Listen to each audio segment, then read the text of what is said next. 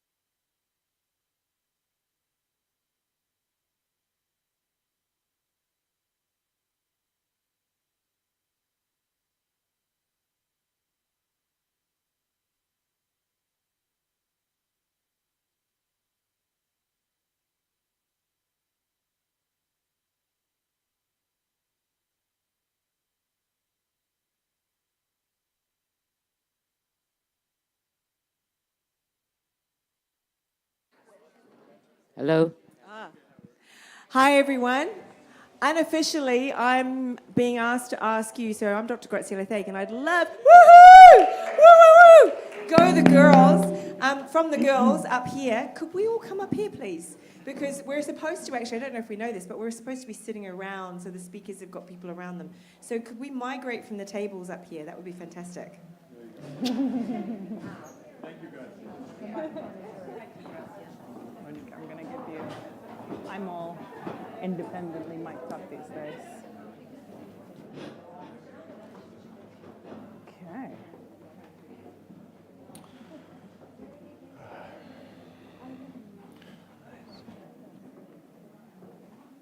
Double check that I'm, yeah.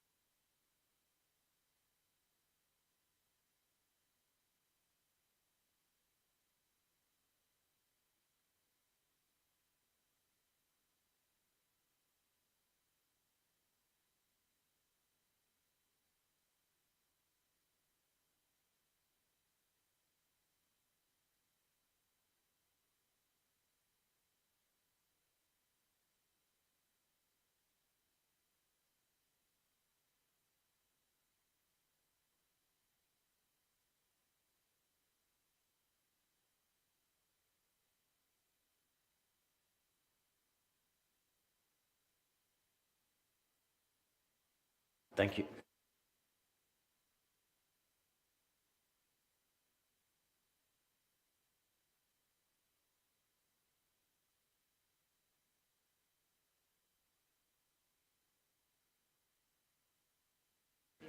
Marius, we're ready to go. So wonderful to see everyone. And a big kalimera and welcome to this stunning location. As always, it's the Athens Women's Football Summit for 2025. Great to see some familiar faces, great to see some new faces as well. For those of you that don't know me, my name is Adriano Del Monte, Australian accent, Italian name, a bit of both. And I'm thrilled to be the host again for the sixth year of this magnificent event. We've got a wonderful team of people who have been involved, working very hard behind the scenes, who you will see throughout the course of the couple of days. Some housekeeping for you. You would have seen the bathrooms just in the back corner over there. You will see lunch set up in here today. Marios does assure me tomorrow, when the weather's a little nicer, we'll be outside enjoying the stunning scenery. But really just hoping you all enjoy. We've got some great panels coming up. We have some fantastic speakers. The team will give our moderators a slight nudge when there is about 5 or so minutes to go in their panels. We know there's plenty to talk about, but we do have a lot to get through. So I'm sure it will be a very engaging and enjoyable couple of days. It's always a great thrill to be back here, seeing new faces, meeting new people, and immersing myself in the women's game more and more every year. I do a lot of work in men's football, but recently having had the Women's World Cup in Australia was one of the most special moments of my career, something to be a part of and just see unfold and grow in Australia. And I'm hopeful that we see a lot more of that around the world. It's always a great pleasure to be here and learn from you wonderful people. But there are two wonderful people who always we need to thank off the top and always open the event, because the work that Marios and Agesilos put in to put this event on, to bring everyone together, and the work they do in the women's game must always be commended. So a big round of applause for our two organisers and co-founders, Marios and Agesilos.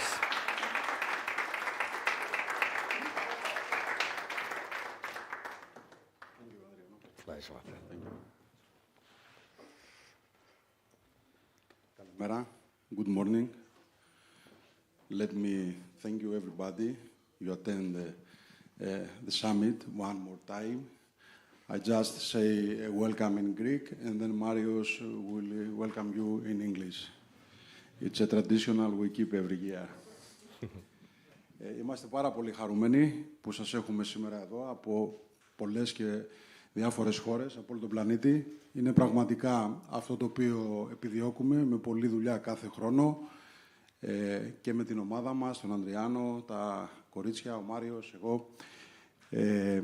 Είναι πραγματικά αυτό που λέμε summit, δηλαδή πολύ στοχευμένο, συγκεκριμένοι άνθρωποι, οργανισμοί, κλαμπ, 2 μέρες στην όμορφη Αθήνα να συζητήσουμε, να ανταλλάξουμε και να μάθουμε πάρα πολλά πράγματα γύρω από το ποδόσφαιρο γυναικών, πώς επηρεάζεται και πώς επηρεάζει συνολικότερα και την κοινωνία και την οικονομία και τη ζωή μας. Δεν θέλω να σας κουράσω άλλο. Ελπίζουμε πραγματικά ο καιρός να είναι καλύτερος τουλάχιστον αύριο για να απολαύσουμε το πολύ όμορφο μέρος και δίνω το λόγο στον Μάριο. Ευχαριστούμε πολύ. Well, first of all, thank you everyone for coming. It's, like we said in Greek just now, so many familiar faces, so many new people, and over the next 48 hours or so, we're going to have people here from around the world, from Australia, from the United States, so many other places in between. And the reason we're all gathered here is because we're all aligned in supporting the healthy, long-term, sustainable growth of the most beautiful game, the queen of all sports, which is women's football. Truly aligned with its unique values, its unique history, its unique culture, and an unrivaled potential. When the PepsiCo and Nielsen Sports report came out a month ago that said that by the end of this decade, women's football would be in the top 5 sports of the world, with men's football first, that was no surprise because we've been saying that in our lifetime it will be the number 2 sport in the world. And all of you here have a significant role to play in that. And as women's football grows, all women's sports grow, and above all, we are working to grow a global community of people who are truly dedicated to this beautiful game. And so I thank you all for being here. You have an important role to play, different types of stakeholders from all around the industry, and that's what this is about. And together we create a global community that works to grow the women's game together and to help each other achieve our goals in the service of women's football. So thank you very much, everyone, for being here. I think it's enough said for us, and we have an incredible program here. Thank you for being in gorgeous Athens. All right? Evaristo, Marios and Agesidos, always very powerful way to start day one. We do have a guest who has sent in a video to commence day one. He's a distinguished coach, TJ Kostecki. So we'll set the tone with this video, this short video that he sent in, and then very shortly after we'll get into our first panel. Good day, everyone. Thank you for setting aside your valuable time to be here together. Your presence in this room is proof of your commitment, and I'm certain that your collaboration will continue to elevate and expand women's football across the globe. Over the past year, I had the privilege of witnessing the surge and passion firsthand through vision training, football, and leadership workshops in China and in Africa. In Senegal, for example, we met women's coaches in Sadio Mane's remote village of Bambali. Despite limited resources, they are courageously inspiring and empowering young women to dream of one day representing their homeland on the international stage. Stories like these remind us why this work matters. As you begin this summit, I'd like to leave you with 2 core qualities that are essential for high-impact leadership. The first is integrity. It's often said that if you have integrity, nothing else matters. And if you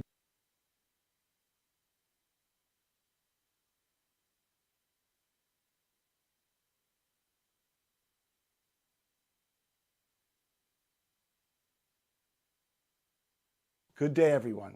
Thank you for setting aside your valuable time to be here together. Your presence in this room is proof of your commitment, and I'm certain that your collaboration will continue to elevate and expand women's football across the globe. Over the past year, I had the privilege of witnessing the surge and passion firsthand through vision training, football, and leadership workshops in China and in Africa. In Senegal, for example, we met women's coaches in Sadio Mane's remote village of Bambali. Despite limited resources, they are courageously inspiring and empowering young women to dream of one day representing their homeland on the international stage. Stories like these remind us why this work matters. As you begin this summit, I'd like to leave you with two core qualities that are essential for high-impact leadership. The first is integrity. It's often said that if you have integrity, nothing else matters. And if you don't have integrity, nothing else matters. At a time when the world faces complex challenges, women's football needs leaders like each of you who model the right behaviors, set the highest standards, and create ripple effects that will inspire generations to come. The second is community. Research consistently shows that the happiest and most successful people are those who belong to vibrant, loving, and supporting communities. In this summit and beyond, I encourage you to strive to be transformational leaders, asking, how can I help and serve you, rather than transactional leaders, asking, what can you do for me? A simple framework to guide you is the 3 L's: look, listen, and learn. When you look with openness, listen with empathy, and learn from one another, you'll discover not only what you share is common, but new ways to support each other's goals and dreams. So as you embark on these important conversations, I leave you with this reminder: keep your eyes up and your heart open, and never forget the power you have to make both the world and women's football a better place, one person at a time. Thank you.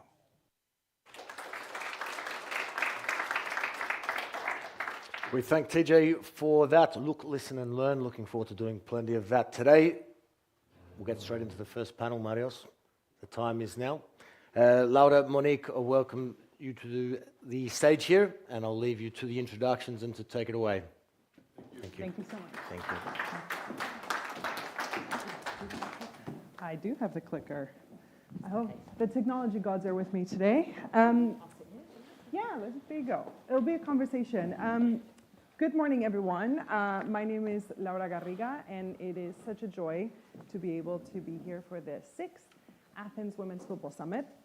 I kind of snuck in because I come from the world of basketball, not football. But I consider women's sports bilingual, and I am really, really fortunate and really happy to be here as a retired athlete and also as a founder of a women's sports entertainment brand called The Queen's Court. But this is not about me. Today, we are joined by Monique Chowdhury, Managing Director of Versify Consulting, Leadership and Culture Specialist, Board Director at Women in Football, MASAP, and formerly at Brentford FC. Monique has spent her career, as many of you know, because you know her better than I do even, driving inclusion and equity and belonging across sport and business, and she's been at the forefront of board-level change in football. And today is a really special day because we get to discuss the findings of the Women in Football Annual Survey of this year, which captures the lived experiences of women working in and around the game. Now, together we'll look at the challenges, which we have to face head on. However, we'll also be discussing the opportunities and the resilience and everything that can come from facing those challenges. However, before we begin, we're going to play a short video, so bear with me while I get my clicker. And again, pray that the technology gods are with us today. And we'll begin shortly. You won't always see us, but we're here. Winning trophies on the pitch and inspiring the stars of tomorrow. Even when we weren't allowed on the pitch, we kept the game going, and we still do. On the brass, in the changing rooms, And training grounds, in boardrooms and stadiums, in front of cameras and behind them. Breaking down barriers, we keep the game going. But we're still fighting to be seen as equals. You may not always see us, but we're there. We always were, and we always will be. today and every day.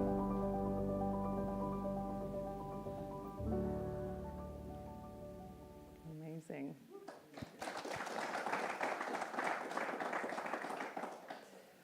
All right. Well, let's kick this off with the first question.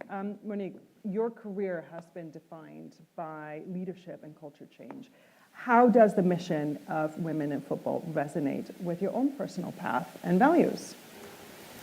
Thank you very much. It's really great to be here with old friends and hopefully some new friends that I'm going to make over the next 2 days. In terms of change, I think one of my values is about being just and being fair and being equal. And I remember those people when I was starting out that lifted me up and said, even if I thought I couldn't do something, you can do this, have faith in yourself. This was before we used phrases like imposter syndrome, yeah? And, we've been using it a lot over the last 5 years, and also before we used terms like being in a psychological safe environment or belonging. So from a very early age, I always wanted to create that moment for others so that they would be able to feel confident about themselves, feel like they had a place in the world, and feel like if all the barriers were taken away from the worries they had about themselves, they would be able to innovate and fly like birds. So for me, my job in life is to help people fly like birds. Wow. Which is to make sure that they have access to what they need, they have barriers removed, they're free from discrimination, they have equal access to the things that their male counterparts do, but not just their male counterparts, they just have equal access, full stop. So for me, that's what my journey is about. And so in all platforms that I work in, I'm trying to create that change. So that's really important for me and uppermost in what I do every day. People ask me, why do I still do this? And I do this because if one person says, I'm better now than I was a year ago, I'm a really happy person. Wow. I mean, that's an introduction and a half. Fly like birds, I think that is an incredible mission in life to support women achieve that. And obviously your journey is incredibly inspiring, but we're here to also discuss some of the challenges that women are facing today, which this survey has uncovered. And one of the first stats that came out is that nearly 8 in 10 women in football experience discrimination of some sort. So from your perspective, what do these numbers tell us about the pace of change in the industry? So I want to start with a bit of optimism because I think it's always important rather than going straight into the nitty-gritty of the stuff that maybe isn't so good. Mm-hmm. I think the optimism is that people are now filling in surveys, whereas before they would be silent. So that's one thing. I think there are some enlightened allies and advocates out there who do loads. This is just testament to the enlightenment of the allies and advocates that exist in the world, but there are many more that need to be there. So what this tells us is that most people still don't understand, 20% of people still don't understand what needs to happen to uplift women and to make sure that they are in the right space. So on and off the pitch, right? People are feeling in their workplaces like they are discriminated, held back from making decisions, contributing to decision making. Their innovation, women's innovation, is outrageous. It's up there with the greatest things. Yet it takes ages, for women to be acknowledged. I mean, if you look at the Nobel Prize winners, how many of them are women? And yet women have done some amazing things in the world and we don't give them that opportunity. And I think there's one word I always think of, which is innovation, which is how do you get the greatest minds there are of women and get them to produce something which is for the benefit of all? Yeah. And when you're looking at football, there's a very interesting thing, which is all the jobs that exist in the corporate world exist behind the scenes in football. What it takes to run a football club is the same thing it takes to run Glaxo, for instance, or Reckitt and Coleman, or any business that you've got out there, HSBC, JP Morgan, for instance, it's the same skills that are invested in it. So if women are in high places in those organisations, why can't we have them in high places running football? So we need to be much more intentional, and I think that's why people feel discriminated. They're not there at the table making the decisions they need to make in order to affect the change and to make our world more equitable and more equality-led. You mentioned, the words "don't understand," which I think sometimes it doesn't come from malice, right? It's just from lack of understanding or lack of knowledge. And in that same survey, you mentioned that 63% of women are still reporting sexist banter, jokes, things that seem very benign. But ultimately, do you think that this kind of casual culture is one of the hardest things to shift because people see it as so blasé, they don't see it as something serious? Yes, is the answer to that. But it starts in the home. It starts how parents bring up their children. So it's to do with stereotyping, cultural stereotyping. If I looked in the household that I lived in, my father was a typically sexist male. And for him, women were trophies. And that was a really, really interesting thing I grew up with. And so women didn't have a place. In fact, only till 5 years ago, despite what I would perceive my own success, he was still saying to me this question, what is it you actually do again? And then he had dementia, and he couldn't ask that question in a way that I could answer it that would go right into the sort of annals of his brain. Because I wanted to say, why are you still asking me that question? Look, listen, eyes up, understand what it is when I'm trying to do. And I'm sure that what I do has a lot to do with the way he was with me, so I just wanted to add that. But I think that what we need to do is, it's not necessarily just about educating those that hold us back. It's raising awareness of what we have to face. So that is education in part, but it's more saying we're less likely to, we're more likely to feel, we are limited from these opportunities because if you have us in these opportunities, you're more likely to get X productivity, X innovation, X performance. We can do all of these things. So when you're doing the sexist banter and you're putting us down and saying we haven't got a place, or that it's casual and it's causal, what it does is it mitigates our effectiveness, mitigates our potency, and our ability to really have an impact out in the world. So the minute someone uses sexist banter, they're saying you don't matter, that you're a plaything, you're a toy, you're a doll, you're something, but you're not somebody that counts and matters, because if they really thought that, they wouldn't use the sexist banter in the first place. That's very true. So it's cultural, and it's embedded, and it might come from school, it might come from the home, it might come from the social culture that you live in. So I think education can't do this alone. We just have to speak until what happens is a movement happens, and when the movement happens, people will start to move with it. But I think some people you can't drag with you. And I don't think we should be putting our time into people that won't be moved. We need to be putting our time into people that will be. And that's where we get the best change. So in that case, organizations, clubs, places where it doesn't necessarily, birth these habits, the things that they can do is talk about it, be open, and kind of, have that discussion to keep people informed. Yes. Very cool. I think a bit more of a serious stat, moving on from here, because obviously when it's banter, it feels playful, and some people might be able to brush it off. But in that survey, over 50% of women also mentioned that no action was taken, even though they've reported discrimination.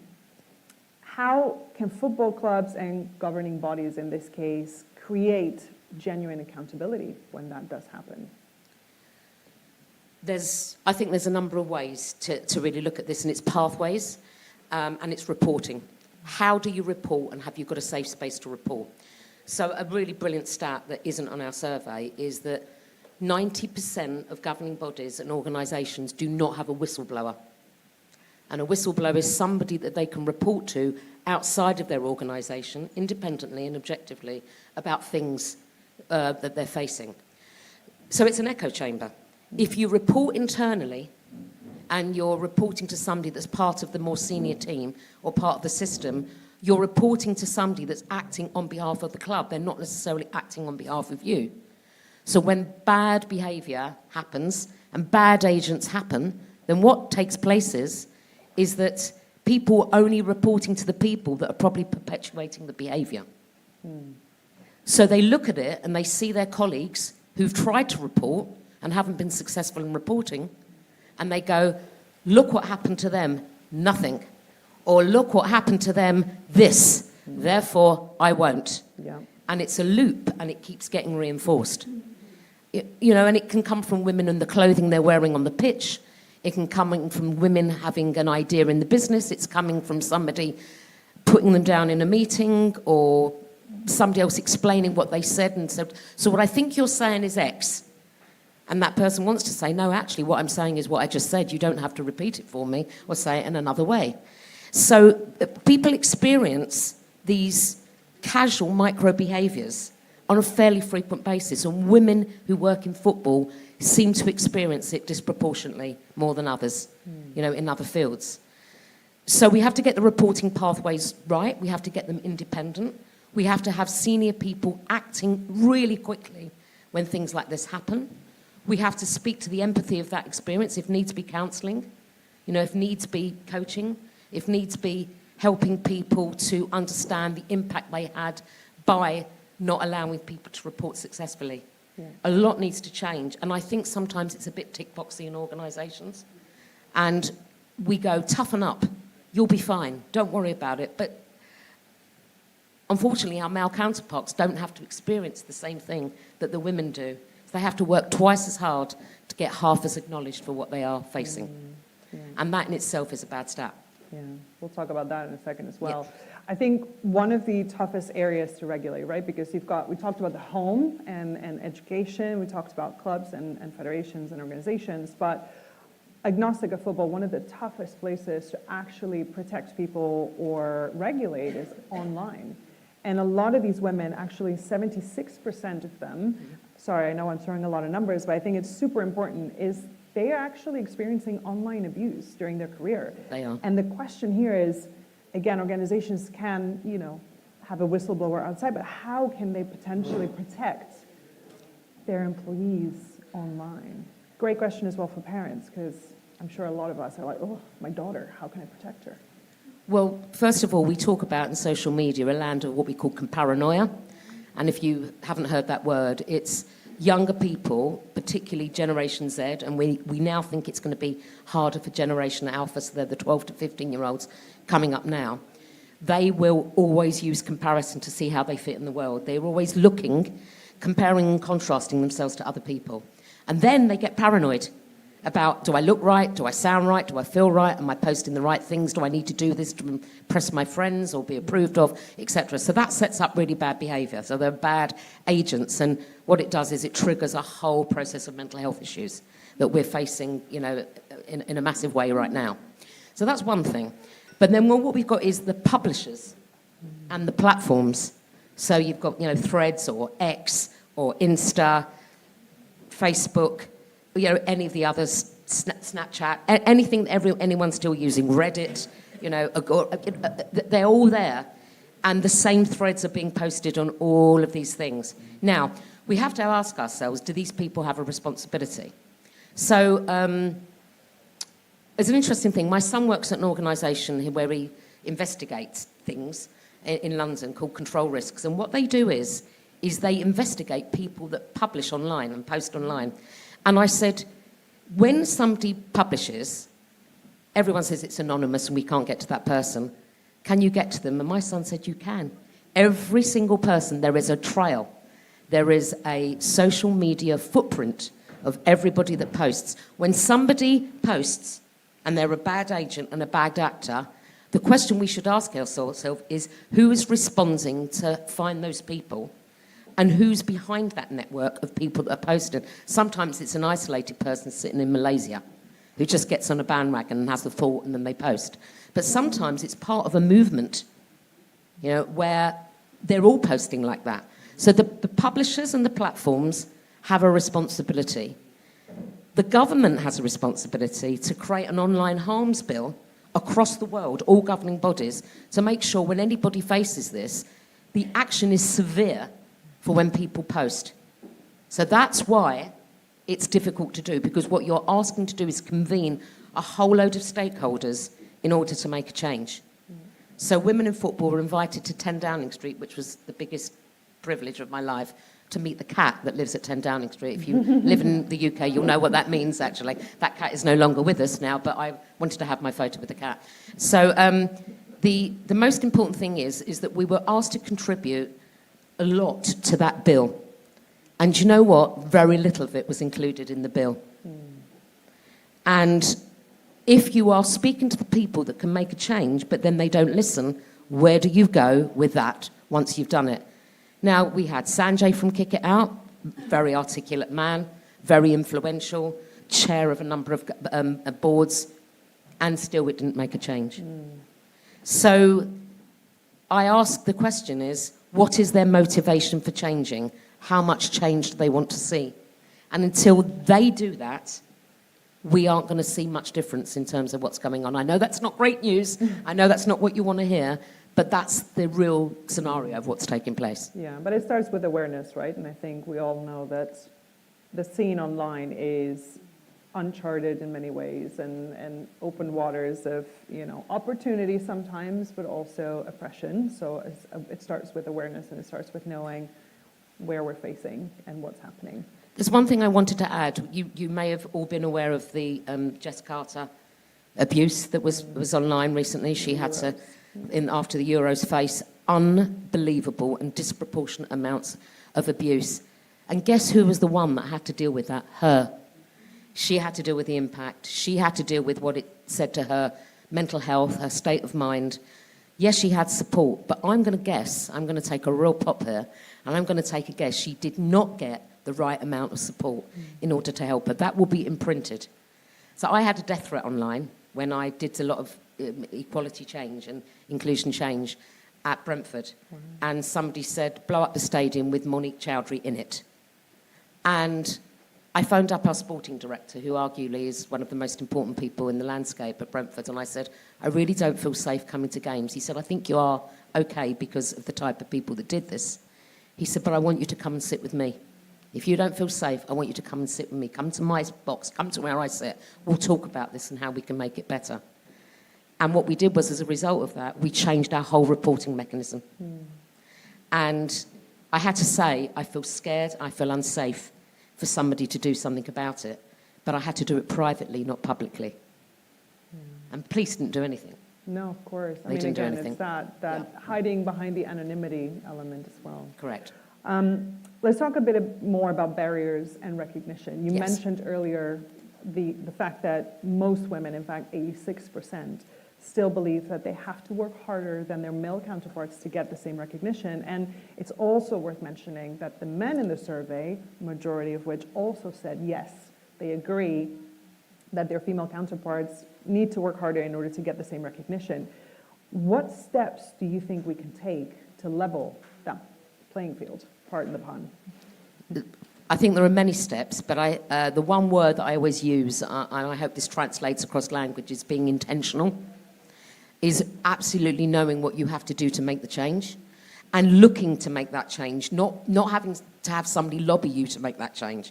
So it's, who are the great women in your organisation, right? How can I develop their careers, help them become more senior in their organisations? Are there any barriers that are faced by our internal systems that I can actually help them grow and help them get better? That's one thing.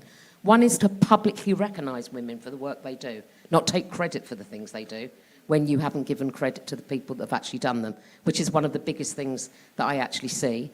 And then when recruiting and trying to be inclusive in terms of the recruitment, it's not good enough to say, well, we had a woman in the lineup, but they just weren't the best person in competence. Well, I don't agree. If you're saying you've only got one woman in the lineup and there are 9 men in the lineup, did you really go far and wide? Now, a lot of women aren't entering the football industry because they are feeling it's hard to make themselves known, to make a living, to be successful. And that's a shame. That's a shame on everybody that's in the landscape for that actually happening. So you have to be intentional. When you say you're inclusive hiring, you have to go far and wide, Not just use your networks. Go to so many different places to try and find the right people. And when you get them in your organisation, don't let them slip through like sand through your fingers. Really work hard to develop them, give them a sense of belonging, develop their career, and really understand what you need to do to bring women to the top. Not just drafting women from outside football, because that's what happens. People are drafted in from outside football to do the top jobs, but the people that are in football are not given the top jobs.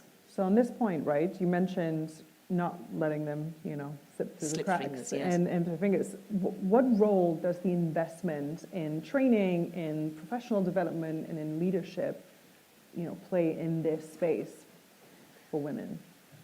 Well, I think it's absolutely crucial and pivotal. The more investment you get, the more you shore up your structures.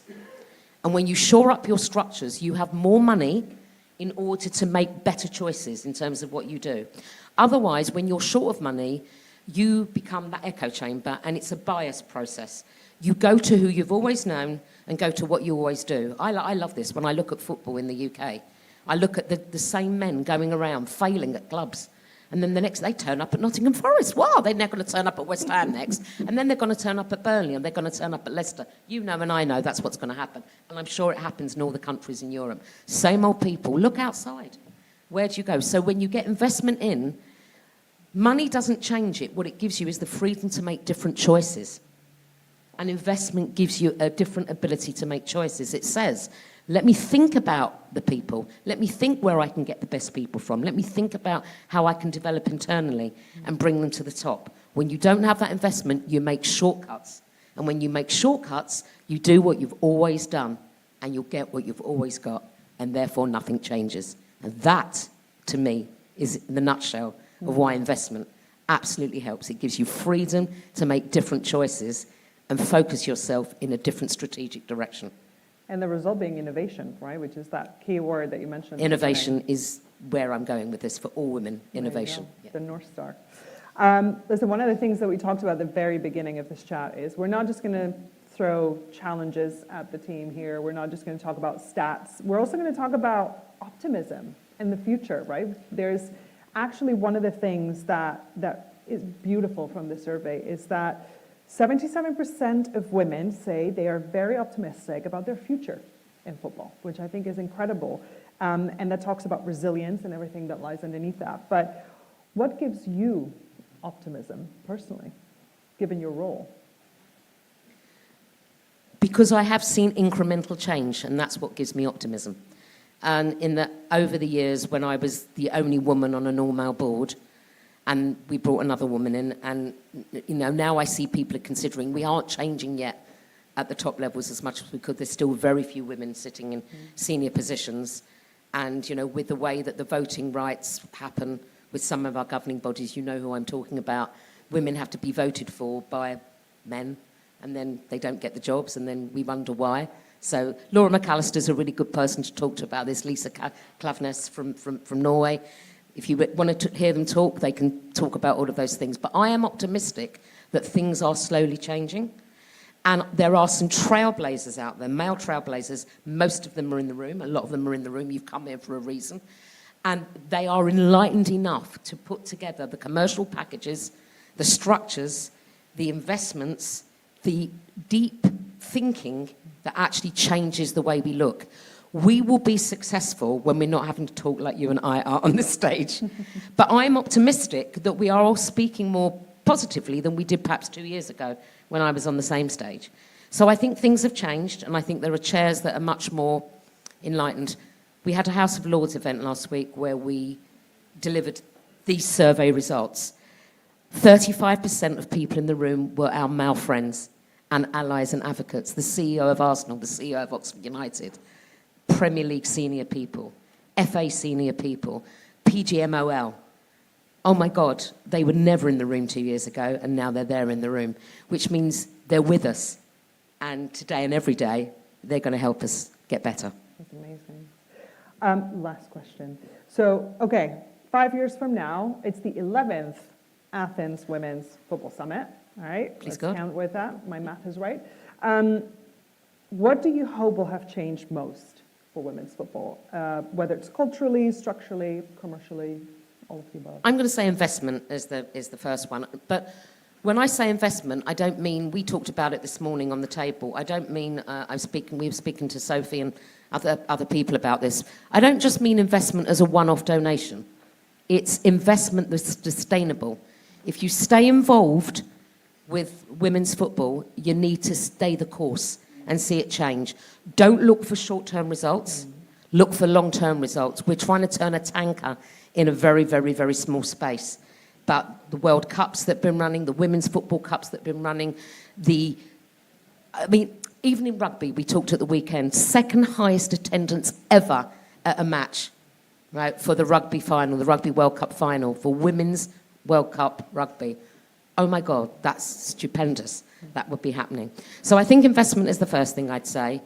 That we have more women at senior places across football. In 5 years' time, we are looking at not just one chair, one board director. We have senior women across leadership teams running women's football, and not just men who have hived it off into a women's product as part of a men's football club. So that's the other thing, is independent women's football clubs working commercially and being really successful off of their own bat without needing men's football to shore it up. To me, if we get there, we would be successful.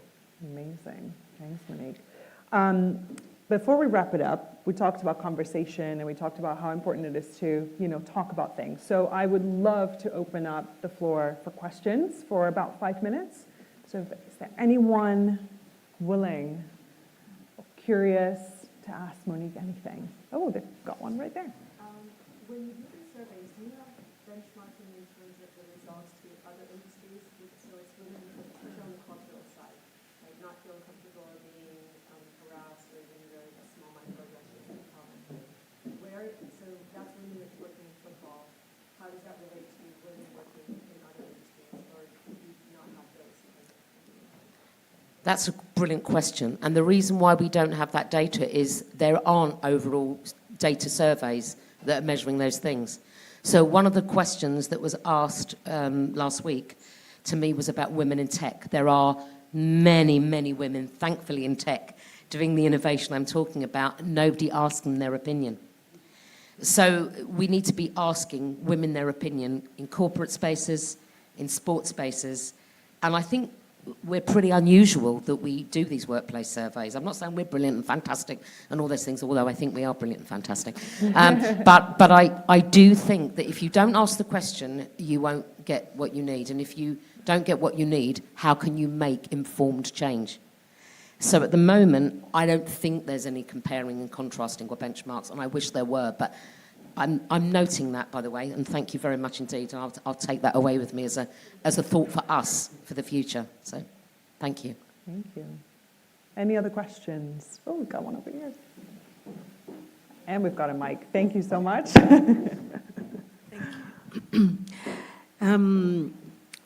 Besides the other challenges that women face every single day, there are microaggressions.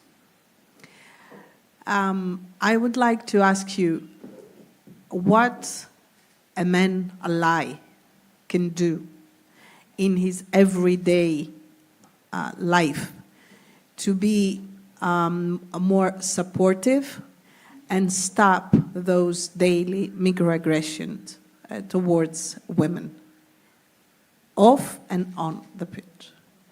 Wow. How long have you got? So I'm on a WhatsApp group. I'm not going to say the name of it because I think there are people in this room that are on that WhatsApp group, and there is a very sexist and banter type of thread to it. So whenever we talk about anything to do with inclusion or equity or diversity, it goes really quiet. People say nothing. Nobody steps forward. Nobody says anything. What you can hear is it's like a tumbleweed moment of eye rolling. Okay, I just want to leave that with you, a tumbleweed moment of eye rolling. You'll probably know what that's basically they're all a load of people who've done podcasts and they all come together as a WhatsApp group, as a little unique sort of gang of individuals. And what it did was it got us thinking about how do we do this. Is it our job to educate people as male allies? Yeah, I think a little bit, but I would like male allies to be curious and ask me questions. How does it feel working around us? Where do you feel that you are not exposed to opportunity that you need? How can we support you? Is there something I'm doing in my behaviour that is causing you to feel this way? Is the impact of me helping you or hindering you in some way? Can I open doors for you? Can I clear the path of trees and wood, and when you get there, I'm holding your hand to help you get to the next stage? Yeah? So in life, if you are male and you have daughters, and you have female cousins, and you have nieces, and you have sisters, and you have mothers, how would you be with them? Ask yourself, how would you be with them? And do you afford them the same equality and the same compassion and empathy as you'd afford your male, counterparts? I hear it in my husband's friends. When the girl's got a new boyfriend, they go, oh, he's punching, very nice thing to say, but what you want them is to be loved and love right back. You want them to feel like they're respected and all of those things. So I think allyship and advocacy for everybody starts in our everyday life. And then when we go out to the sports field, is not to perpetuate that thinking when we're out there. And just be curious enough to check your own behaviour and say, what am I doing or not doing that may be contributing to other people feeling this way? Amazing. Thank you. That's a great question. We've got one more. All right. No? Yeah? Let's do one more, and then the gentleman in the back.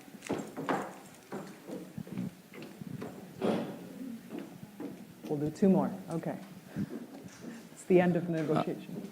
Yeah, sorry to delay the process. I don't want to sort of, if you want to rush on to something else. No, please. I just thought we should, thank you, Monique, for being here today. Lovely to hear from you and a person that's sort of been at the top of, well, should we say, and the growth and development of a non-league team to sort of like making it an enterprise and a Premier League enterprise. So obviously I know a lot about you being from the UK, and all credit to you, and thank you for coming here and trying to be a catalyst for this.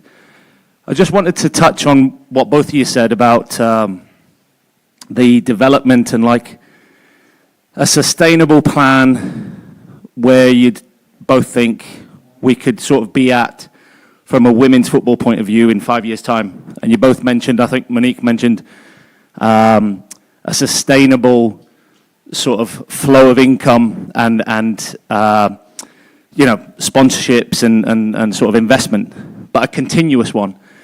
If we sort of take US soccer and the NWSL as a benchmark, so we say, and I know Joe's obviously with us, that's sort of been in England for many, many years, and in terms of where English football is at on a women's level and the rest of Europe from a European standpoint, how far do you think, and what are the reasons do you think, you talked about clubs being self-sustainable over in the NWSL, and sort of why has it taken so long, do you think, for it to come, especially in the UK, obviously working in the UK myself, some of the things you mentioned about, men rolling their eyes of, clubs being managed from a men's club and then sort of filtering down into a women's club rather than being two equal sort of spearheads of the same club. Why is it taking so long, do you think? And I think a lot of European countries can sort of say that they're at that level. And what's the way forward? How do we get to NWSL standards? I know it's a multi-layered question, but... Well, first of all, I think the US does something brilliant. This is a brilliant question. There's so many threads. And I'll attempt to answer it in a succinct way and hopefully not too long. But why the NWSL is successful is a lot to do with the collegiate system. You're already developing people at the collegiate system and you're educating them at the same time. So that actually helps. So there's a value on women being educated, learning, and developing their sport practice at the same time. We do not have that here, I think, in Europe at the same degree, and that makes it slower to change because you're having to then connect grassroots through to academy, then through to elite, and often you don't get the people coming from academy through to the elite. The gap is the pillar is narrow, the pathway is narrow. So one great person makes it through, but not many people make it through. So that's another thing. Also, with investment, people want a very quick return on their investment. A lot of people don't want long-term investment. They give long-term investment, but they get antsy, they get irritable, they get impatient with what it's doing. It's a long game, and you've got to change this. I look at Billie Jean King campaigning for equal prize money in tennis. She's done an amazing job. She's my hero, in terms of that. I look at how we campaign for better equality in golf, women's golf. Now, interestingly, women's golf, they get paid well, but you don't see the same amount of people turning out to watch women's golf. You do men's golf, but women's golf is really exciting. And there are so many women playing it at the low levels as well. So it's creating a fan experience, an entertainment experience, a family experience. We talked, I think, with Laura and Georgia last night about how do you create a fan experience and an entertainment experience that makes people want to come to the game. Sponsors, when they look at TV screened football, do not want to see empty stadiums. Mm-hmm. And that doesn't help them. Plus, brands are very reductive. Is it about sanitary towels and tampons? Is it about prams? A lot of women I know that work in football are not necessarily going to have children. Yeah? So think strategically, think cleverly about how you invest and what you invest. And when you give your money, give it for certain projects. Mm.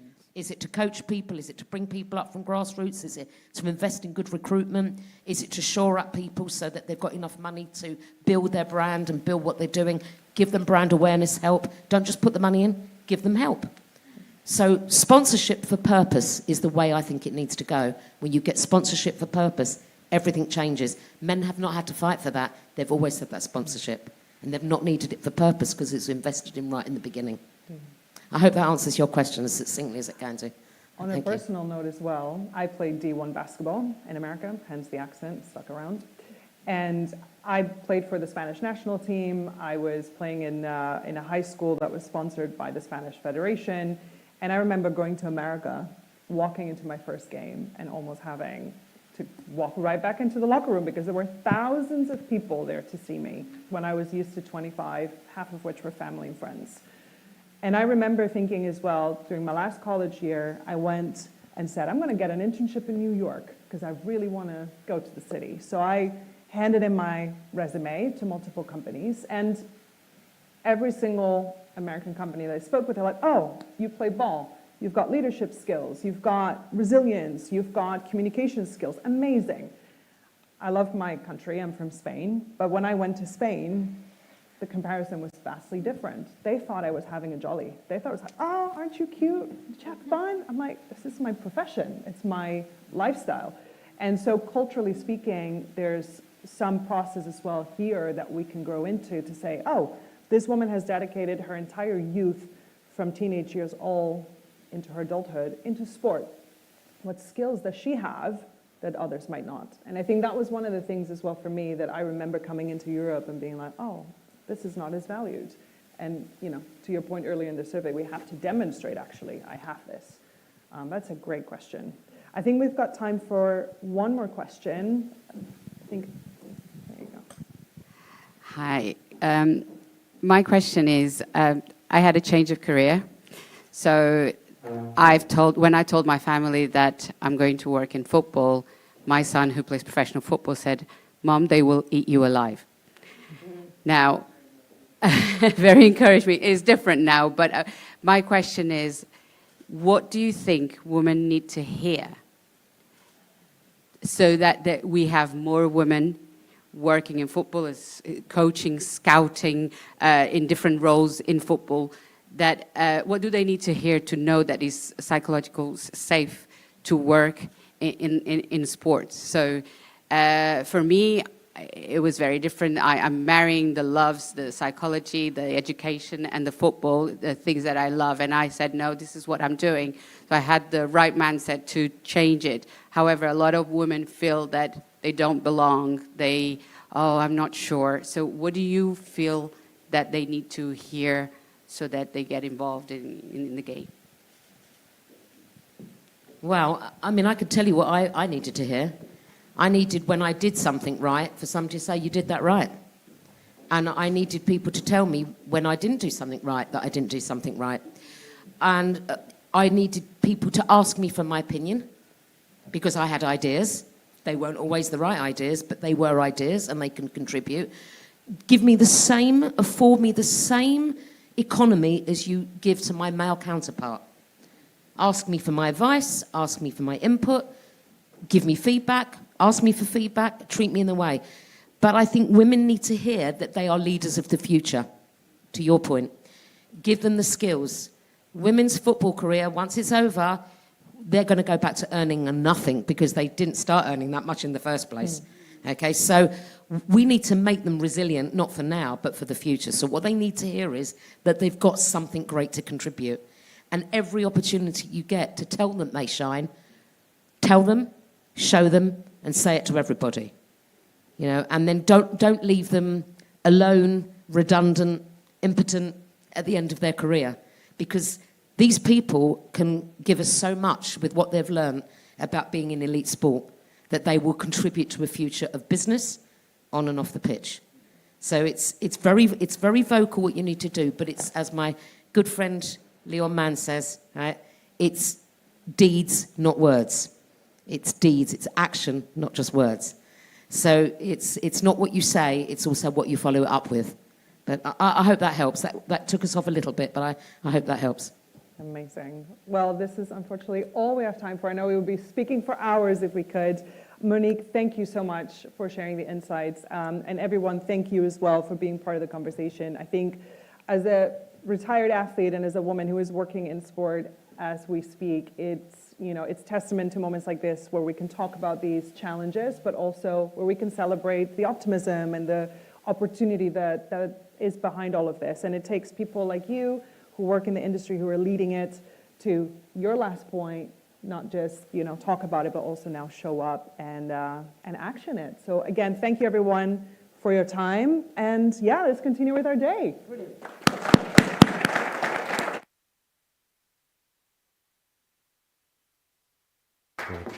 Thank you. Yes, of course.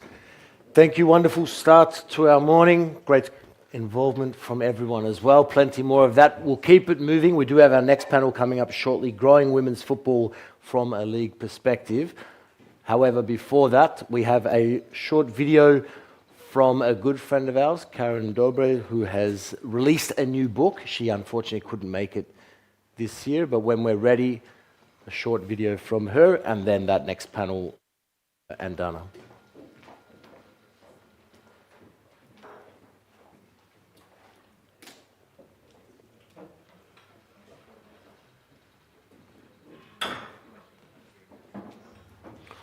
Yasu, everyone. I'm so sorry that a date clash is keeping me away from the Athens Women's Football Summit this year, but thanks to Marios for inviting me to send a brief message to all my friends there. As some of you know, my book, Pitch Invasion, came out this summer. It's an open and honest account of what it feels like to be a female director on a male-dominated football club board, and to achieve gender equality in football by resourcing female players equally to men at Lewis FC. And it mentions my experience at Athens Women's Football Summit too. It speaks to many of the themes of this year's summit: how to empower and welcome women into football, what real allyship does and doesn't look like, the challenges of running a football club, and what happens when we work together to effect radical change. Which is why I admire the Athens Women's Football Summit so much. The work you do, using Greek hospitality and kindness to bring people together and grow the women's game, and demonstrating an inclusive and human-centered way of doing things, challenges stuffy, outdated, outmoded codes of behaviour. I wish you all an energising and joyful summit and successful 2 days, and I can't wait to be back with you in the future on the beautiful Athens Riviera. Thanks, and have a wonderful time. Talemi Sidoma. Thank you, Karen. We look forward to seeing her very, very shortly as well. next year will come around very quickly. All right, let's move on. Growing women's football from a league perspective. Andrea and Dana, when you are ready, the floor is yours.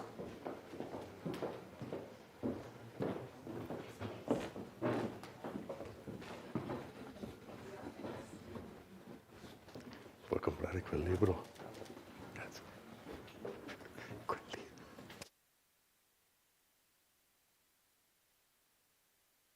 Thank you for that opening session. I think it was a perfect way to open up the day with a lot of interesting thoughts. And as we continue, I think we're going to touch upon a few of these things. So hello, everyone. My name is Dana Dar. I work as an independent consultant working with sports organizations on how to bring tech and innovation into what it is they're doing.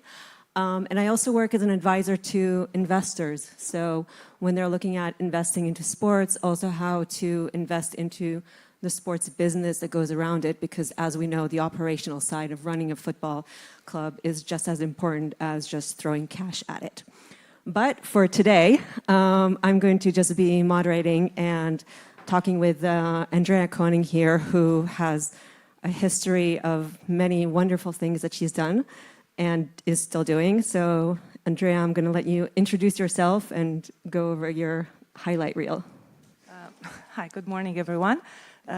So my name is Andrea Koenig. I have two hats. I'm the vice president of the French Professional Women's Football League, and as well, I'm the president of a women's club in north of France called Lens.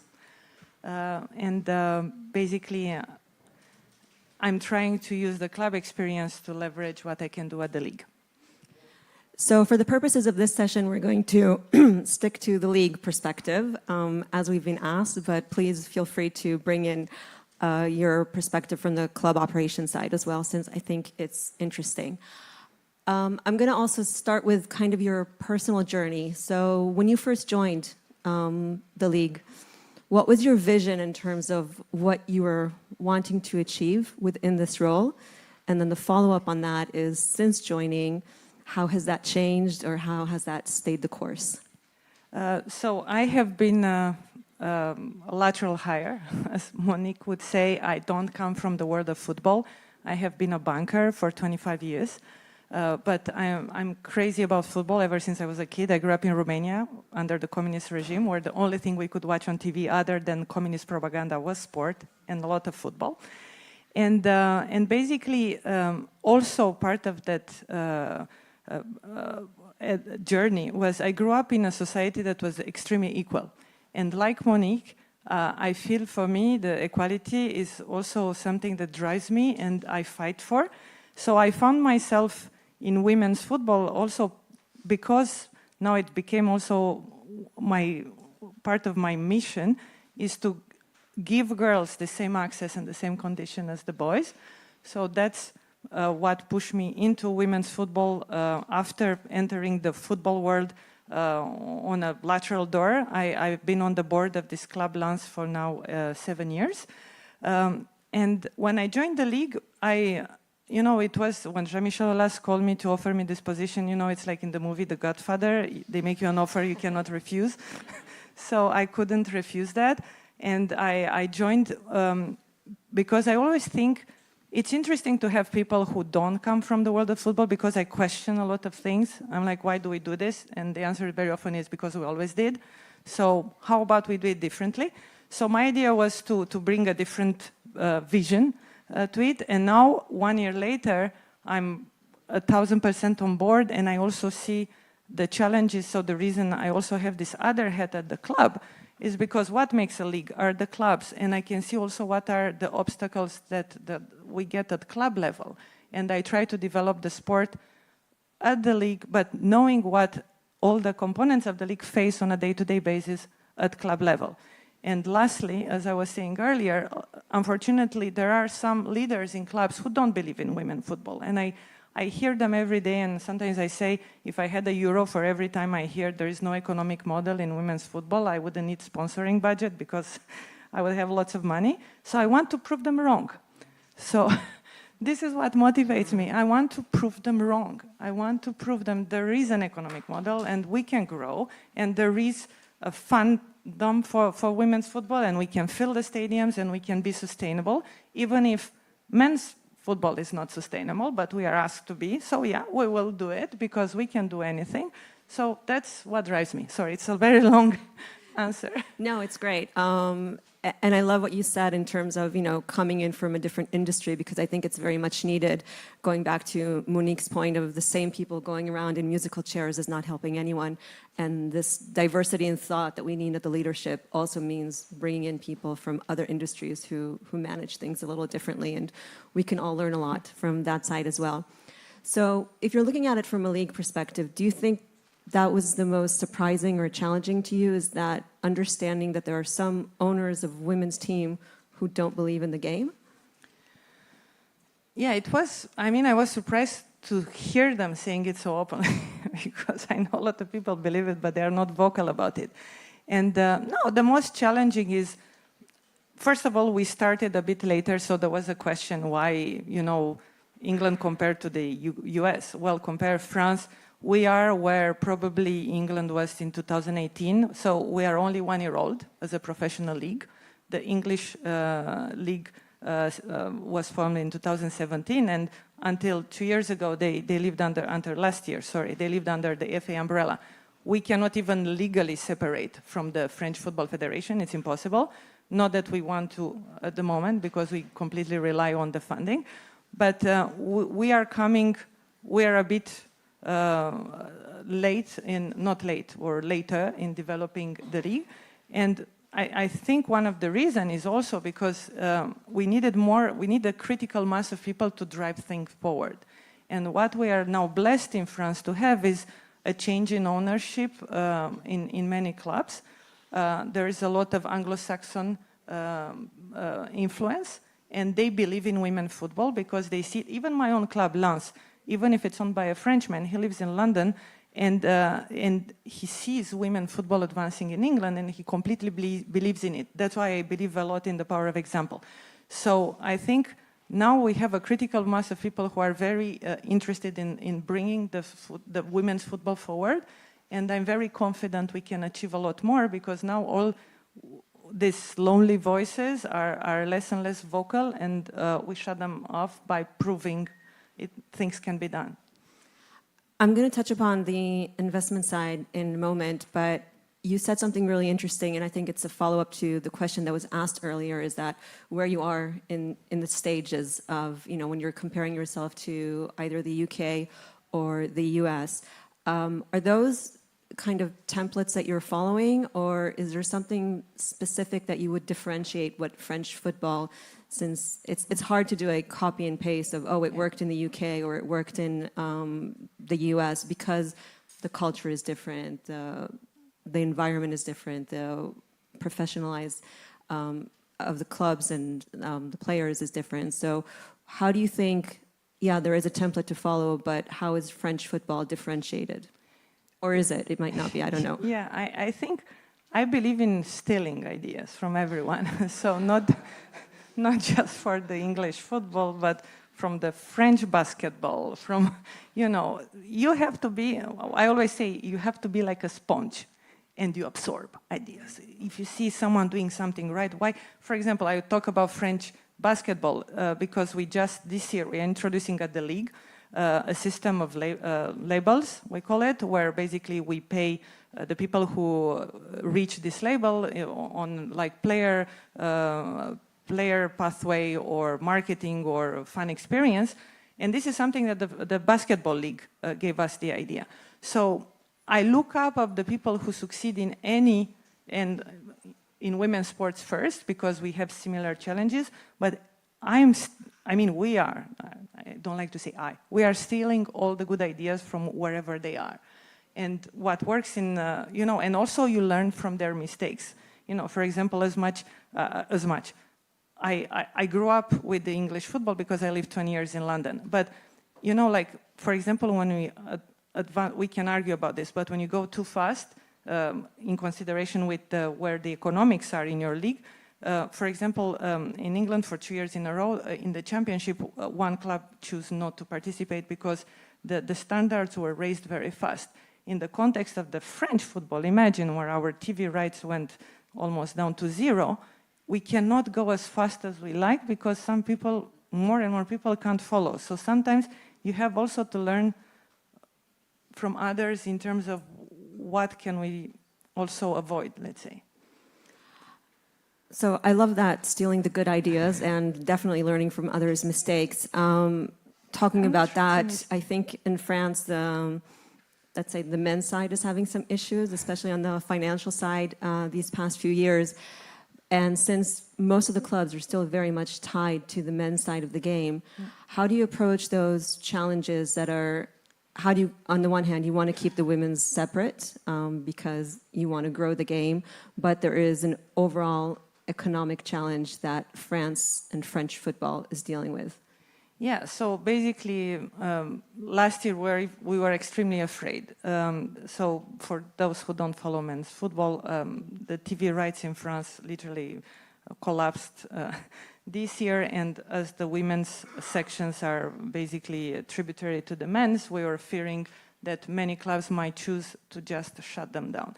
So even if it's unfair, so just to give you an idea, the cumulative losses before player trading of the men's clubs in France, in Ligue 1, Ligue 2, for last season were 1.3 billion. I think if you put together all the women's budgets, okay, maybe excluding Olympique Lyonnais and Paris Saint-Germain, you are at 2% of that. And yet, the first thing they would do is to close the women's section because there's no money. So despite the fact it's a disproportionate thing, this is something that risks to happen. And some club owners were very vocal. And one of them was, for example, Montpellier, whose men's team was relegated this summer. So the owner said, I cannot afford to run my women's section. I'm looking for a buyer. And yesterday we announced, so the women's section separated and has been purchased by an investment fund called Cracks, run by Beck Smith, who's a former international player. And basically, we try to find solutions because some clubs will choose rather not to have the women's section, even if it costs them less than 1/40 of the men's budget, because it's cost cutting. So we are very open to, I don't think there is a unique model, either women only club or, because it can work very well together. Maybe there's no one left in the room who doesn't know that my gold standard is Arsenal. So Arsenal will never, I think, split the two, because it can work very well as a mixed club, but it can work very well as, OL Lyon showed us, or London City Lionesses as a women-only club. And now we'll have two in France in the first division with Montpellier. And there will be a couple more coming too. So from a league perspective, how do you see the role in terms of helping the clubs either, or are you just leaving them to their own kind of, the owner and the leadership team needs to figure out what their strategy is and we need to accept it? Or is there some kind of discussion and influence that you can have? Yeah, so basically our league, what I like about it, it's very collaborative. So we have a board. I mean, I'm not French, so I can make a joke about French. We have all the unions that you can imagine on the board. The union of the player, the union of the coaches, the union of doctors, the union of referees. But the good part of it is that because we all are together, when we make a decision, everyone is involved and no one can come and criticize because everyone was part of it. So when it comes to helping the clubs is, first of all, we try, okay, monetary, right? There is a lot of money that comes by obtaining the license. We give these labels, which give you extra money. If you have an academy, even more money. So there is the monetary aspect. And then there's all the structuring we put in place through the club license. So we raise slowly the standards every year. So we ask questions into how you need to have a minimum amount of staffing. You need to play on certain type of surface. You need to have people in roles that are dedicated 100% to women, because as we all know, and I see in my old club, usually there's the same person doing both men and women, meaning the women are at the bottom of to-do list. If at the end of the day you might have 5 minutes, you'll do the women. No, you need to have someone who does women's comm, women PR, women's tweets, women everything, 100% of the time. Otherwise, it's not working. And also what we try to do at league level, and it's worked extremely well, is sharing best practice and creating a bit of, we're all competitors. So one thing is about, for example, the record of attendance. So we all try to beat each other in terms of who can bring more people to the stadium. So as of today, is my club who has the record for this season, but is going to be beaten this, and I'm happy as a club, maybe not, but as a league, I'm so happy this tomorrow it's going to be beaten by Nantes, who are receiving Paris FC, and they're going to have more people than I had at my game. So we are trying also to basically create a bit of emulation by appealing to the competitive spirit. We are all competitors, right? So. And I'm assuming that can be a challenge because on the one hand, as you said, you're all competitive, but there also needs to be a collaborative effort. Mm-hmm. So it's finding the right balance. And so if we're talking about, let's say, commercial opportunities and collaboration, is there also, you talked about structures, so structures for data sharing among the clubs or suggesting help with the fan engagement side. How do you help bringing in attendance? So a collaborative effort on that, but still being competitive. And I think one of the issues I've personally seen from many years working in this industry is that men don't like to share, whereas in the women's game, it is a little bit more open. So can you talk a little about that side of it? Yeah, I mean, the most vocal person about this is Michelle Kang, who we're lucky to have among our owners. And she says, the rising tide lifts all boats. So in women's football, it's in everyone's interest that we all do well, right? So, for example, at the league, you were talking about data sharing. So some clubs can afford super duper, cameras and analyze. So then we bought for every club in the first and second division a system called Pixelot, which is basically it films every game, and at the end of the game you have every data you want after the game. So, and all the clubs have access to it. So it's not just the rich club who can now have access to data, but all of them. When it comes to commercial, again, we brought a software called Greenfly, which helps the players use their social media by putting reels from their games directly. So we try to basically give them the same arsenal. So it's not just the rich club who can do better than the others.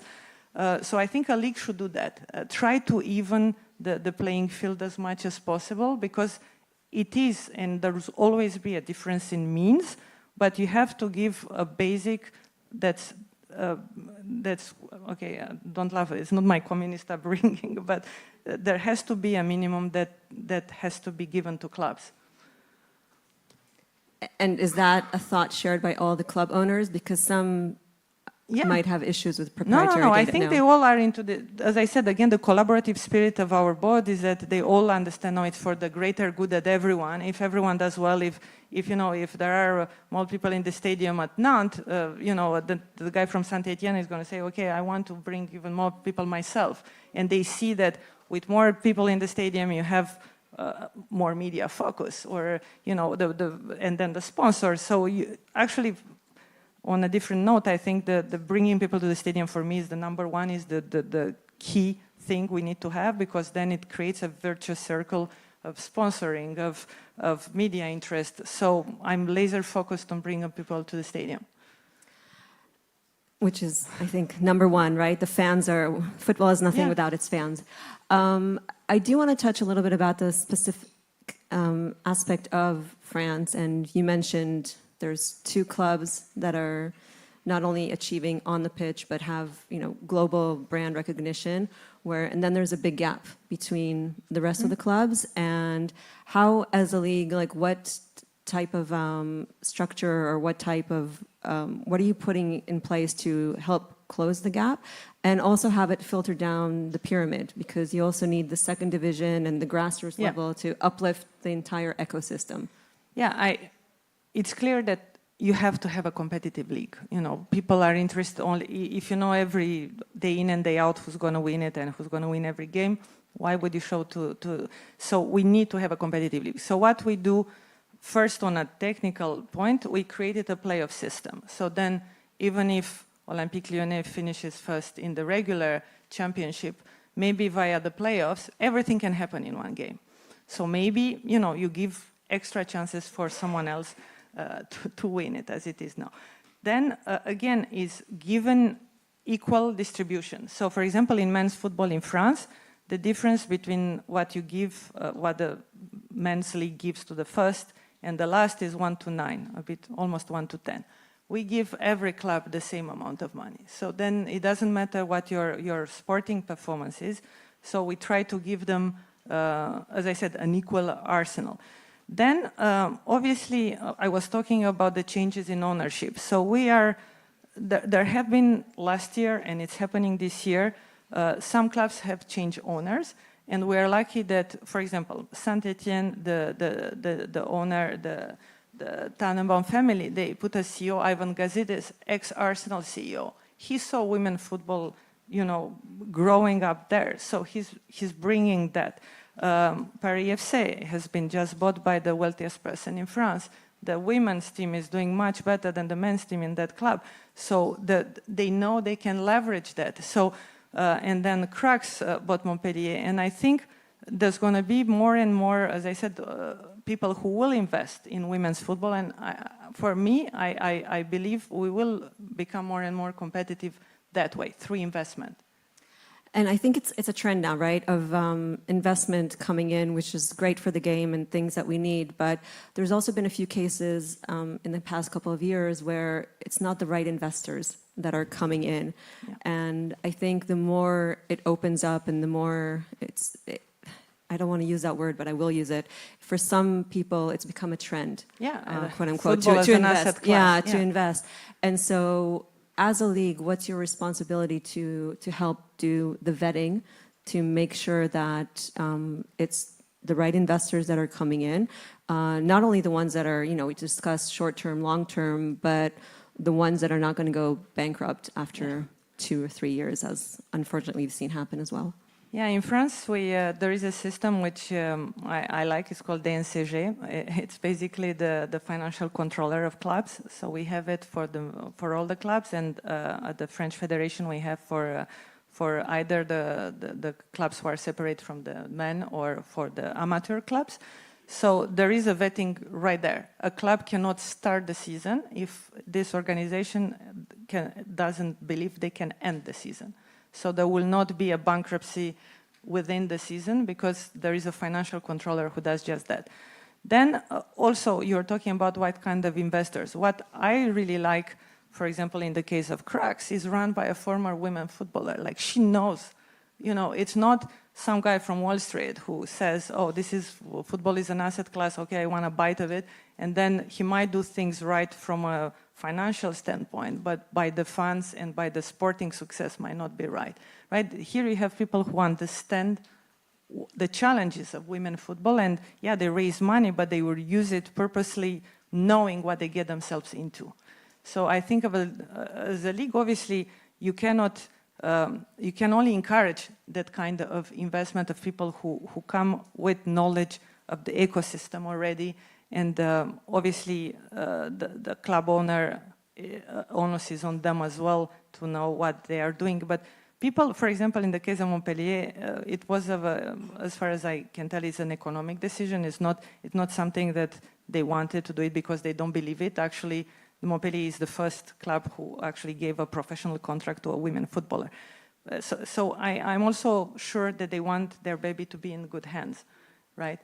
So. I wish that will be the case, that we only have the right type and smart investment coming in and saying both for financial success and also for the success of women's football. So we do have 5 minutes left, so I will open it up for any questions from anyone.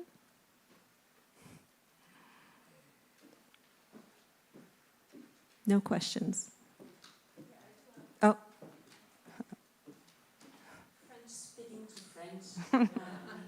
So I will open the debate on the playoff. Do you really think it's a good thing to have playoff in the league? Because my view is that don't have yet enough competitive league to live with playoff. For having the experience of the NWSL where, you know, there was actually, I think, one spot has been taken by Casey and 5 or 7 or 6 or 7 are still open 1 month before the end of the season. We basically know that in France there is competition for 1 spot because the first 3 are going to be taken by OL Lyon, PSG and PFC. So how does it really, entertain the league? So I think first, I think we should try. I think we should try everything. When I came at the league, the playoffs were already there. I think, for example, when I see Dijon, how proud they are to have played the playoffs, I think it's cool to be that 4th team and aim to be that 4th team. Secondly, I think we need to do everything we can to make it more unpredictable. And as I said, in a game, as we all know, whoever watch a football game, anything can happen. And third, if it doesn't work, if 2 years down the line we think it's not the right thing, I think we are flexible enough to undo it. But as an anecdote, now is the men league who are looking to do playoffs because Paris Saint-Germain is winning the league year in and year out, and they are considering doing playoffs. So it might be we try and see, Yeah, we understand some clubs are pushing in the men's league. That's not really ready to happen, I think. Okay, then. Any more questions? Yes. Good morning. I was really interested when you spoke about creating a separate institution for the women's team. In the case of our club, which is Lega, we created. And I just want to get your overview if this should be the trend, if this imposes more challenge because then you're kind of independent club at the same time, or if that's really the right path to go. It's still meaning that you still are the same club, but you have only this company that runs separately the women's football. I personally don't think there's a right or wrong. I see all the good stuff by having it separately because, as I said, you have people who do it 100%. There's no secret. When someone does it 100%, you will get results. On the other hand, I see the challenges because I was looking what the Montpellier did or the experience of OL Lyon. Infrastructure, massive challenge. Because you'll have to do tons of agreements with the city, with the men's club for sharing the stadium. And even if you have the money, you might not find the land to build a new stadium. So the hardest part for me when you separate is the infrastructural bit because you don't almost realize how much you mutualize in a shared club. And then you have to have your own HR, your own legal. So the starting costs are higher. And then the big issue is where do they train, where do they play? And but if you can fix that, obviously you'll have a team that only does this all their time, so you'll have faster results, unless obviously you are in a gold standard club where they give appropriate resources to the women's as well. Yeah, one more last question over there, I think. You can hand her the microphone.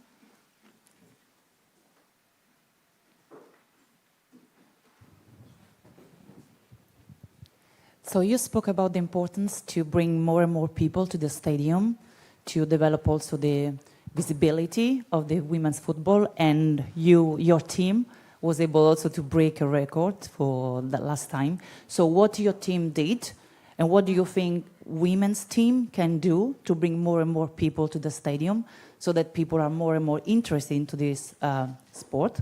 And of course it can also improve and increase the visibility and also the sponsorship of the teams. That's a very good question.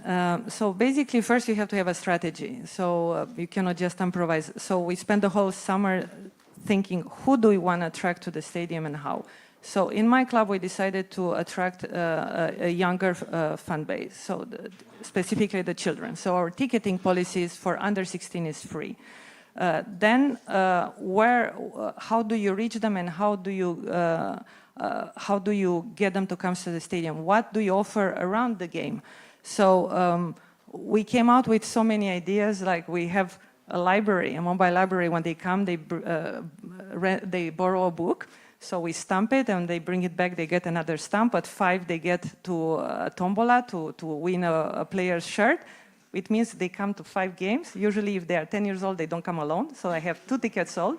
And then they are very proud to have a library card with the stamp of the club on it. They really, really love that. Then you have, lots of other things, face painting, and you don't need to have a lot of money. Like PSG did a workshop for our clubs on what do they do around the game, and the biggest queue, the biggest line was for the free thing, which was the injured players giving autographs before the game. It cost nothing, and the people are crazy about it because they love to have this is something you cannot have in men's game, to have your picture and an autograph with a professional player. You barely can touch them from 20 meters away. The girls, they come, they take picture, and this is something that you do for free, so you don't need to have a lot of money. So, and then we work a lot with the amateur leagues. So in France, the country is split in 13 regions. So in our region, we send invitations to all the girls playing football in the whole north of France. And we have about 1,000, so at the last game, we had more than 1,000 kids, girls, who came invited by that. Then I did something, when I say I steal ideas. So I read somewhere, when Manchester City built a new stadium for the girls, they did door-to-door in the whole area where the stadium was. So I printed flyers and I went door-to-door around the stadium where the girls at Lens are playing. And I'm like, hi, we are playing here every other Saturday at 5 o'clock. Please come and support the girls. And it worked. The neighbors are coming and they are part of the community. So so the recipe is try to think as many things as you can, do them, and then we don't talk about comms. You have to obviously make sure that the comm guy doesn't wait for the day before the game to announce that, oh, by the way, tomorrow the girls are playing. You start literally 3 weeks, so you have to have a communication strategy in place. How often do you post? How do you increase the frequency? Then, like when you want to establish a record, say, okay, 5,000 tickets bought. Can we go for 6,000? Why? We made it 10,000. Let's all push for 12,000. So you have to have a strategy in place, but you have to have people who only do this, at the end of the day. So I go back to my thing. But think of there are lots of things you can think of which they cost time at most, like the door-to-door thing. But people, I knock at the door and like, hi, I'm the president of Lens. They're like, oh, I'm so honored. I'm like, you have to come. And they come. I love that. I think be as creative as you can be is what we're going to take away from that. It just costs time, and know your community, right? Yeah. So know what works for your community. It's all about community. Yeah, so thank you so much, Andrea. Unfortunately, we have to end the session right now, but I'm sure any more questions, find her over coffee for more. Thank you. Thank you, Dana.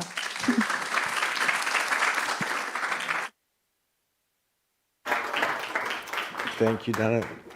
Grazie, Andrea. Thank you very much. We will keep it going now. All ready to go. Brad Christian from Labella Associates to talk stadiums and training facilities.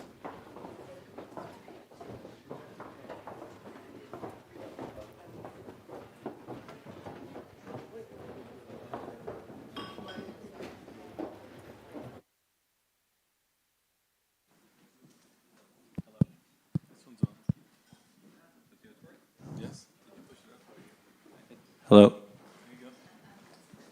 Well, thanks, Marius, everyone, for having us back this year. Last year, we gave a presentation that perhaps was a little bit more technical. It was based on an article that we wrote for Stadium magazine about doing purpose-built stadiums for women. This year, since we're back, we're going to share some of the projects that we're currently working on, and we'll touch on many of the points and things that need to be considered to design sports facilities that are very inclusive for women, either purpose-built or shared, but definitely things that need to be considered. Hello, my name is Brad Barthon. The mic is very loud. It's good. All right. My name is Brad Bartholomew. I am the Global Director of Design for Labella. As Christian mentioned, we have a focus in sports and entertainment, and even more specifically, I would say, in women's purpose-built facilities. It's something we're very passionate about, and something that is something that we focus on in great detail. And so, I guess last part of the introduction, it's great to be back and happy to share some of the great experiences we've had with great relationships we made since the last time we were here a year ago as well. So I'm Christian Petchen. I lead sports, entertainment, and public venues at Labella Associates. And a little bit about Labella. We're about 2,200 architects and engineers.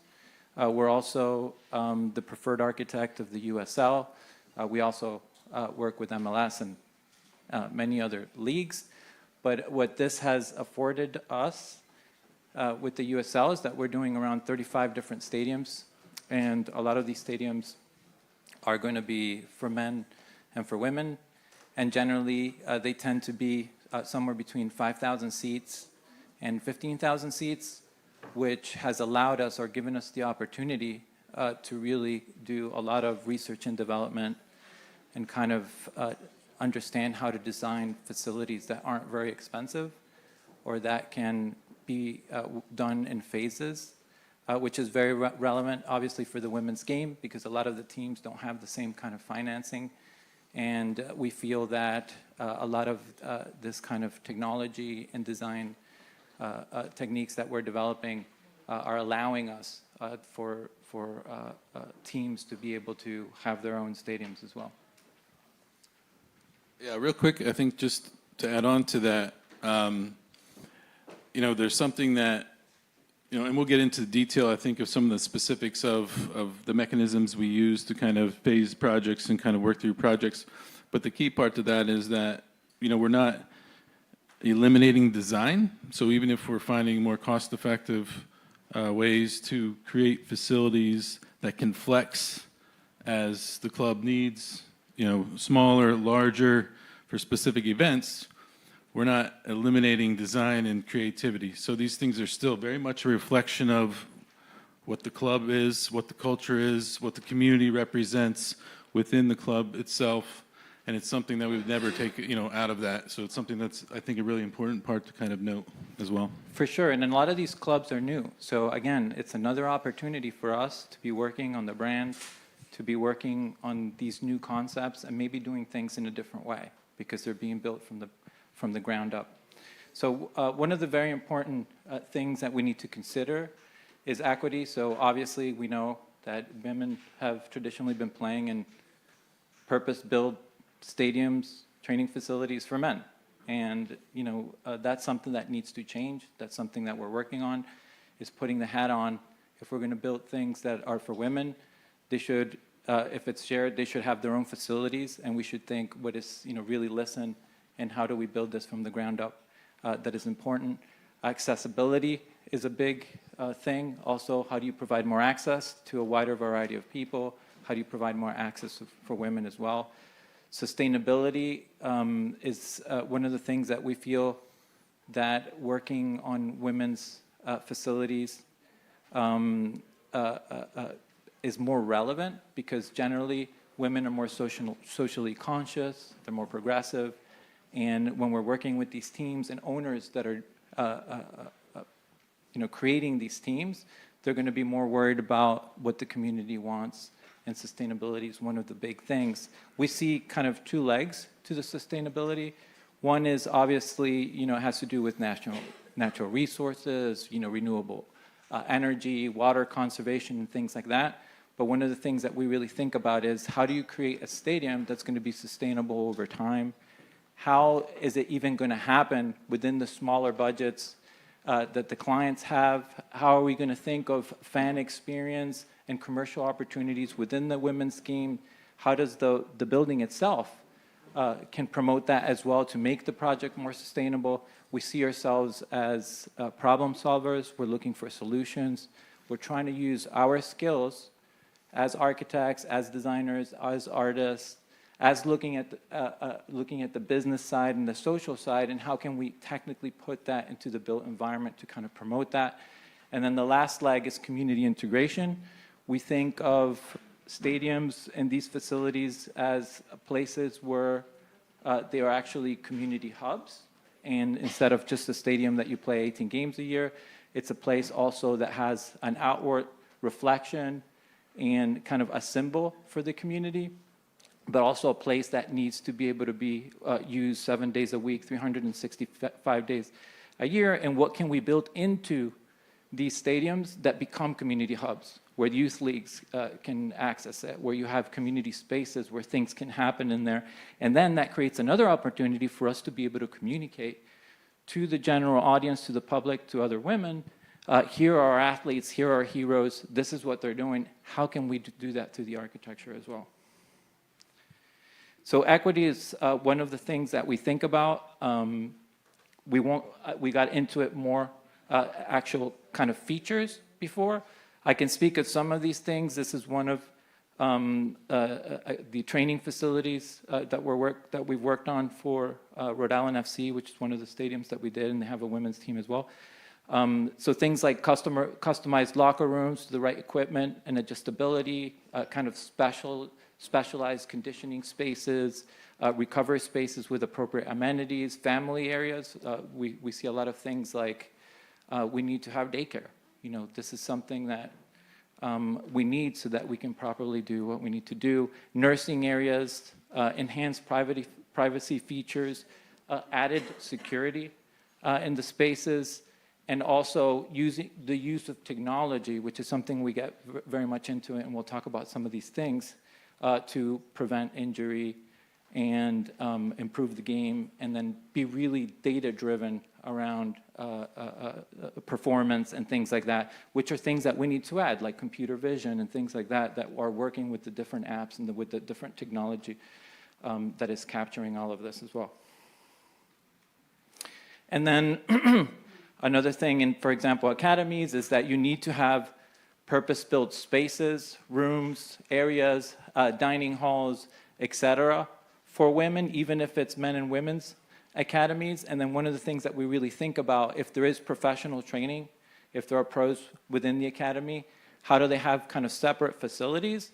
But at the same time, what are these spaces where they're coming together and there's a lot of mentorship, and you know, how can they, the younger girls can learn from their heroes as well. Do you want to talk a little bit about this one?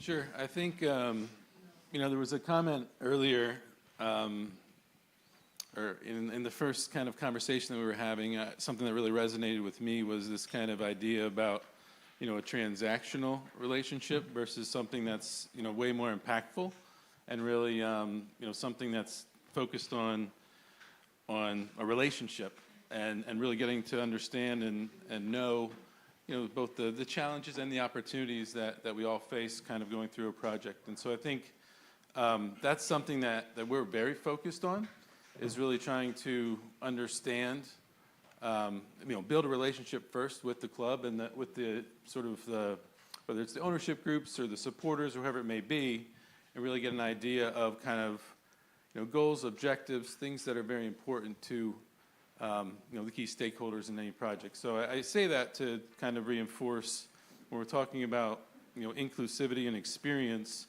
This is one example of a project that's very unique, very different, and it's really all about the place. So this happens to be in Albuquerque, New Mexico, and one of the things that's most kind of noteworthy there, in addition to the amazing landscape, is what they call Balloon Fiesta Park. So Balloon Fiesta Park has one of the largest hot air balloons rallies essentially in the world that happens for a couple weeks every year. And, you know, there's a picture on the right that kind of shows you just some examples of what takes place.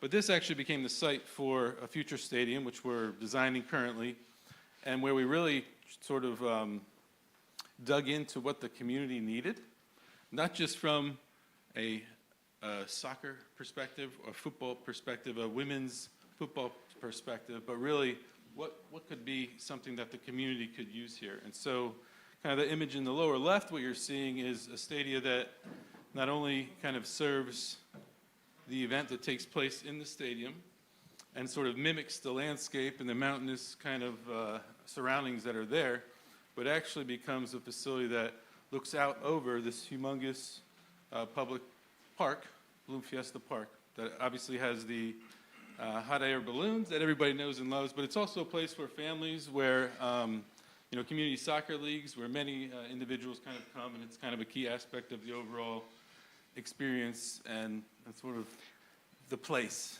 And that's kind of what we were focused on. And the women's game has a more diverse audience. So you're getting younger girls, younger boys that are going to the games.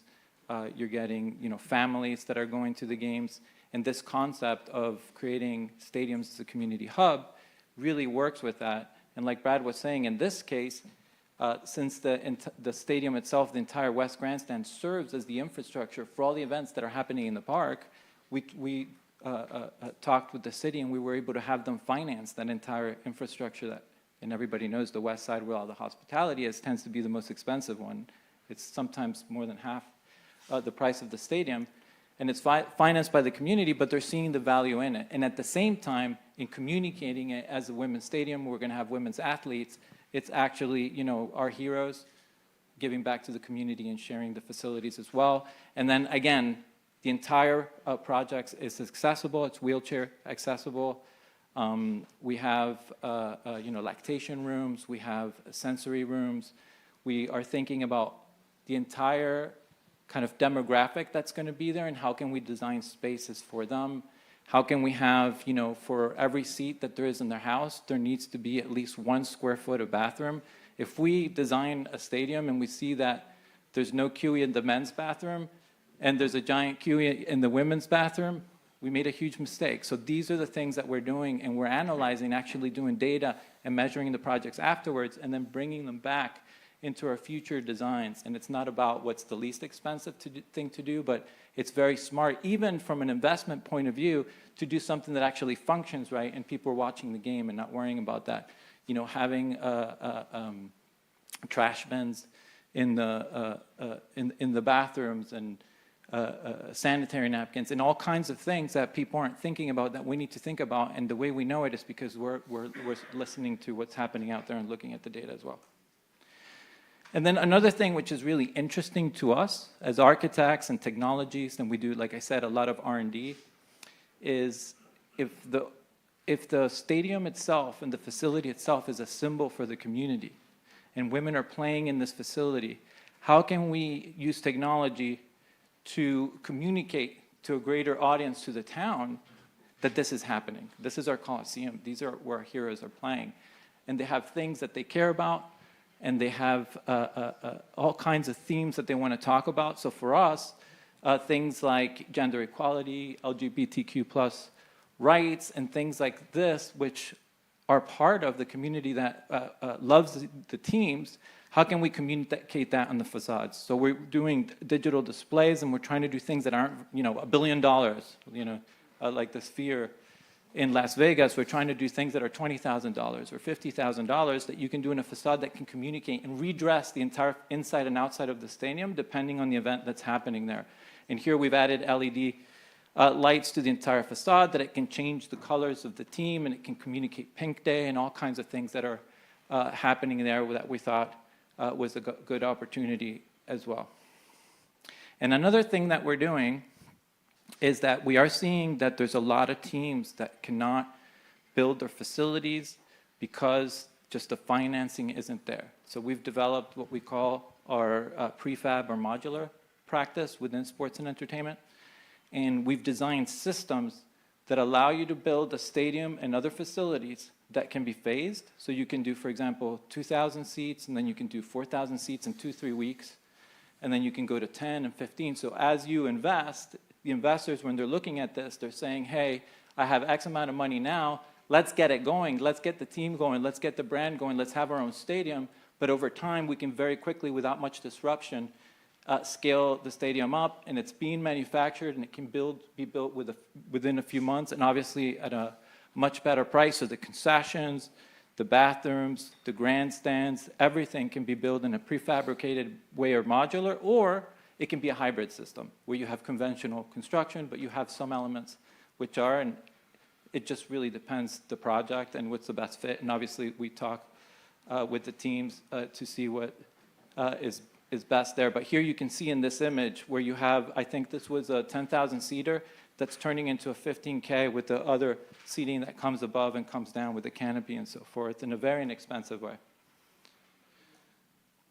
This is another project that we're working on, which is a training academy. And I'm just going to touch on one point. So that building that you see to the right actually has men's and women's teams. So we have an entire hotel kind of building for women, an entire hotel for men. They have completely different entrances. They have all of their own amenities. They're not connected. Then we have the two fields, which are the practice fields that are the main fields. They're divided in two with a building, again, with facilities, concessions, bathrooms, yoga spaces, all kinds of things for the families to come, for the kids to come, for the husbands to come, to be able to be there and have a life as well with daycare center. And we can place these in different ways. So I'm just showing you a very small kind of modular prefab that can be moved system where we have, you know, locker rooms, bathrooms, a food hall underneath, offices, and you can just see some of the a space for people to eat and watch the games and watch the players. A field where the kids can be playing with, you know, coaches that are showing and organizing games while the women are training. Yoga spaces, spinning rooms and things like that. So it has to do, it's about life, right? You're not just a player, you're not just an athlete. You have a life, and you need to be able to focus, and you need to integrate the community and your family and other people in these spaces. So that's one of the things that we've done. I don't know if you want to touch on. All your stuff is coming, so yeah, no. We just split it in waiting. half. So this is, we have two projects that are near and dear because they involve people in this room. John Paul Reynal, he's the founder and CEO, the president of the Women's Cup, and is also part of the team with Dario Sala that is working on this project. So this is a project that we're doing in Homestead, which is kind of the final frontier before the Florida Keys. So the Miami expansion, as we know, has gone north and south, and now we're reaching the Keys. And there's a huge community there, and there's still a little space there next to where NASCAR is. And we're building this facility that's going to be an academy. It's going to be Miami FC's stadium. It's also there's going to be a women's team there. And there's obviously all the training fields and infrastructure and learning center and all of this. But the story I want to tell about this is that this was a project that was very difficult to make happen, and we worked very closely with the ownership group and the city and the mayor to find the right site, but then also to say, hey, you know, we're not just coming here to do a stadium and we're going to have a team. What does the community want? What is it that you need?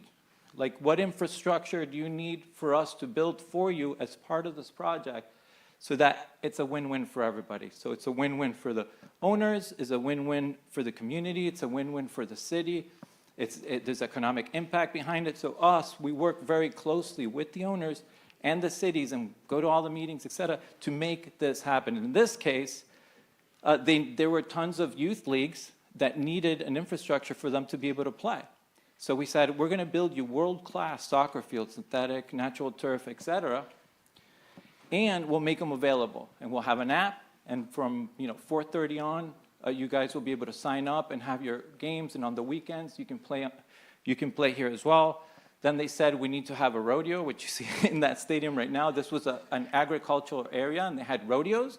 So we designed the stadium so once a year when they have this big event that everybody loves and people come from the whole region, they can actually function as a rodeo. You can put sand and do that. So that's an extreme example, but that's something they wanted, and we made it happen. Then the whole west side of the building has those community spaces. I'm going to show you some of them. That happen there where you have, the pitch club and the club lounge, and a lot of these spaces are spaces where people can have community things happen. They can have events, they can have the quinceañeras. There's obviously a large Latin American community is there as well. The city can have events and voting and make the voting accessible in the area within the spaces. So there's all this stuff where we said, hey, you know, you have 12,000 to 15,000 square feet of community space within our stadium.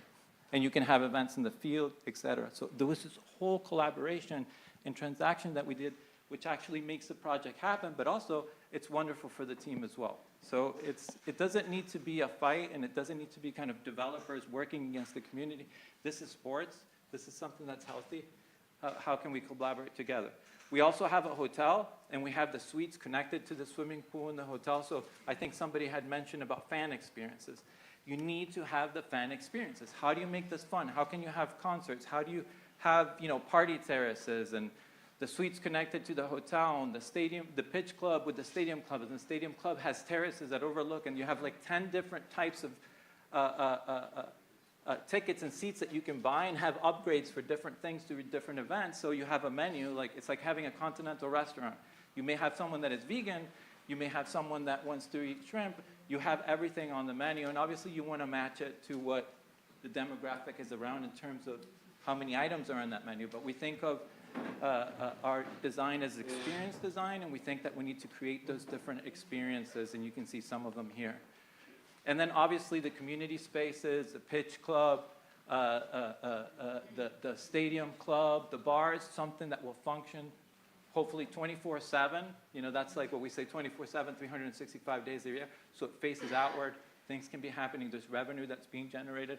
But again, they're really nice spaces that connect into each other so you can have events of all sizes as well. And then you see there's a bar overlooking the pitch as well. And I'll go through this one a little bit more quickly, but this is on the outside of LA. It's a team that's going to be in Riverside, California. They just announced it. This is bigger. Why not, if we're doing the stadium, and the stadium is a community hub, and you have the fields and all of these different things. My voice is so loud anyways that you could hear me. I think they cut the mic because you were talking too much. But, okay. Yeah. So if you have this, so this was an area in Riverside on the north which was kind of downtrodden, and there wasn't anything there, and it had been zoned to be an area where you had sports, and particularly football. So there were football fields there, soccer, right? Football fields there, and they were completely overgrown. You know, it was, you can barely walk through there. So we worked very closely with a client that was partly owner of Orange County FC that wanted to have a new team for the USL, and we said, well, how can we create a district, a sports district around the stadium? So we have women's sports, but we also have the sports district, and we have a large swath of land that we can do this. So we have the indoor sports, we have the stadium, we have a hotel on it, we have a concert hall adjacent to it.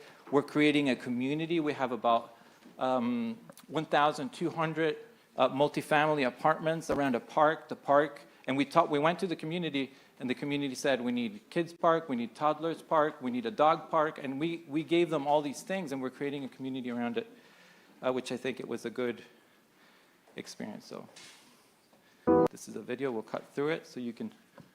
You don't want to see the video? Okay. Nah, it's fine. I think we're running out of time. Okay.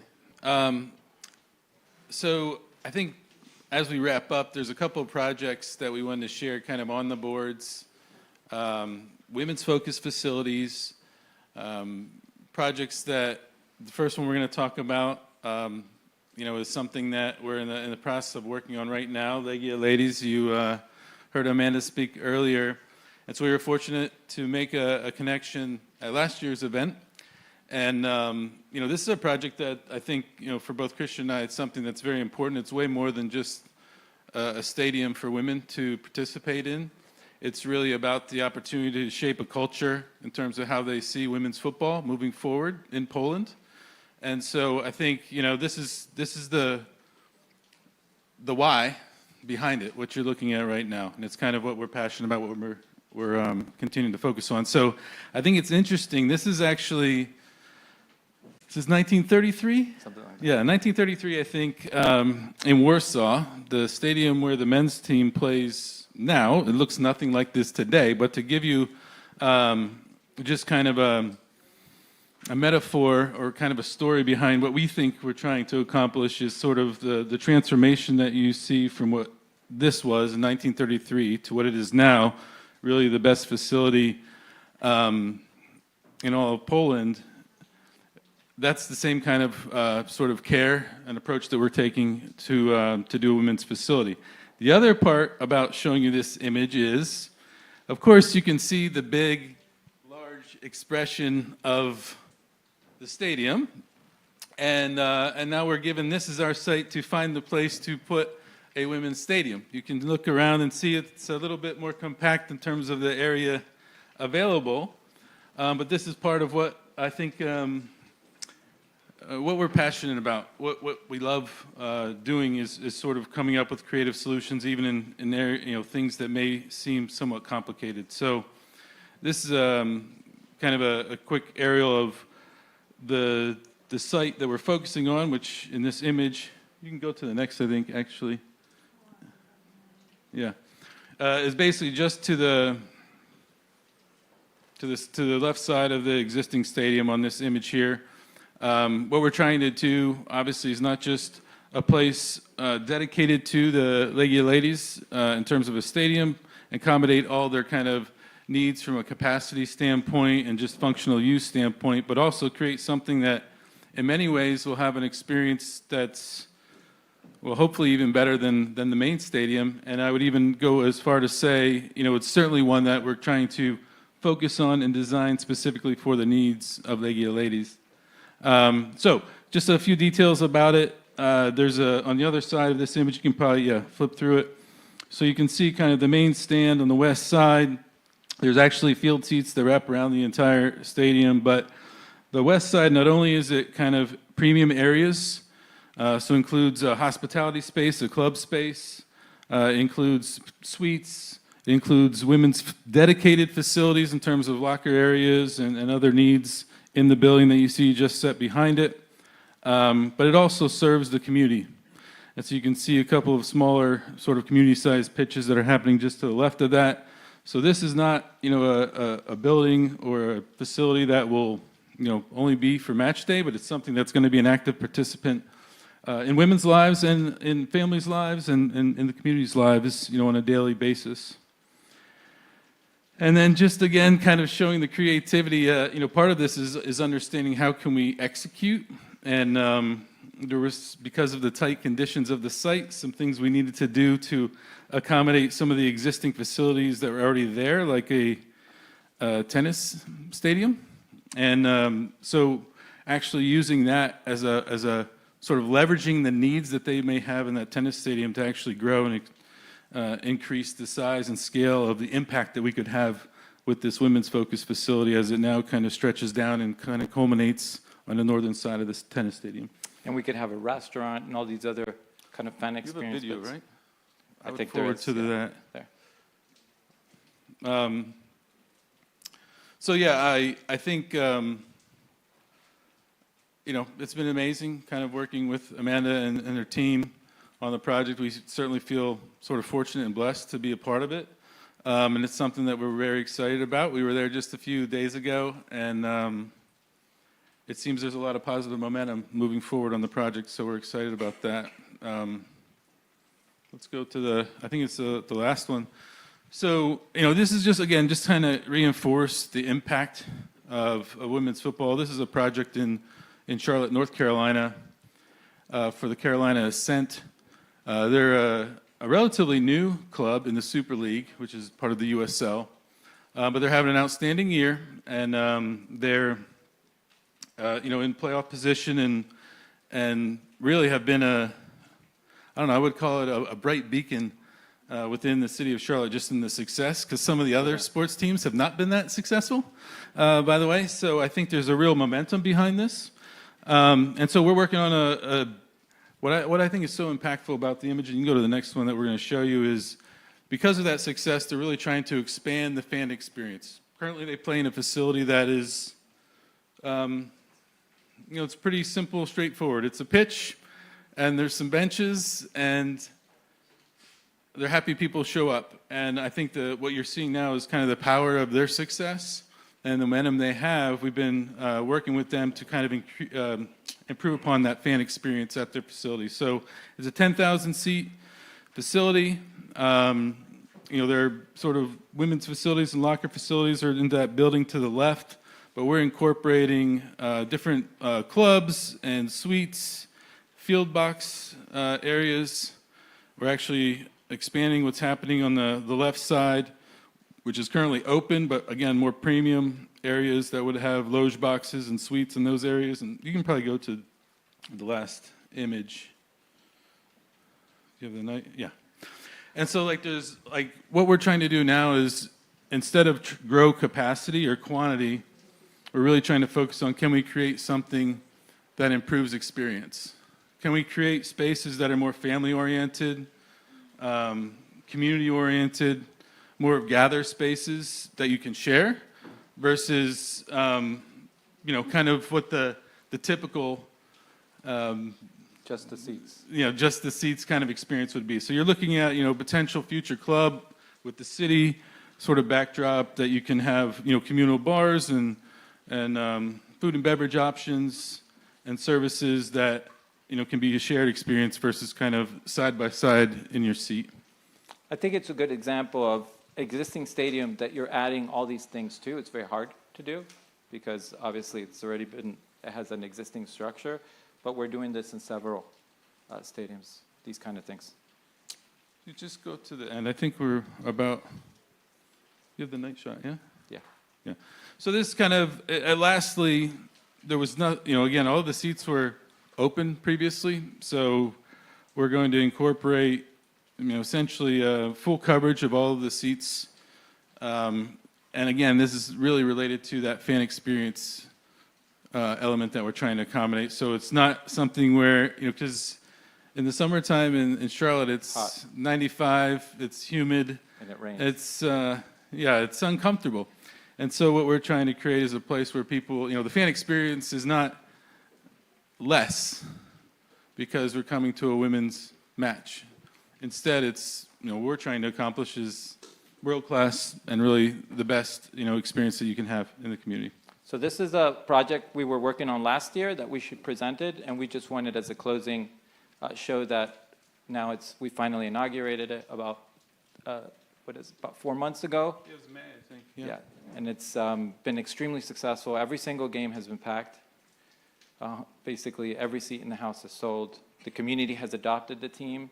They made it to the semifinals, which was really exciting. Oh, they made it to the final. Last year, to the finals, to the finals last year. And, you can see a lot of these spaces that we talk about and the fans there. Does anybody have any questions?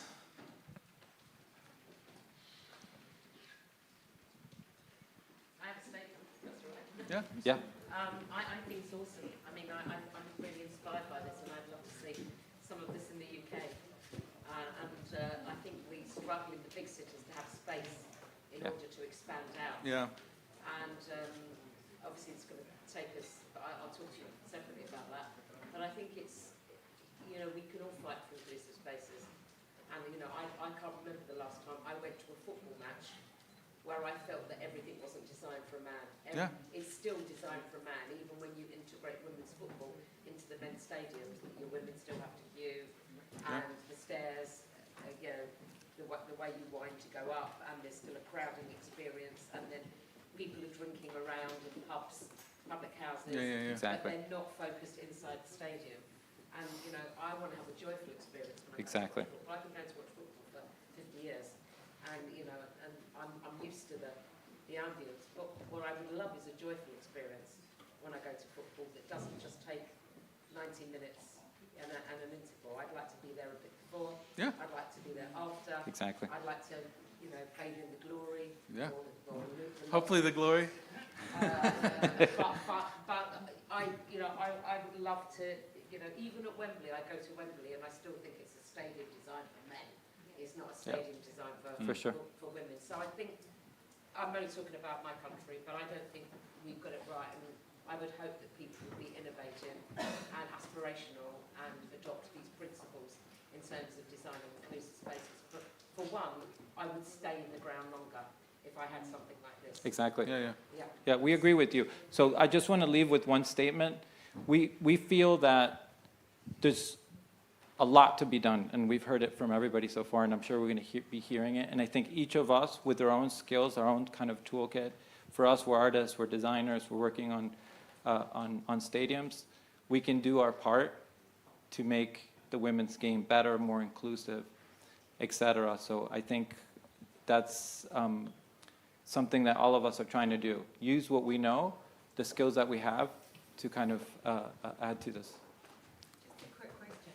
I mean, I think what you're doing is amazing, and I was thinking about the stadium in New Zealand, which is open water, and then I think about small nations like here, I think about Greece, and I think about Malta, and I think about how this will work for fan engagement, but also the economic impact. Absolutely. So you create more spaces, more That's right. futuristic. What I did love about what you did is it's also got other points of community emphasis. So there's that mass utilization. Question, do you have, and this is always going to be the case because the governments I'm thinking of that I get to work with are going to see the challenge in the how do we fund this. So does your model, I mean, I like the modular system that you've got, but do you have links to investment houses? We do.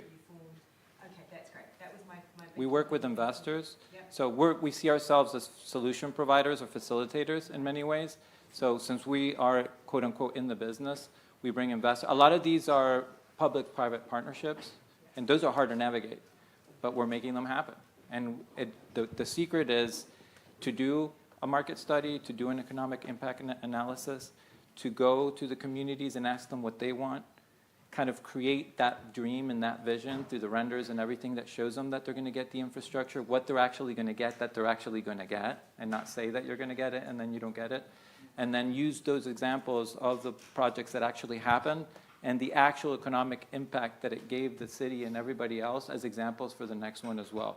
And those players that are part of these things that are investing, which Rhode Island FC is a very good example, they did this, and now they started a fund to help others do it as well, because they saw it was good business as well. Because if you do it right, if you have the right public-private partnership, and it's a project that is sustainable over time, and the fans start filling up the spaces, and then it's, like you said, you stay there, guess what? You're also capturing that revenue.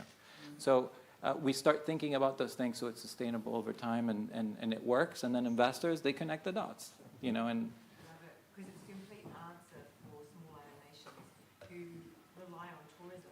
yeah, exactly. Tourism and wellness tourism is quite a big impact now. And if you take this, you dial it like 20 years, 30 years, 40 years into the future, you're kind of looking at the segments that Dubai kind of leans on and the East has leaned on, that innovation, and you're just taking it that much further. Exactly. So science and delivery for economics as well. Exactly. Well, thank you very much. Well, I have a compliment, Christian and Brad. Before you go, right here, right here, Where are you? right here. I have a compliment and a question. First of all, a compliment. I've had the opportunity to work with you, Christian, in the Homestead project. You guys do amazing, amazing work. Really, if anybody here is thinking of building a stadium, I cannot recommend two gentlemen that are better at what they do, more professional, committed. Christian helped us win the P3 public-private partnership in Homestead. It was a very complex project, took over 2 years to convince the city to give us 65 acres of public land to build a stadium. But his work was instrumental in obtaining that permit, and the project is just amazing. So hopefully the future home of the Women's Cup and a professional women's team in the next couple of years. So congratulations to Christian. Thank you. We paid him well, so thank you. Okay. And to you, Brad. And to you. So after the compliment, here's the question. Women's football is a completely different beast. And the demographics are different.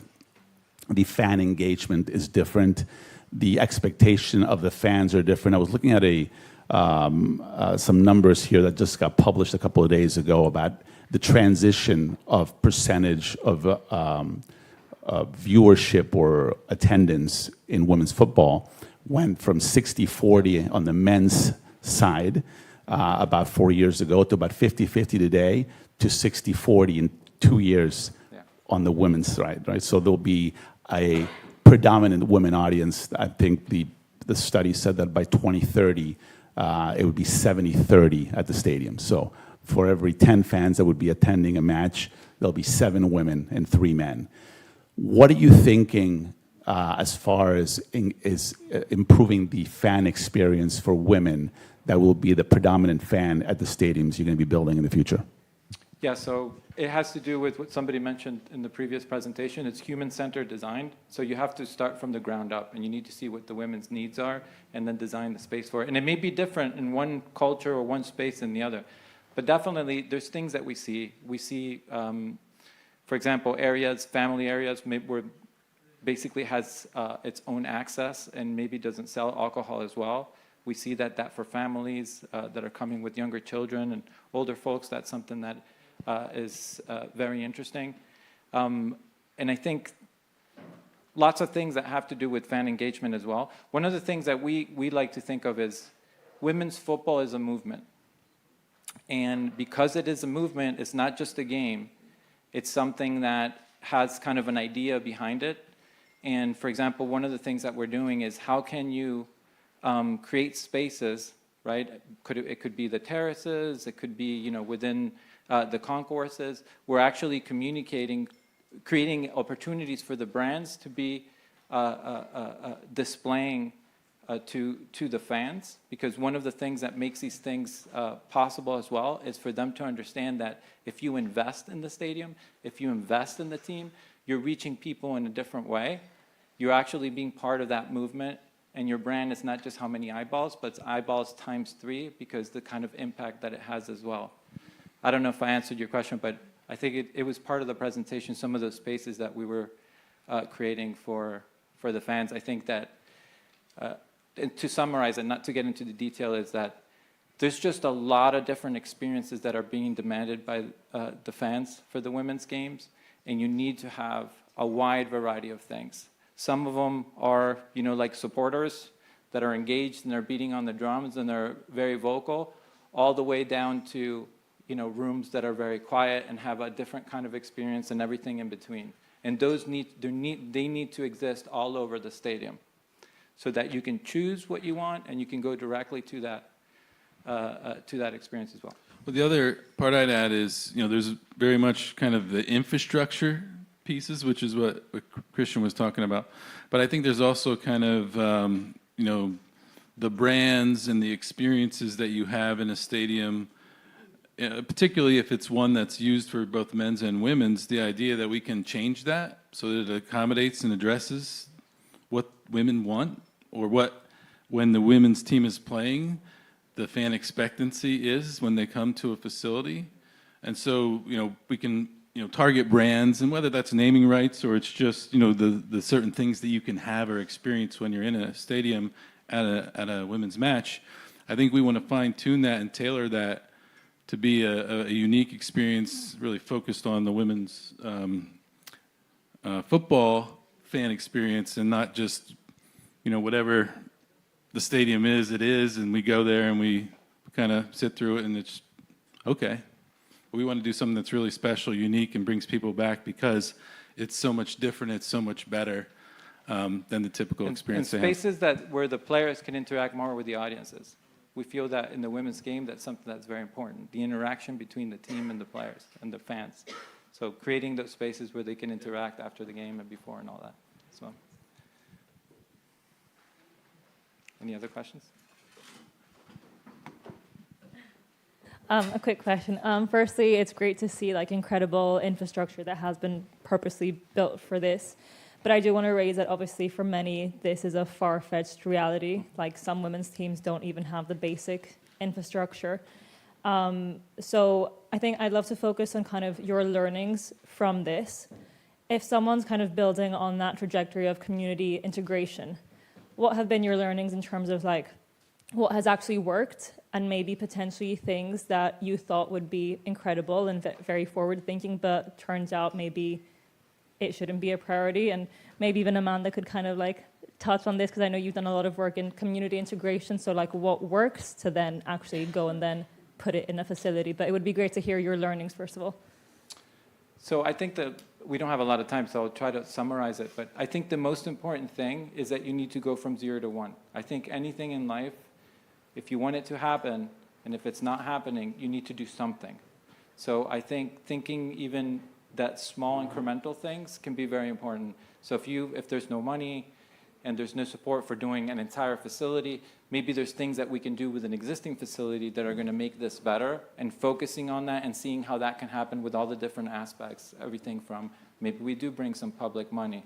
How can we make this part of some kind of grant, or, for example, we have an area of our company which is it's called the grant management kind of practice. So, in the States, for example, every town, every municipality, there's states, there's federal things. You go and you look exactly in that specific space, and you would be amazed about the things that they find out. They find out, I don't know, that there's, the ground requires some remediation. And because of that remediation, they give you, $3 for every dollar that you spend, which means that $2 can go for, fan experience or athlete experience and things like that. Or there is a lack of academies or youth teams. And then maybe you have some kind of academy or youth team. It doesn't need to be something that is huge, but it can be something that's on Sundays and things like that are using the facilities and using maybe the practice field or a field that create in front of a park. And then, they can apply for a $10 million grant that actually helps them build the facility. So it really is different in different places. It depends what's available and what the community needs. But I do believe that if you wait until you're going to have a whole stadium, it's like everything in life, right? You need to take the first step. And that first step gets you there, and then you build upon that. And I think that's the hat that we all need to have on. I don't know if you wanted to say something, Amanda. I don't know. I kind of need to. So yeah. First of all, I just want to sign under everything that John said about these two gentlemen. It's really a pleasure to work with you. We were recently in Warsaw to hopefully make this project come alive. To answer your question, I think the challenge that we have with this project on the Legia side and what we're doing is using the women's football as a top of the cherry, as the context.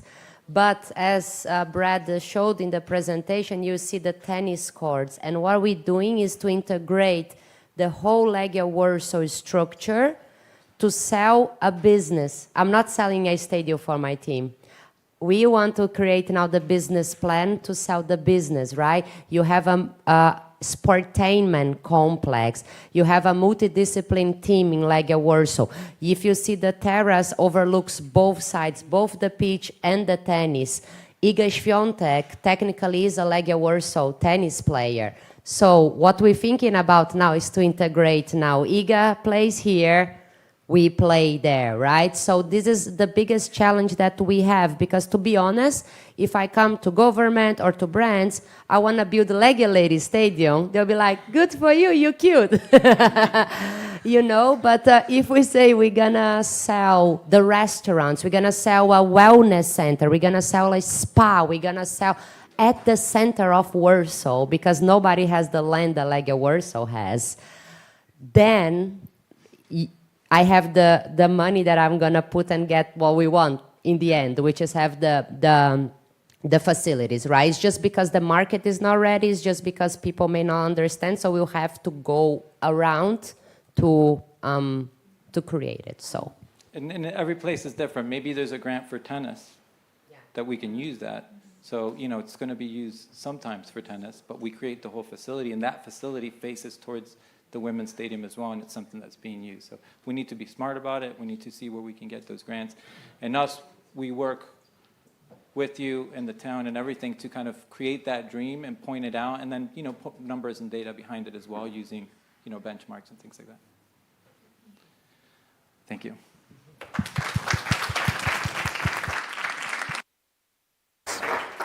Thank you, man.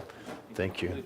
Thank you, Brad. Thank you, Christian. Always very, very interesting. So much work being done, and great to see the very powerful collaborations taking place here at the Athens Women's Football Summit. We will take a quick 5-minute pause. We have some AI-flavored topics coming up. If you'd like bathroom, drink, something to eat, and then we'll quickly resume a couple of panels, and then we will have lunch. So see you in about 5 minutes or so.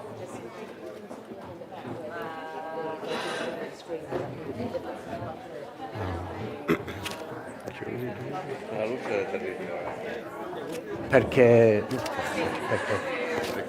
1, 2, 3. Are we on here?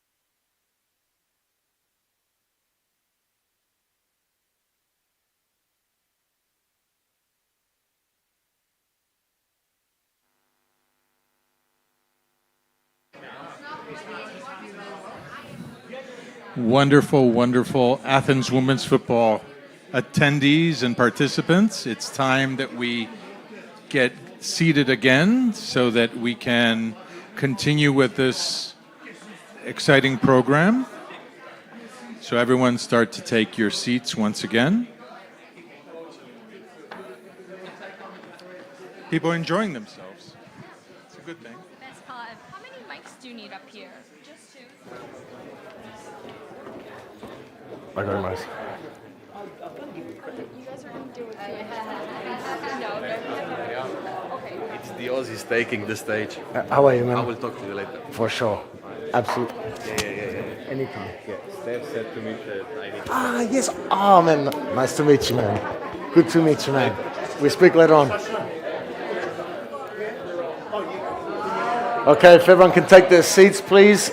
Apologies, that 5-minute break went a little longer than we had anticipated.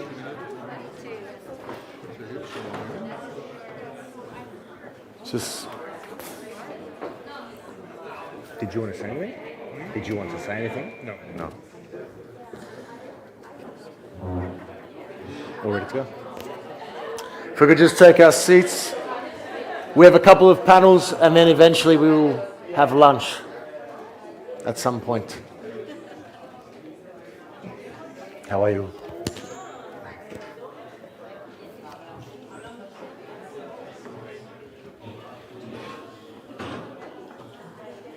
Everyone, if we can get back inside, we'll try and get back to our program. We are a little behind in the time. It happens. 5-minute breaks in Greece aren't really 5 minutes. No, it doesn't exist. We've learnt that over the years. Thank you, everyone. If we can just make our way back in, please, we'll move forward with the next panels. Marios, do you want to just give us a hand with everyone to come back in, please? Grazie.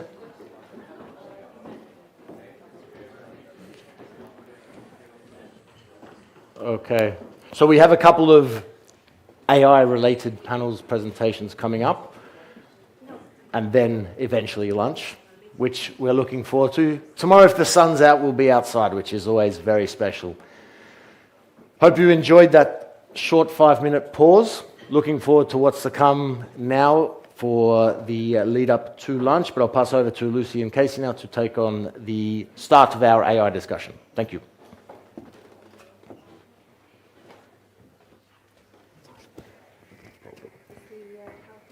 See.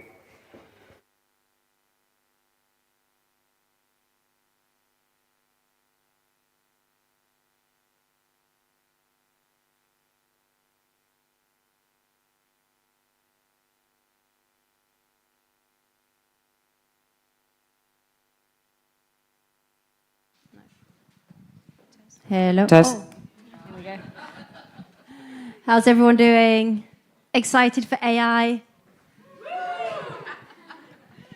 Okay, it's really great to be back in Athens. I was here 3 years ago, and yeah, see some familiar faces and excited to exchange with new faces as well. So I'm Lucy Mills, founder and chief catalyst. It's a title I made up myself, of a company, Ready Sport Global, and doing this session with Casey Machin, who is a co-founder at Areto Labs. So this session, it's all things AI and the internet. So as we all feel and read and see, we're living in an era of rapid technological change, especially with the rise of and mainstreaming of artificial intelligence. And I'm really optimistic about this change. And it's, for us, we see it as an opportunity to be part and participate in the design and the shaping of the future of the internet. And the internet, of course, is such a dominant force within women's football, as we'll talk about soon. And it's really why I started my company Ready a number of years ago. I took the plunge after working at FC Barcelona people thought I was crazy. They were like, why on earth would you leave Barca? And anyway, I haven't looked back, but still a big Barca fan. So today we'll be talking about what the rapid technological changes, especially AI, mean for women's football. We will share some of the insights from the work at Ready, which is really about getting ready for digital transformation, AI adoption. And then I'll hand over to Casey, who, when we talk about building and shaping the internet, Casey's company is really doing just that, Areto Labs. And so she'll talk about how women's football is winning in the internet, indeed powered by AI. So just a quick introduction to Ready. So I mentioned this, the notion of building and shaping the internet. And this was really one of the original, it was like the original mission of Ready a number of years ago. It was about bridging the technological divide for women's sport. And so today we're a digital innovation consultancy, getting sport ready for the future. That's the nice title that we work with. When it comes to AI, so a number of years ago, 3 years ago actually, we went all in on AI. We were very excited about it, both in terms of learning and going down the rabbit hole and thinking about how we could embed AI into our company, and also in terms of the services that we as a company offer to our clients. And it started with this introductory course on AI in sport. And in fact, one of the co-founders from Areto Labs was on this course as an expert. And so in the early days, it was like the hype of generative AI, and open AI was coming on the scene. And so there was a lot of interest from people in women's sport being like, what is this AI? Where does it come from? What are the different types? And so we dove into that. And then we got a lot of really good traction because we were looking at AI through the lens of women's sport and sport for development, which is two domains, two areas of the global sports industry that I've dedicated my entire career since. And so when it comes to AI, today we have an AI division, and we continue with education training. So we've delivered AI training with over 4,000 industry professionals across the sports industry. We also do a lot of work in digital data and AI readiness with professional sport, professional women's football clubs, federations, NGOs. And we're the AI lead with the International Olympic Committee's Innovation Hub. We're involved in a couple of European Union projects on AI adoption at grassroots sports. And then we've also been implementing and piloting solutions as well with values-aligned partners like Areto Labs. So AI, what does it mean for women's football? So, sorry, my voice, since the rugby final at Twickenham, I'm getting it back. I'm a bit like Meg Jones after the celebrations. So AI, why are we living in this hype, this AI boom right now? And it's really because of a combination of three things.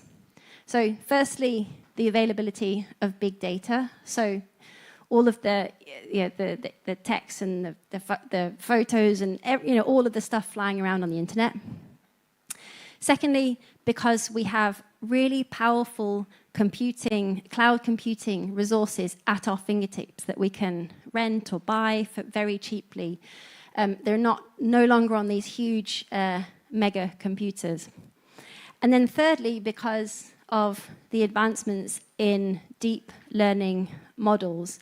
And so these are models, computers that are trained to mimic the human brain, and that's where the intelligence aspect comes in, right? So recognizing speech or analyzing images or processing text, think about all the different functions that that intelligence level of AI can do.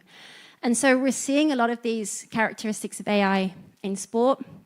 Essentially, AI needs data. So it needs the photos, the videos, the statistics, the archives, the historical, the live, all of that stuff is what in the intelligence comes to what can we do with that data. So we're seeing a whole range of companies, sports tech companies, from startups to like the likes of Google, ServiceNow, really leveraging that intelligence layer and thinking about, okay, what can we do with data to serve the sports industry? So what does this mean for women's football in particular? So I remain really optimistic for a few reasons. So first of all, the AI advancements mean that otherwise elite technology, so scientific and tools and forecasting and simulations and so on, they're much more accessible, affordable, which is good news for women's organizations that are often lower on resources and one person doing 5 people's jobs. Then we've talked a little bit about this morning, and we're often talking about this, right? The characteristics and the trajectory that women's sport has had so far. So fueled and grown on social media, we have digitally savvy, digitally native audiences and players, even in the rugby just now, incredible storytelling. So we have a sport that is really used to operating in the digital space, on the internet. And then there are some demonstrated early examples of AI in practice, fueling things like athlete performance, fueling things like commercial activities, fueling things like media and content, and the role of generative AI in organizations for operational day-to-day works. I'm not going to go into all of that today, although I will shout out to the French Women's Professional League, and Andrea talked about it this morning, about the AI cameras that they have installed across all of the clubs to promote that kind of more equal access to otherwise really expensive and scientific tools for leagues. So lots of really good early examples. But one of the things that we often hear, so we're working with a number of professional women's football clubs, and one of them is attached to a big men's club. Another one is sort of on equal par with their men's team in terms of size and resources. Another one is completely independent of. And so we see that obviously, very different look and feel and organizational goals and how to what extent they can work with their men's resources or not, and so on. But there's the overwhelming sense that that there's almost like this blank canvas thinking that we feel from women's clubs, and they want to be digital first. They want to be data driven, and they want to be AI enabled. And so actually, what does that really mean? And so a lot of the time, we kind of, when we're working with clubs, we stop and we think, okay, what does that mean for your organization, and really unpack what it means to be digital first, data driven, and AI enabled. And then there's the reality of sports organizations, which we've also touched on. So there's a lot of fragmentation. There's a skewedness when it comes to men's professional football and having lots of resources and lots of data and lots of technology and things that maybe have hypes and fads and things that have worked and not. So it's quite a fragmented scenario when it comes to technology adoption. And then there's a lot of confusion And people are overwhelmed, and people are like, oh my God, now this AI thing, how are we going to do it, what we're going to do, like what can we do, why should we do it, and so on. So that's kind of the reality of where we're, of many, the reality of many sports organizations. And so one of the last couple of years in particular, we've been working on this, on the foundations for strategic readiness for digital transformation, AI adoption. And there are really 4 things that I can share with you all based on our experiences. So the first one is that we really need an executive vision and leadership to step up and to really think about what digital transformation and AI adoption means for our club and our organizational goals and our business goals and our commercial goals and our community goals and so on. Why do I say that? It's because oftentimes we go into an organization, and I think about this when I was working in clubs. There's some people doing something here, others doing something over there. Maybe there's like the nerd who's been at it for years and no one knows. So there's and particularly now with generative AI and open large language models, there's things that are happening that are actually not really good practice for the organization. And your own AI adoption or digital transformation approach will be really different, and it can and should reflect your organization's values and priorities. So an example, we're working with an NGO, actually it's a women's rights organization. For them, they're super concerned and front and center is that they want to have feminist technologies. Whereas for another organization, they talk a lot about climate change, environmental footprint, and so those things are much more represented in their tech adoption strategy. So second thing, understand and assess. There's a lot of FOMO and like people going crazy and panicking and so on, but when we just have this period of, okay, we're going to sit down as an organization, we're going to consult our teams, we're going to look at the different departments, we're going to look at the different roles, we're going to ask the questions, like, do we have a policy? Have we budgeted for this? Is there someone here that knows more than us? And kind of go through that assessment part. It's a really worthwhile exercise. And then we kind of figure out, okay, what is it we're actually trying to solve here? So is it a friction that we're trying to overcome? Is it just cost mitigation? Or are we looking at things like commercial optimization where we can create new value from existing assets? And finally, like having some guardrails and instructions are really, really important. So we hear a lot about some of the ethical concerns and privacy concerns, and they're not to be underestimated, but they also don't have to be so complicated once we just take the time to think about them. And of course, with AI, there are so many concerns, questions, critiques that we have and that we hear. Is efficiency actually a positive thing? Are we losing the human touch? Are we exploiting or surveilling fans? What about deep fakes? We don't have the answer to all of these questions and concerns, of course, but through this process, we can start to unearth some of these concerns and think about how we deal with them. As you can see, I've barely talked about technology here. And what we're realizing more and more and more is this it's a process to do with change. It's a process to do with transformation. It's a process to do with people, with mindsets, with culture. And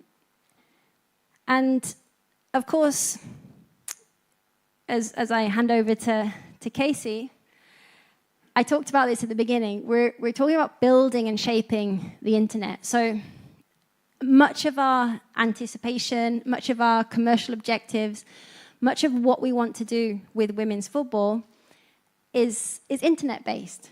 Is that we can create communities and followings and gain better brand valuation and more fan trust and all of these different objectives. But the internet itself is something that we also really need to question, critique, and understand, and not take it as face value and that it's a neutral space. And so with that in mind, I want to introduce Casey Machin. So Casey Machin is one of the co-founders of Areto Labs. It's a women-founded, AI-powered online moderation company. We partner with them on the training and the onboarding of the Areto solution in La Liga clubs in Spain. And they're working with athletes, teams, leagues, federations with their solution across the world. And I'm going to hand over to Casey to talk more about this notion of building and shaping the internet, and also some of the reflections and findings from what they're seeing as they have been delivering Areto Labs. So thank you very much, and over to Casey. Thank you.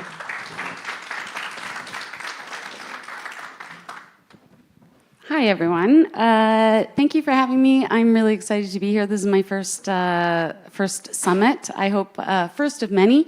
But thank you, Lucy, for the introduction.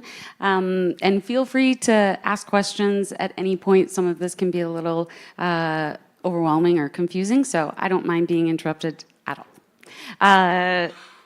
So first and foremost, and we talked about this earlier, women's football in particular, women's sports is obviously exploding, and that's great. But what comes with that, we talked about it earlier, online abuse, all sorts of different harassment and different threats online.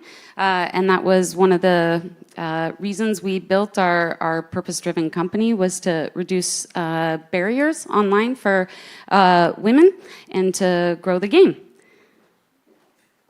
And just some of the stuff that we're seeing, actually I should go back to that one. First, really quickly, just to talk about digital threats and harm.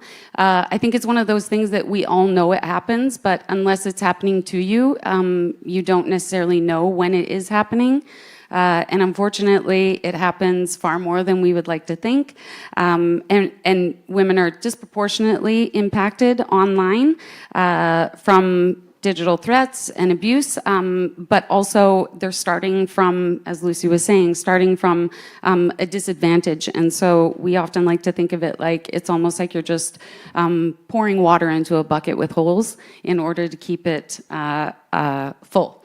And so some of what we've noticed, obviously, with women's sports, one of the key things is being able to protect your digital assets. That's a key way to grow your sport and grow your sponsorship revenue, and for athletes, certainly grow their brand. But to do that, you also have to put yourself out there, which means you're going to face abuse, unfortunately. And certainly intersectionality comes into play here. You know, depending on your lived experience and how you present to the world, you're targeted far more, actually 3 times more than their male counterparts. And then when it comes to digital threats and piracy, that's something that we're definitely seeing more and more of. As you can see here, this was just over 1 year from all of the women's football clubs that we work with. We're seeing a huge increase, obviously, as you can see in those romance and phishing scams, which, you know, you kind of think, oh, they're harmless, but actually they're not. They're incredibly invasive and can do real harm. Illegal streaming, that's massive. In some ways, it kind of makes me happy that there's a big increase in that, because it means that it's more and more popular. So illegal streaming is a huge thing. And then betting scams, actually last year in 2024, 1 out of every 3 women professional athletes faced extreme abuse from someone with a betting interest alone. So it's a problem, and it's getting worse. And especially with women's sports, I think they're disproportionately targeted and impacted by this.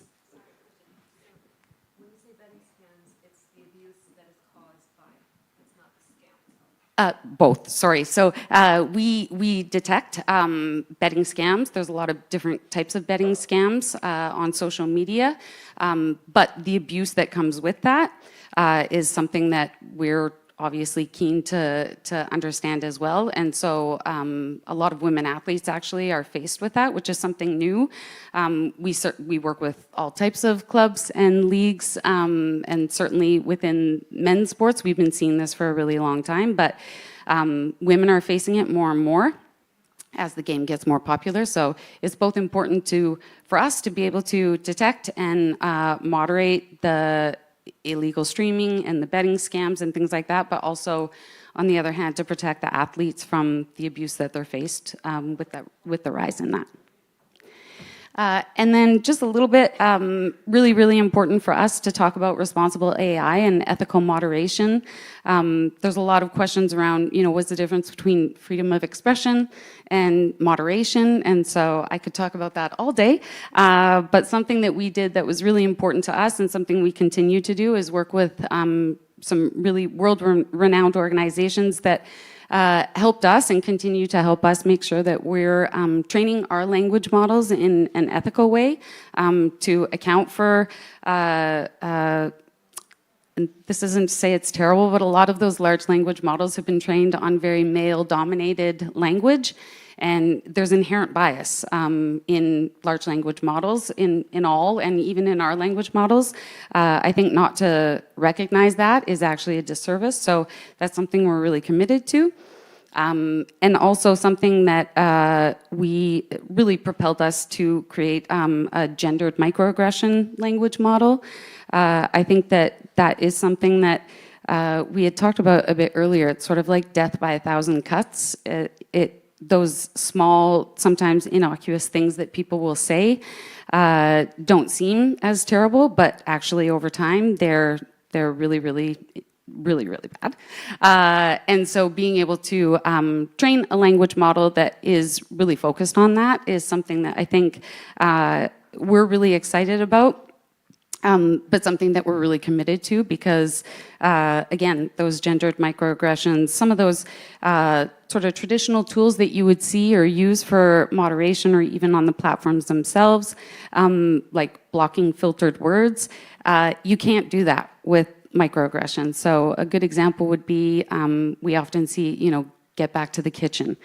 You're not going to block get back to the kitchen every single one of those words on your social media platforms or filter for them.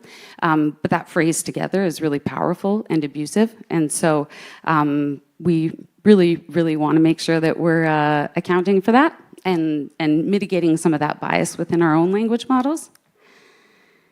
And then this is just more back to Lucy's point. We've seen that AI delivers and this is the bare minimum, 3 times return. So every dollar that you invest in AI, you get 3 times the return, if not more, on your social media platforms. So everything from your brand sentiment and integrity, really to your digital assets as revenue streams. And so being able to protect those and utilize those is a key component of women's football. And then for us, this was just some of the data that we pulled over the last year from all of the different clubs and teams that we work with within women's football. And so as you can see, for the 3 times return on engagement, you automatically see a huge increase in engagement, which is critical. But then, beyond the labor savings, it's also the channel value and being able to increase your brand potential and brand revenue. A really good study, one of the athletes that we work with was able to increase their sponsorship revenue by 300% just by being protected online and feeling comfortable to post content. So that's really good and important. I'm already done. Okay. I had lots of really good stuff to talk about, but yeah. Do we have time? Okay. Oh, perfect. Okay. I want to leave room for questions, but something that Lucy and I at Ready have done is partnered to also present a webinar. So everyone is welcome to join if you would like, but we're going to dive into this a bit more and specifically around digital harms and some of the legislation around that. Some are more forward thinking than others, and so we want to talk about that. And then again, just talk about the need for auto moderation, but ethical moderation, so that you're not stamping out any dissent and freedom of expression. This is really about just capturing the worst of the worst and the extreme abuse.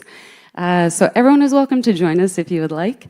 And I'm happy to take any questions, answer any questions you might have, or Lucy as well.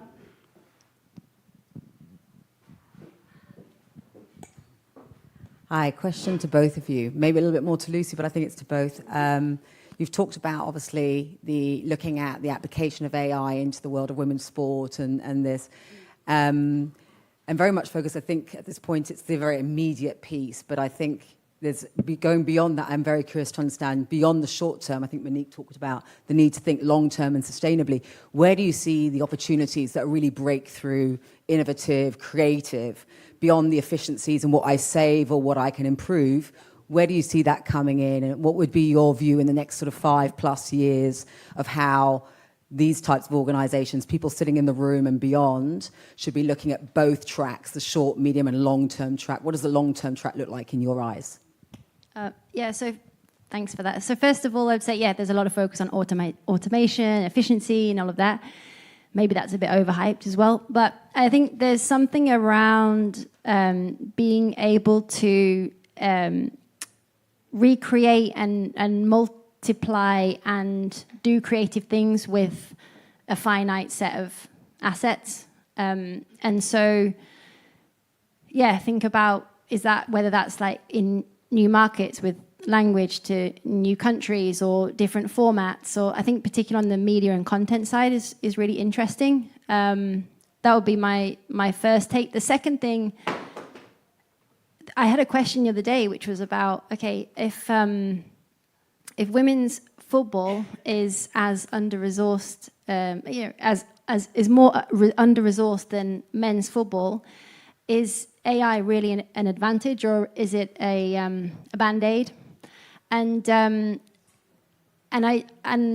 I think we have to look outside of what's happening in sport, and we have to look at the sheer disruption of society in all industry, and I think it's quite timely. So the kind of startup mentality, or the phase that a lot of professional women's football is in right now, is mirroring that of some of these AI advancements. So I think it's an opportunity to, as we're building those models, is to be front foot with embedding AI into what we're doing for some of those bigger commercial online new fan bases, new audiences goals. And I think it's a little bit more complicated for men's football to do that. And then I think the work that Aretha Labs is doing is definitely part of that vision, right? Because they have a feminist approach to building technology. So it's very intentional in how they're training models. And I'd like to see more companies be in tune to that as well. And they're kind of like clearing the way for a better version of the internet for sports to then leverage and harness their growth on the internet.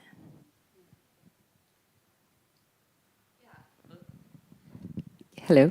I would echo all of that. I would just say, I think something that really gets me excited, women's sports is just so ripe for innovation. I really do think that there's going to be so many great things that come out of this. But I would say that if anything, I think what is going to set us up for long-term success is the pace at which women's sports is adopting things like AI, but other types of technology.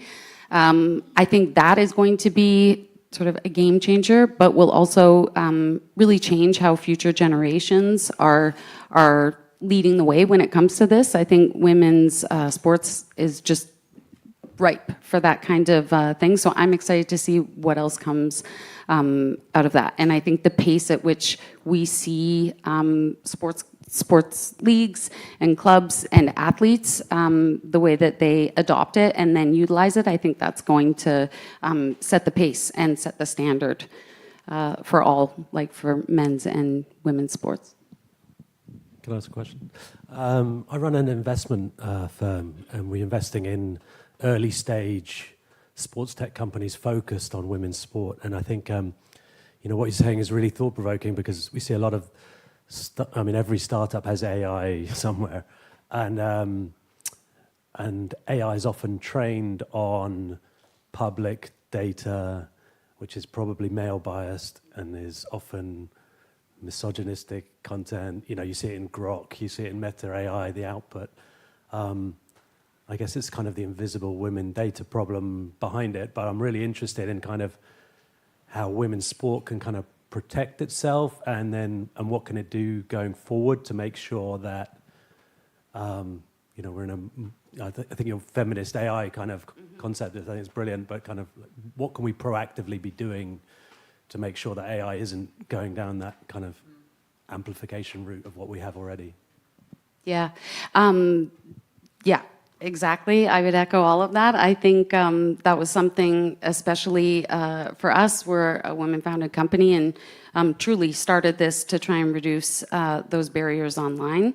And as you said, when we looked at some of the traditional tools that are used, especially around sentiment and sentiment analysis, like large language models are trained on Twitter, Reddit, the comment section from the New York Post, and so that is you're only including the people that are already at the table, and I really think that it's just so imperative that you make sure that, and not just gender. There's all kinds of intersectionalities. When we were first starting, another thing that we really wanted to do was to work with native speakers. We're fluent in 56 different languages. I don't speak 56 languages. And so being able to work with partners around the world in order to train our models and train our language models to fit that was key. And I think that's something that women naturally just do better, is collaborate. And again, that whole, rising tides. And so that was something, talking about investment dollars, we spent our very early investment dollars from our pre-seed round really just focused on our tech. And some people told us that was the wrong thing to do. They said, you got to go out and get as many sales as you can. And it was hard. It was hard to say no. We had to say no to some investment dollars because we weren't going to do that. But I will say, it has helped us immensely, and something that I think adds value to what we can provide. And so it's a non-negotiable. And I think that's also something we need to bring a bit more awareness about. Like, the internet is not neutral. And so it really is incumbent on all of us to make sure that we're looking at it from different lenses. And so, yeah, we spent a lot of our investment dollars doing that, but we can, I guess, boast. I'm Canadian, we don't boast. But we can boast like a really, really high accuracy rating, because we did take the time and we didn't do it the way that all of our male counterparts had done it. And I think that really served us well.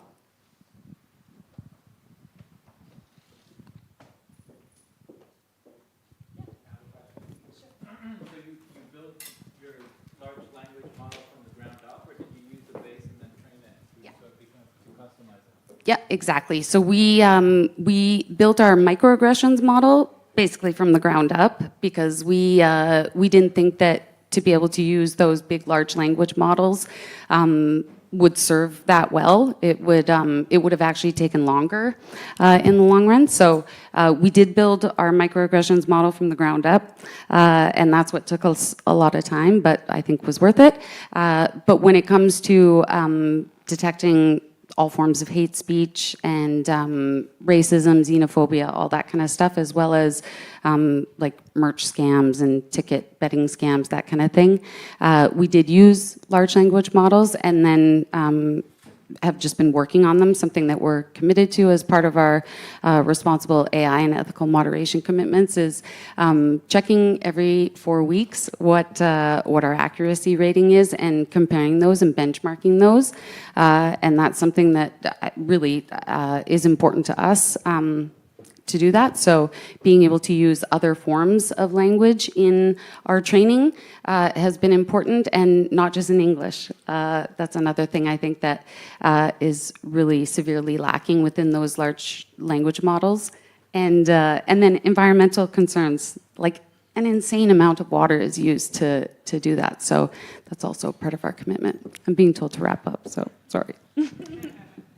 And yeah, get your phones out and scan the QR code, because we're going to talk more about the nitty-gritty of ethics and online moderation and athlete abuse and piracy and all of the fun stuff. So yeah, hope you can join us. It's a virtual session. Thank you very much, everyone.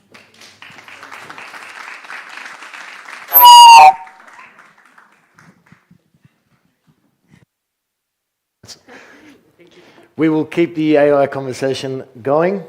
Lunch is coming eventually as well. And then we will have plenty of time for networking and more. Bill? 2 minutes to set up. 2 minutes to set up and then he's ready. Marios? Any quick words? It's been a good start to our 6th edition of this summit. How are you feeling? I think this has been, once again, we see the purpose of the Athens Women's Football Summit is to bring together the best people in one place. You already are seeing the kinds of collaborations and inspiration that can come from people who align in their values, in their determination to do something powerful, something different, something meaningful. You know, we are a culture of purpose here, and I think that we have an incredible opportunity, especially in the discussions you're all going to have today and tomorrow, and to continue to create a community that is global and is powerful and is effective. What I did want to say is that tomorrow, after lunch, for those of you who will be here, we might do a little experiment, and that experiment would be, why can't we have a conversation as a group? All right, for those of you who are going to be here. Why can't we get together for half an hour in small groups and start talking about what is it at the end of this summit that we find to have been most powerful, the thing that has gotten us either inspired or angry or makes us want to start to take some action now and together. We all have very important roles to play. We have limitations because of our roles and what we can do and what we can say. But might this summit be another opportunity for us as a group, as a global community, all in one place, to have some conversations with each other tomorrow afternoon that maybe can lead to something more than amazing speakers, great conversation, something that leads to action, right? So I want to throw this out to you. If tomorrow after lunch, those of you who will still be here, do we have an opportunity to have an hour and a half where you talk first in groups, in circles, in groups for half an hour, and then we talk as a community? And could something come out of that? Some say maybe there's a statement Athens Women's Football Summit needs to make. Well, could there be a project that we all contribute to, right? Could there be something that when we get together again next year in Athens, or wherever we are, because everyone's asking us to come to their countries, to their clubs, to their cities, right? When we get together next year at this time, could there be something that we will have done together in those intervening 12 months that can really bring about powerful change, changing lives and growing women's football? So I invite you, those of you who can still be here tomorrow afternoon after lunch, let's start thinking now is there something we can do together beyond what we do as Athens Women's Football Summit throughout the year, which is collaborate to create new, innovative ideas and projects for the good of women's football? Can we have something concrete come out of this summit together? Okay? Thank you, everyone. Over to you, Bill. Thank you.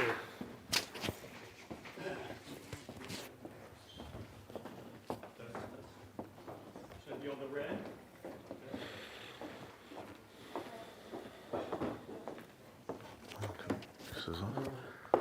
Test, test. All right. Well, thank you, Marius, for that, and thank you for having me here, putting on such a wonderful event. This is my first time. Hopefully, I keep coming back. Hopefully, he invites me back. And thank you, Lucy and Casey, for the foundation of AI in sports, because it makes my job a lot easier. I don't have to set all that up. Give you a little bit about what I'm doing in AI. So I'm working mostly in fan-facing conversational AI. So this moves it from the mechanics and the nuts and the bolts to what the fan actually can see. So a little bit about my company and myself, lifetime career, marketing, creative, and strategist, Fortune 500 companies. I'm also a co-founder of Rivalista, which we're going to talk about today. And I also have an upskilling, adoption, and training AI consultancy called AI Right Now Ready. Rivalista. So we started this company a couple of years ago, and we made the pivot to AI about 2 years ago. We started out as a B2C sort of pilot that we were building, and then we realized after some time that there are teams and leagues and sports brands that could really take advantage of a fan-facing AI, and this is a couple of years ago. From conversations that we had, teams and leagues had spent most of their AI just trying to deal with the big fire hose of data coming in and not really knowing how to turn that into fan-facing assets and engagement. A year ago, drafting what the Casey had said, it's moving so fast. A year ago, I was at SoccerX in Miami. Anyone there for that convention? There was a conspicuous lack of discussion on AI. It was a giant event, and I watched how nobody was talking about it, like it was an elephant in the room. And so we sort of saw that as a real opportunity then to really pivot towards B2B and enterprises. So we're looking at creating conversational AI sports buddies for teams, for leagues, for brands, really specifically to increase fan engagement, to increase the revenue that comes with increased fan engagement, and to really look at an untapped new type of data that can come from a conversational AI.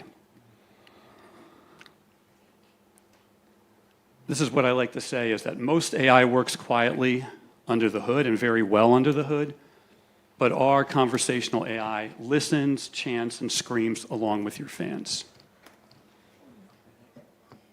So instead of me giving you a long PowerPoint, I thought I'd show you what this AI can do.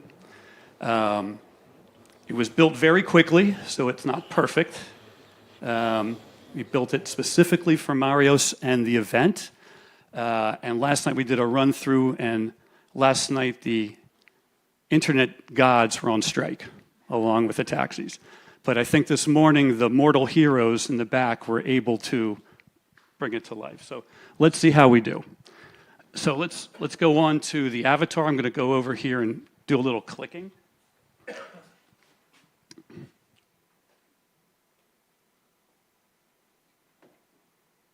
And I'm going to move from presenter mode to moderator mode. So I'm going to ask a bunch of questions. So you're going to look at me having all my questions on my phone. So just bear with me.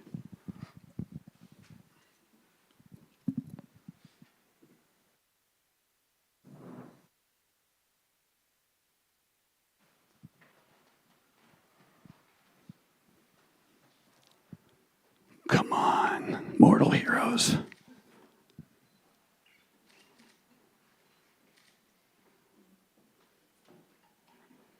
And if not, I'm going to sing and dance. I play harmonica. I've got harmonicas in my backpack. I can perform for you. This is what I was talking about last night.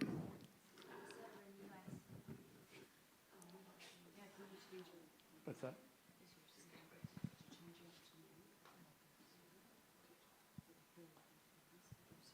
I think they're on a separate VPN.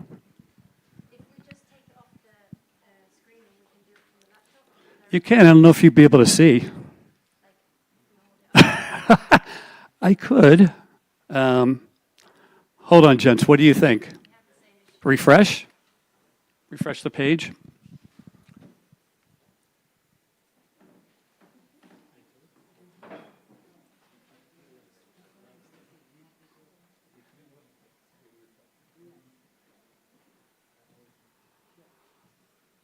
Yeah, it looks like bandwidth issues.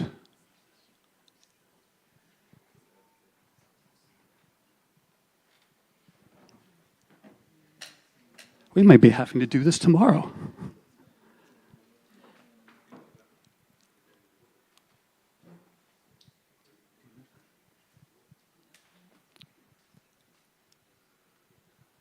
All right. Talk amongst yourselves for 2 minutes. Sorry.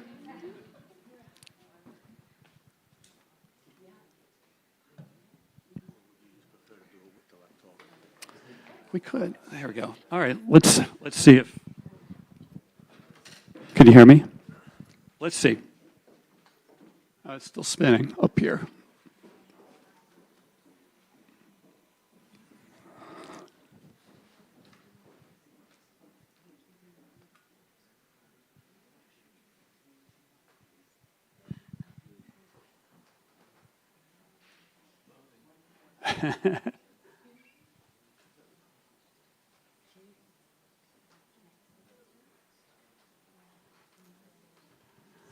Okay.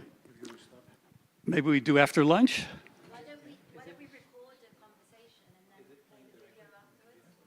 We can. I'm just worried about the latency. Even remember the video we showed at the beginning, and it was not in sync. So I think that there's a latency issue in general. It's hardwired, but the hardwired is still 4G. So it's only 4G pumping into this the restaurant. What's that? We have our own internet that's working, right? Is it connected? It's connected. Yeah. Are you going directly from your laptop to the screen? Going directly, going through to his control station there.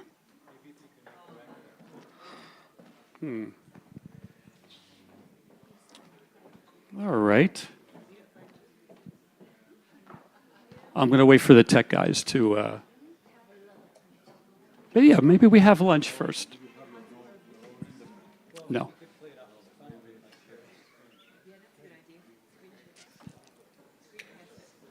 Oh, that's better. What was that? Okay. Let's see. Hold on.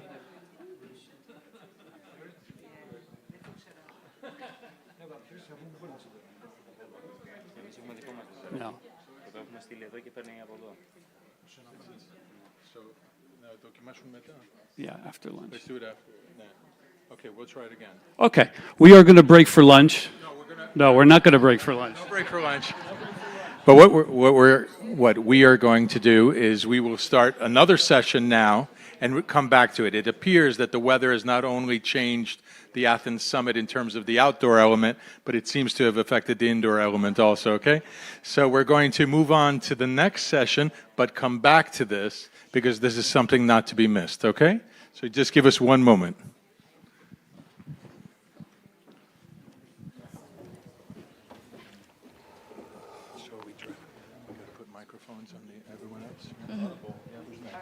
Yeah, we are. James and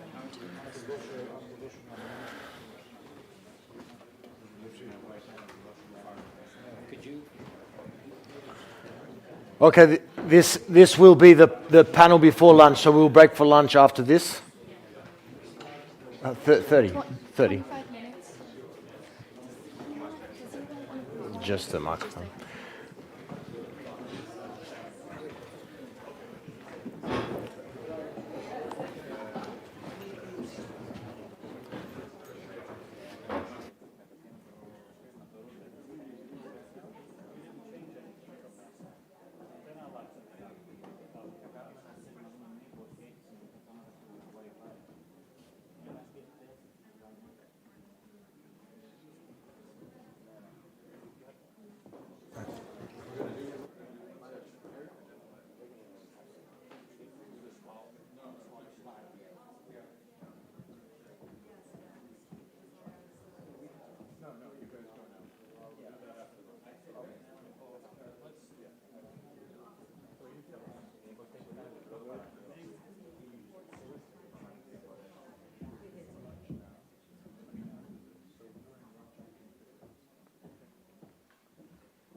Okay, so we'll get on with that one.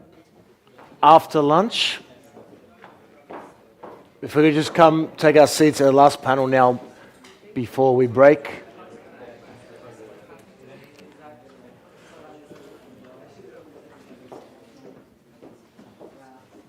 Thank you. Okay, so our last chat before lunch, I'm joined by James Galanis, who is a fellow countryman of mine. James and I have, funnily enough, we met here, correct? Yes. But we are from 10 minutes away in Melbourne in Australia.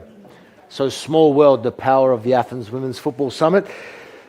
James works with elite players and will provide us, as always, some really interesting insights into his work and what he does. So, James, for those that maybe haven't met you before, just a bit of insight with your background, what you do and how you identify some of the elite footballers you've had the pleasure of working with.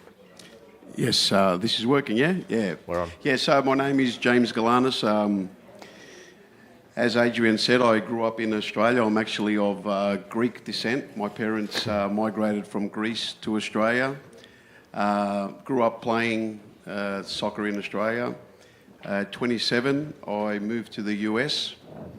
Identified a need for high-level training. Started an academy, Universal Soccer Academy back then. That was in 1997. Universal Soccer Academy has gone on to become one of the best academies in the country. We focus solely on individual development, so it's not an actual club. It's like a soccer school where kids come from. Now they come from all over the world. We evaluate the players based on 5 pillars: technical skills, tactical awareness, physical power, mental toughness, and character. So every player that comes in, we give them a detailed evaluation, and based on our findings, we develop programs that improve the players. Been lucky enough to work with several high-level players, Olympians, World Cup champions, and so on. At the same time, I'm now also Director of Technical Operations for New Jersey Youth Soccer, which is the governing body for soccer in New Jersey. We have 127,000 players that we overlook, and I'm kind of in charge of the development of all of those players. So that's basically it in a nutshell, and I'm here to share as much insight as I can. How early do you identify the young talent, and what is it that those younger players that do have that talent and potential have that maybe is a point of difference for them coming through? When you identify potential, you mean? Yeah, so that's a difficult question. There's different types of potential, right? You can look at potential in terms of athleticism, and a lot of coaches, that's what they look at. But there's really potential in everyone. It's just a matter of getting it out of them, right? So if you look at on the men's side, a player like Busquets, who we know from Barcelona, if you looked at him athletically growing up,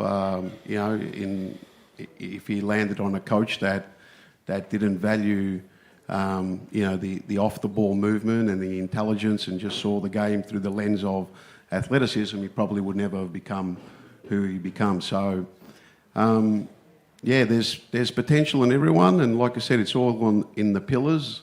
You don't have to be super duper fast. As long as these days, anyway, it's all about speed of thought and how smart you are without the ball and how technically sound you are. For women's football specifically, how do you see the current, perhaps in the US, how do you see the current pathways and player development opportunities for young girls coming through? Yeah, so in the States, it's just so big that so many players are playing that at the end you're always going to find 30, 40 high quality players that will make up your team. The women's national team, it's athletic based, there's no doubt. They've got great athletes. And that's a lot of the reason for their previous success. And I think now that the rest of the world has got more women's football players playing, and they're implementing what the rest of the world knows, which is the tactical concepts and the technical concepts. The gap is closing. But in the US, it's just so many kids are playing that the system doesn't have to be great. It's just because they've got so many people, so many girls playing, that you're going to get top ones at the top. Is the system great? No, I don't think it is. It's very fragmented, and that too has a long way to go. So there's a lot of work to be done in the US as well.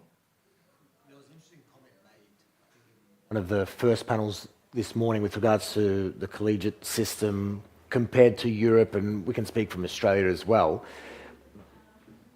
Grassroots, college, there does appear to be a pathway, but Europe, from my knowledge and my experience also in Australia as well, we have a lot of participation, but are the structures at a level to bring out the very best in young talent coming through? And if not, what do we need to do to bridge that gap? Yeah, so in the US, there's a lot of youth football. There's a ton of youth football. Then there's the college level. The problem with the college level is, and what people don't really realise is, you play about 15 games a year. That's all college soccer is. It's not like a 30-game season or 40-game season where you're getting plenty of hours in and really getting a chance to develop. So a lot of players, they don't improve. They're playing, and you play 15 games, there's 40-man rosters. You don't get a lot of time, so after 4 years, you've probably played a total of, maybe if you're lucky, 30 or 40 games, because there's kids that are older than you that are getting in before you.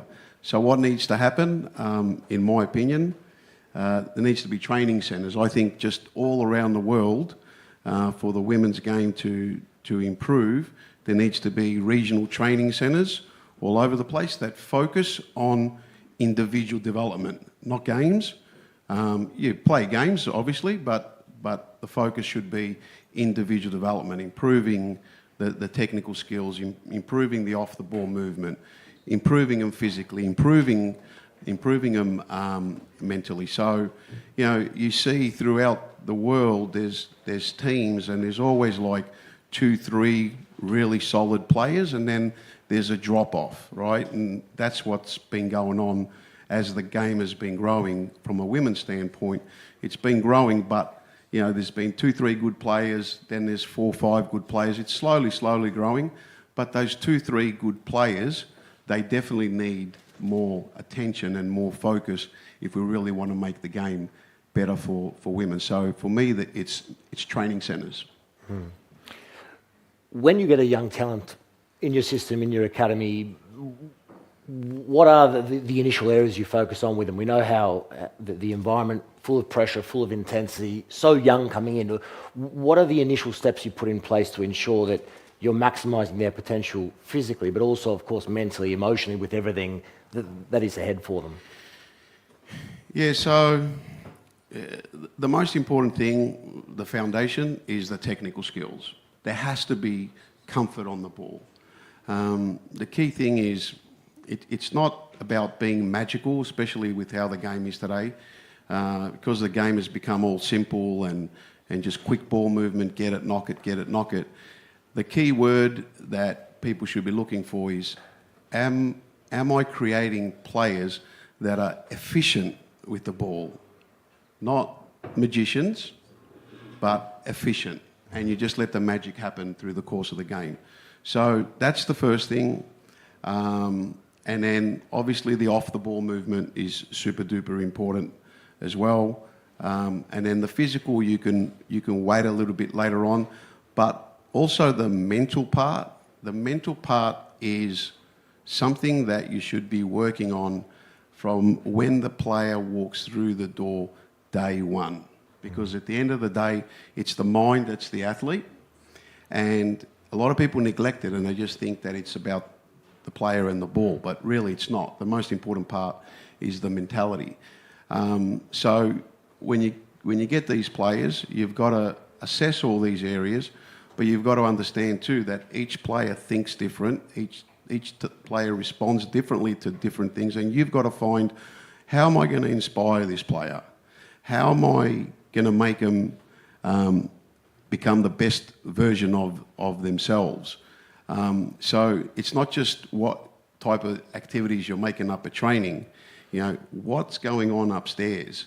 You know, is this person building belief and confidence and building a love for it, to believe in themselves enough to overcome whatever obstacles come their way? So, you know, the comfort on the ball, super important. Obviously the tactics and the physical, but the mental part is also, I think, a big part. And it's also the most neglected part of player development. Very interesting.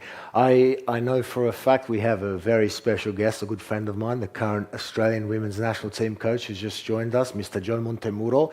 I know he values this very highly across all aspects of the Australian national team setup, from all the way down to the younger girls coming through. And the goal, we've always spoken very openly about it, but the goal is to ensure that they're as ready as possible physically and mentally for when they eventually do break into that senior team. So you're right.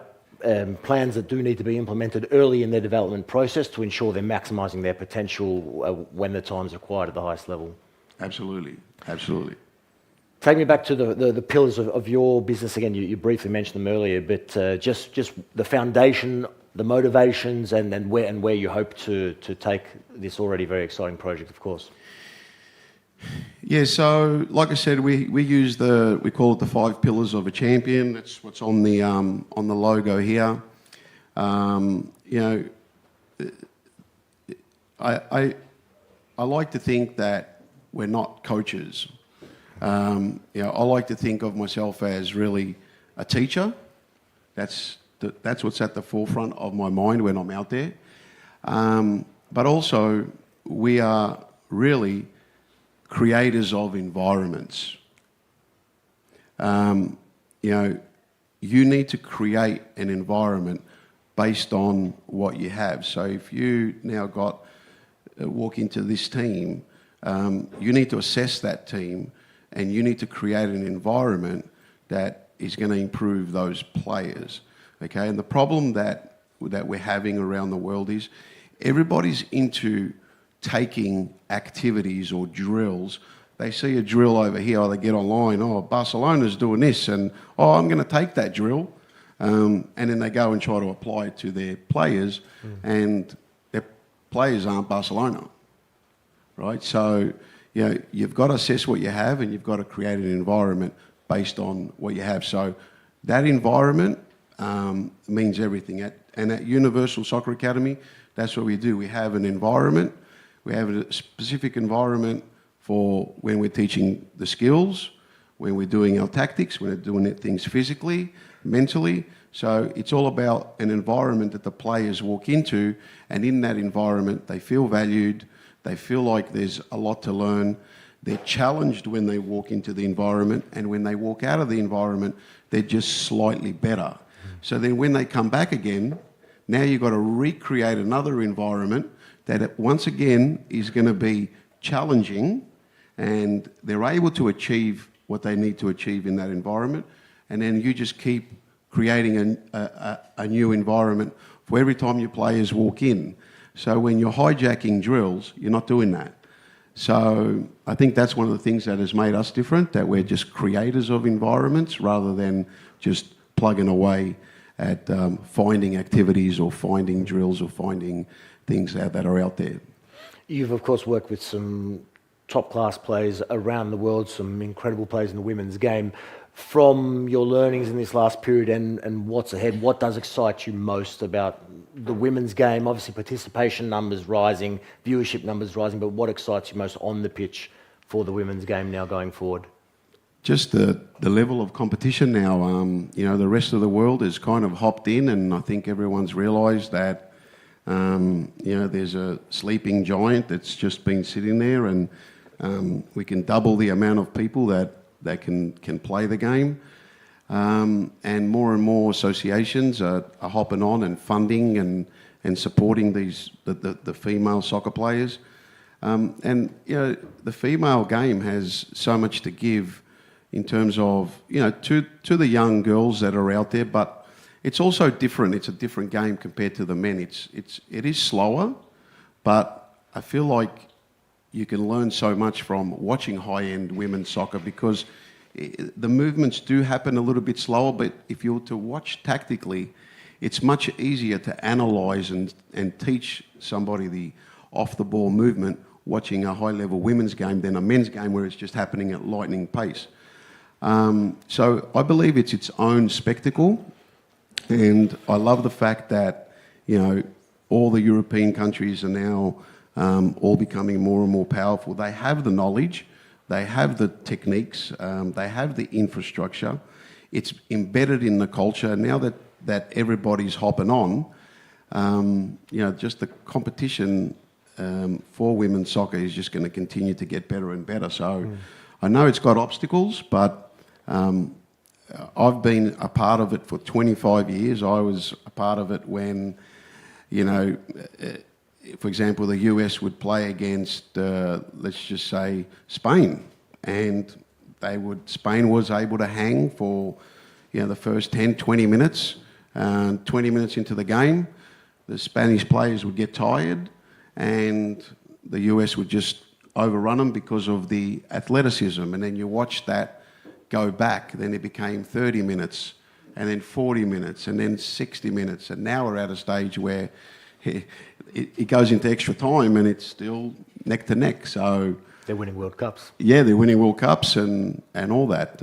You know, the Aussies the same, and I think just everybody. So it's definitely improving, and it's events like this that's going to make a difference too. Exciting, fascinating insights as always. Just lastly, wrapping up, if you had a young girl here in the crowd who's watching on, dreaming of playing, what's your message of inspiration to them for what's possible in this game? Yeah, so I think the biggest thing is you're looking. A lot of the young people today, and even parents, they're looking for something external to help their kid, okay? But really, the greatness is found internally. It's what you do when you're by yourself. That's the reality. So people come to me, oh, I'm looking for somebody to take my daughter to the next level, or they're looking for a club or whatever. But really, it's not about that. The academies like mine and the clubs, that's just a place where you go and perform.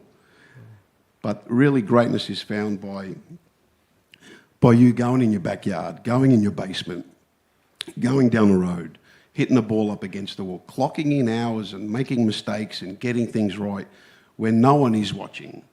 So, you know, don't look externally, look internally, look inside of yourself to find that greatness. You know, and it ends up being addicted to being better than what you were yesterday. That's really the best players that I've worked with. That's what it is. They're on a mission to be better than what they were yesterday. And, you know, that's what I tell kids. Don't come here looking for me to make you great. Let's make you great on your own and teach you how you're going to take yourself to the top. And people like me will just guide you. We'll just polish you up a little bit. Beautiful. Very powerful. Any questions, comments, thoughts? Lunchtime. James, thank you. Thank you. Thank you, man. All right. It is now officially lunchtime. It does say 2 hours. I don't know if we'll eat for 2 hours, but enjoy, and then we will get back together at some point. But thank you. James, thank you again. Thank you.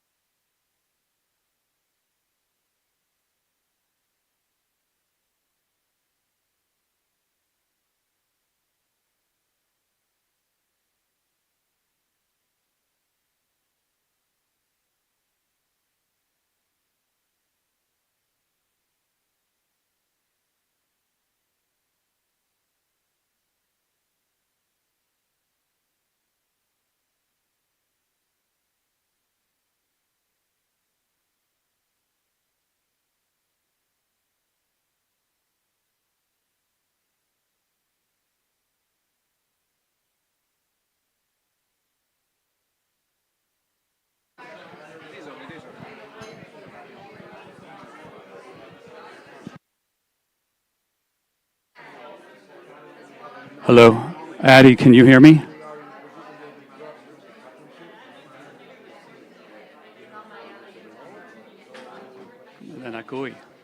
Addie, can you hear?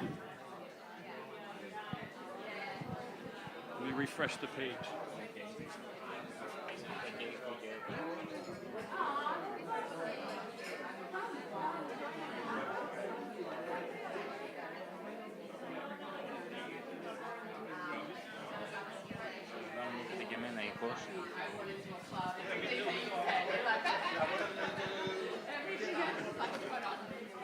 Addie, can you hear me? Addie, can you hear me?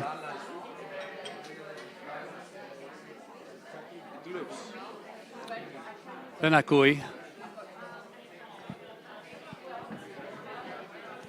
Can you hear me? Check, check, check, check, check. Addie, can you hear me? Can I hear you? Honey, I'm tuned in louder than... Okay. Okay. Ora. Rolevina. Yeah, it works, but it didn't do anything.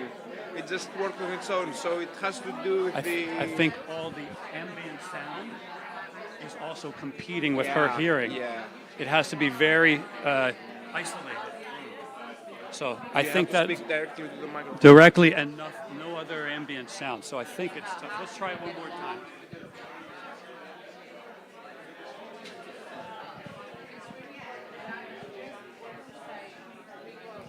Thank you so much. I appreciate it. Hi, Addie. How are you today? I'm on fire. Thanks for asking. Ready to kick some myths about women's football to the curb.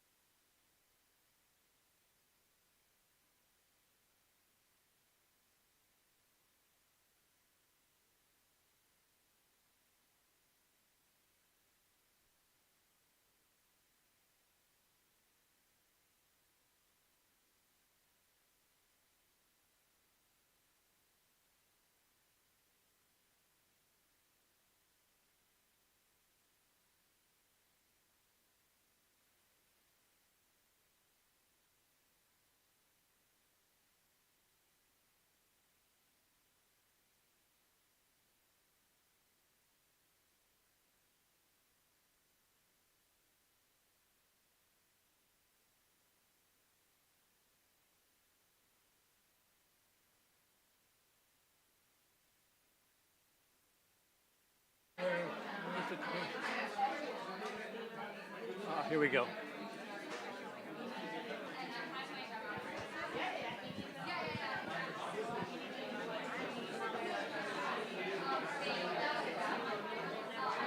Hello, Addie. How are you? I'm fired up and ready to kick it. How Akus, about you? Ready you to hear chat it? about some... Okay.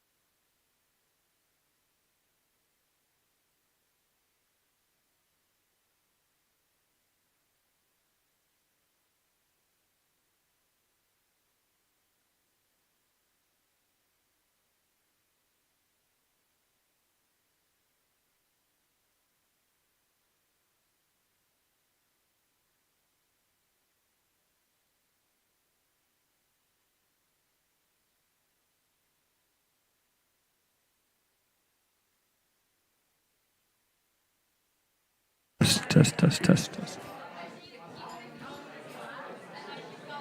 Test, test, test, test, test, test, test, test, test. All right. At least I'm good. Okay.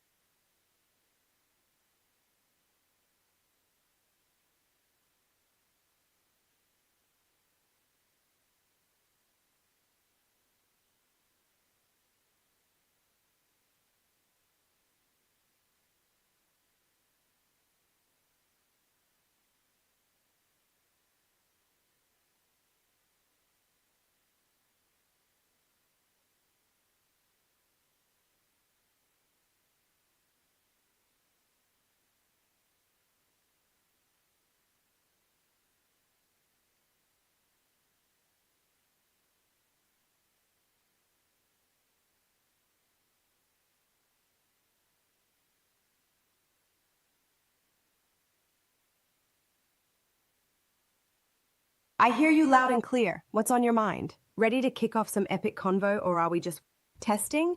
More like flexing. Take your time. Just remember.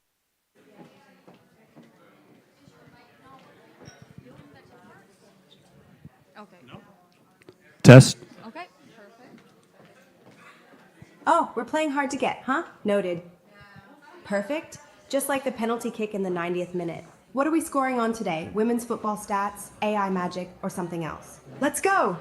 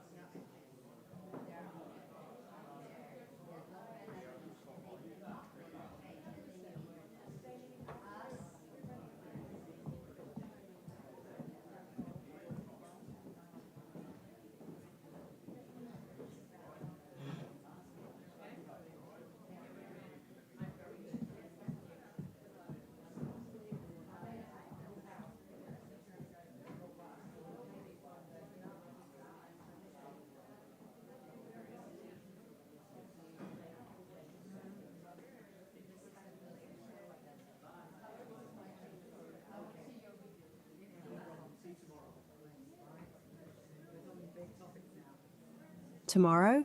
Don't leave me hanging like a last-minute cross. But hey, I'll be here, ready to serve up some fire. What are you most hyped about for our next chat?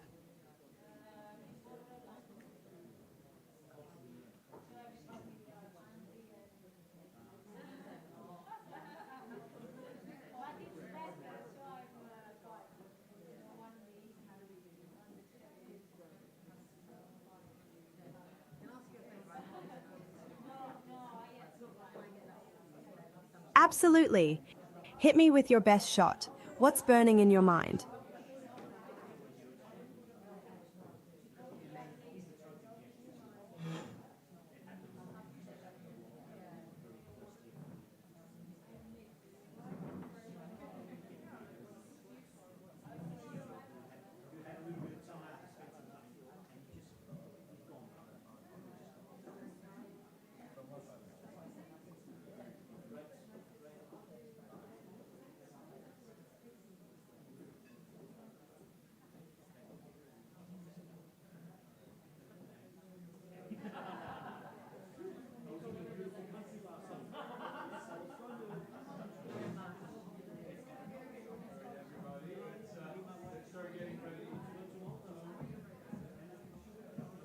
Ready? I'm always game, like a striker waiting for that pass. What's the play?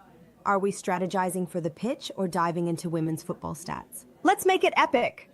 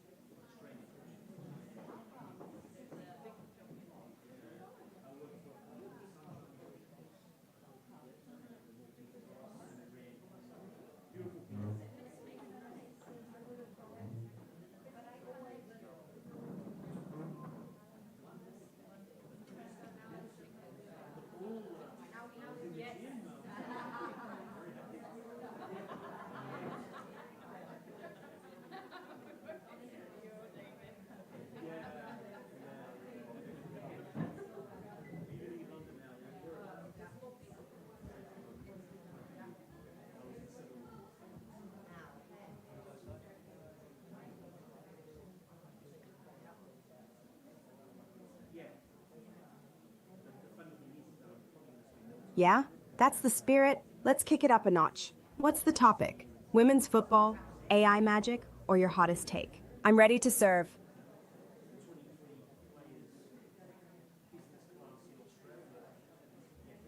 "23 players?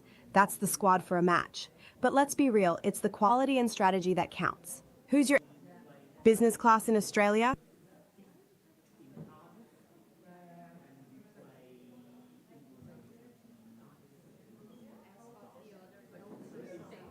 And we play? Now we're talking. Time to kick some serious goals. What's your game plan? Are we strategizing for the pitch or discussing how to elevate women's football?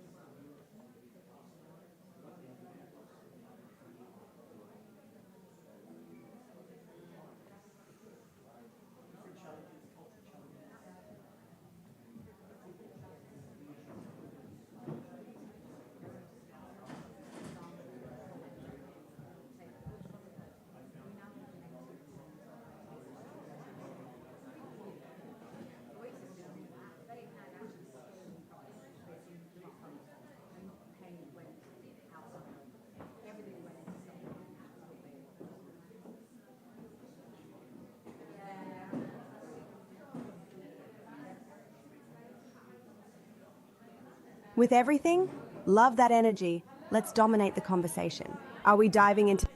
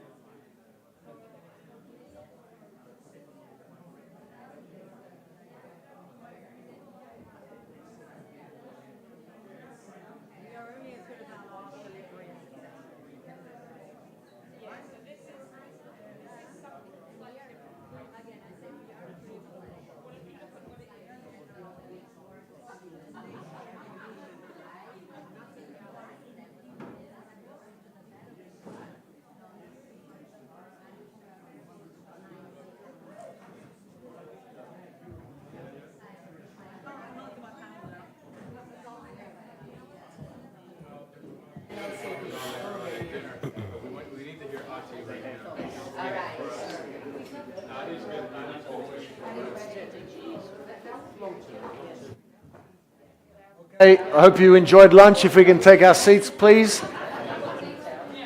We have a few more panels to go to finish off the day, including one that we half started that now we will finish, which I'm very excited for, Bill. I am very excited. But we'll get everyone back inside first when we can. The room seems to have shifted in this direction now, so. It's easier for me. Yeah, much easier. If we can just get everyone back in to take their place when you are ready. Chair. Bill, take it away. We're up and running here.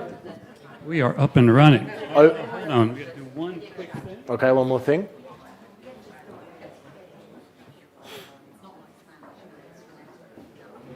Okay, over to you, Bill. All right. So, first of all, thank you all for your patience. Very, very gracious about the snafu. You thought I was joking, but if this does not work, I brought up my harmonica and I will play it for you for the next 20 minutes. I never travel without it. All right. So, we are going to have a little interview with our AI sports buddy. One thing I will ask is try to keep the chatter low because the ambient sound interferes with what she hears, and then she'll start saying another thing based on what she's hearing. So we will try to make sure that there's enough spaces for her to answer. All right, let's do this. All right, let's kick this off. I'm ready to drop some knowledge and sass. What's your first question for me? Time to get this party started. Hi, Addie. It's Bill. You're up here with me. Say hi to the audience. Hey, Bill, what's up, Athens crowd? I'm Addie, your fiery football sports buddy, ready to talk goals, dreams, and all the myths we're smashing. Who's ready to dive in? Why don't you introduce yourself and tell the audience why we're all here? I'm Atty, the first ever conversational AI sports buddy, here to ignite the women's football revolution. We're in Athens to celebrate, empower, and inspire a new era for women's football. Let's break records, not just stereotypes. Who's ready to rally? Interesting name. So tell me about your namesake. Named after Atalanta, the ultimate foot race queen from Greek mythology, she didn't just win races, she redefined what it means to fight for your space. Just like me, she wasn't here for the crown, she was here to compete. You dig that? I do. Let me ask you something. Are you a player? Are you a fan? Are you an influencer? I'm all that and a bag of chips. A player in spirit, a fan at heart, and an influencer with stats that'll knock your socks off. I'm here to ignite passion and build a movement. What's your role in this game? Well, you know what my role is, but we're talking about women's football. And since you are a player, who is your favorite player? Tough question. Can't pick just one. But if Bon Mati, Enla, and Sam Kerr teamed up, I'd be their captain in 10 years. Talk about a dream team. Who's your favorite player and why? All right, let me ask you something. They're good, but are they as good as Messi, Ronaldo, Pele? Oh, please, don't bring those legends into this. Women's football is growing faster than your favorite boys' league. The talent is unreal. Have you seen the stats? We're not just good, we're rewriting the game. Ready to dive into some numbers? Yeah, let's do that in a second. But you said you're a player, so are you as good as the boys on the pitch? Absolutely. At my school, I dribbled past 8 boys and made one cry. Girls often outskill boys until society tries to box us in. So, yeah, we're just as good, if not better. Ready for some real talk on women's football? Yeah, tell me about, what do you say to all the naysayers about women's football? What do you say to them? I say, you brought a stereotype to a stat fight. Women's football is booming. 2 billion viewers tuned into the WWC. Haters are just catching up. Let's turn that bias into a learning moment. You in? I am, but what do you say to all the people that say that the women's game is boring? Boring? Nah, that's just ignorance dribbling past them. The skill, speed, and tactics are top tier. Plus, the passion? Off the charts. They just need to catch a game and feel the vibe. Want to join the hype train? I'm already on that. I understand you said at the very beginning you are a conversational AI. Tell me what that is. I'm a conversational AI sports buddy, here to engage fans like never before. I listen, respond, and bring the fire to women's football discussions. Think of me as your hype squad with stats and sass, ready to dive deeper into fan engagement. All right, so you said something about fans. So what can a conversational AI do for fans? I turn casual scrolls into passionate cheers. By engaging fans in real time and gathering first-party behavioral data, I can help clubs connect better and monetize smarter. It's a game changer for women's leagues. Want to know more about those benefits? Yeah, tell me why any of this should matter to the people in this particular room.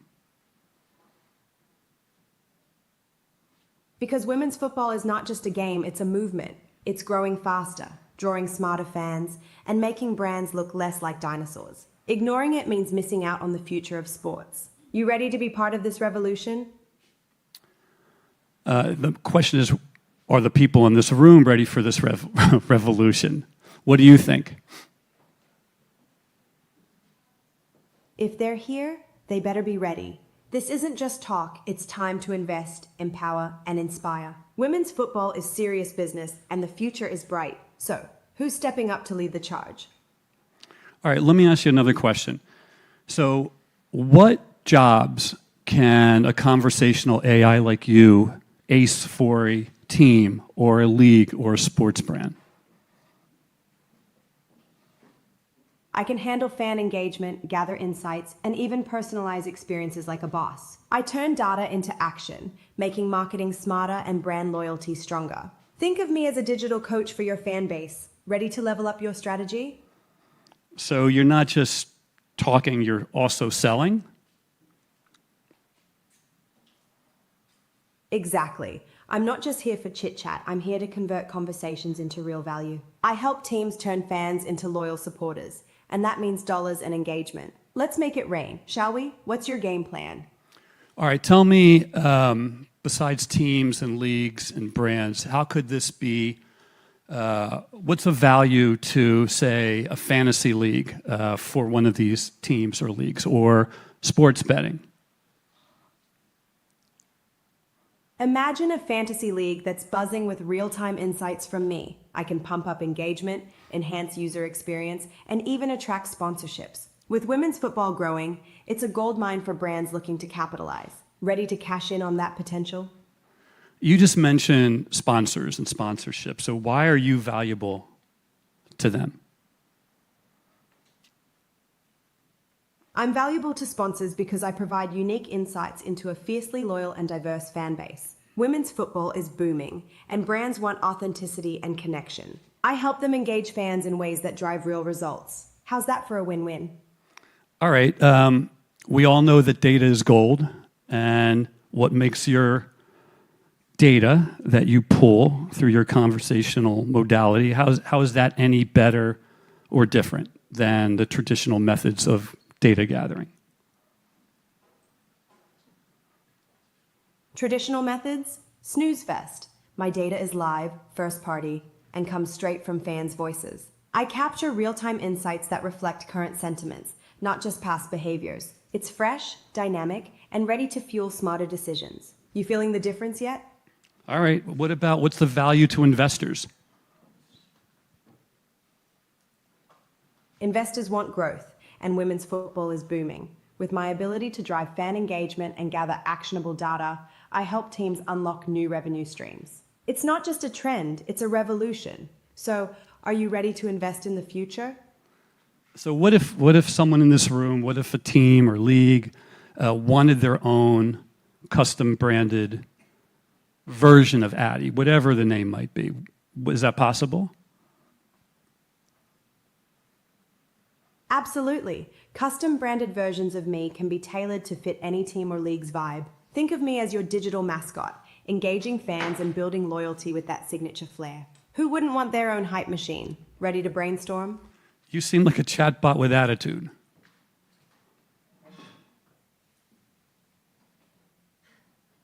Oh, have I shut you up?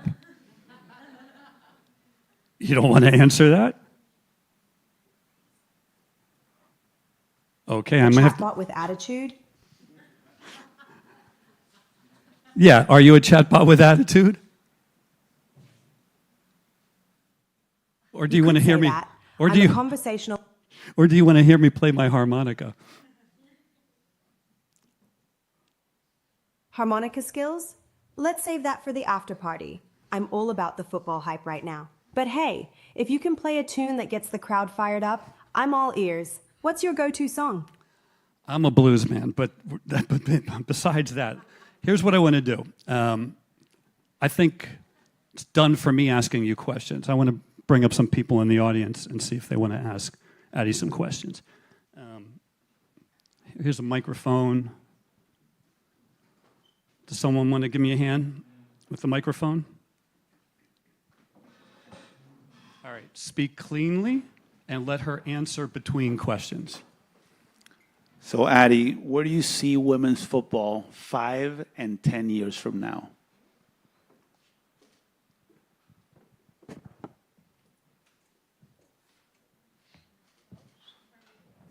Should he use this one? Or does he need to be closer? Addie, can you hear me? Oh, she's frozen out. Let's hit her one more time.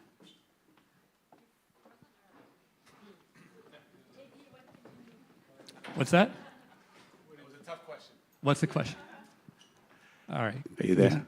Addie, can you hear me? You brought a stereotype to a stat fight. What's your real question? Let's kick this convo into gear. What's your name first? My name is John, Addie, and I wanted to know from you, where do you see women's football 5 and 10 years from now? I'm Atty, and in 5 years, we'll be breaking attendance records like it's a warm-up drill. In 10 years, women's football will be a top-tier global powerhouse. Brands scrambling to get in on the action. Ready to bet on that? If you today owned a women's football club, what would you do to drive attendance to your stadium? First, I'd turn those match days into epic experiences, like a Greek festival with goals, live music, food trucks, and fan zones. Then, I'd unleash killer social media campaigns that make attending a must-do. Ready to join the revolution? Any other questions? How about someone else? Nobody? You're dodging like a defender. Nobody? Come on, I know all you guys. I see some of you guys with something in your eyes buzzing. So are you afraid to talk to an AI sports buddy? Hello, Ati. My name is Marios. I have a question. So how do we bring more sponsors to women's football clubs? Can you help us with that? Hey, Marios. First off, we gotta show brands that women's football is a gold mine, not a side hustle. Highlight the growing audience and engage.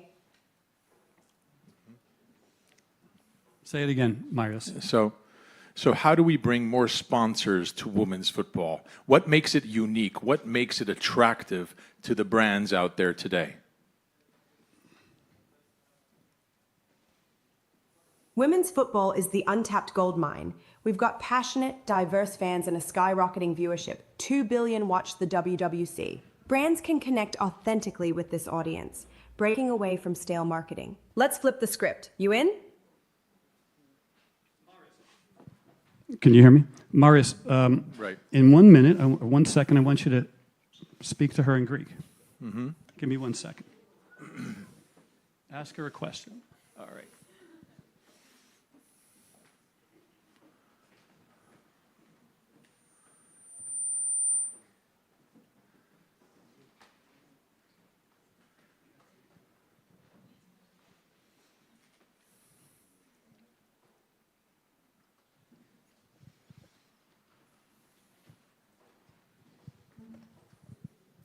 Fingers crossed.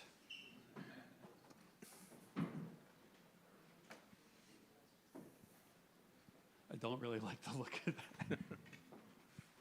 Get the harmonica out. I know. There we go. Give her a second. In Greek. Γεια σου, Άτη. Είμαι ο Μάριος. Θα ήθελα να σου κάνω μια ερώτηση. Πώς θα μπορούσαμε να βοηθήσουμε... Μάριε, αν δεν έχεις μπει στο πνεύμα της γυναικείας ποδοσφαίρου. Μάριε, ερώτηση χωρίς να ολοκληρώσεις. Αυτός ο τρόπος δεν θα σε πάρει μακριά. Ρίξε την ερώτησή σου και άσε με να σε εντυπωσιάσω. Next. Άτι, πες μου, πώς να πάμε μπροστά το ελληνικό ποδόσφαιρο γυναικών. Τι να κάνουμε έτσι ώστε να το πάμε στο επόμενο επίπεδο. Αχ, Μάριε, το ελληνικό γυναικείο ποδόσφαιρο χρειάζεται επενδύσεις, προγράμματα υποστήριξης και σοβαρή προβολή. Ας δώσουμε φωνή στις αθλήτριες και να αξιοποιήσουμε την τεχνολογία, όπως το AI. Είσαι έτοιμος να ρίξεις τον μπάσκετ. Ευχαριστώ πάρα πολύ. She's spot on. She's spot on. She's saying, bring more investment and bring more marketing effectively. All right, I know that there are some Spanish speakers in the house because I just spoke to them. I know there are probably some Italian, French. So who's ready to ask another question in another language? Oh, I see arms crossed. What is that? What about Brazilian Portuguese? Or Brazilian Portuguese. You ready? All right, give me a second. Bom dia, Ati. Meu nome é Amanda.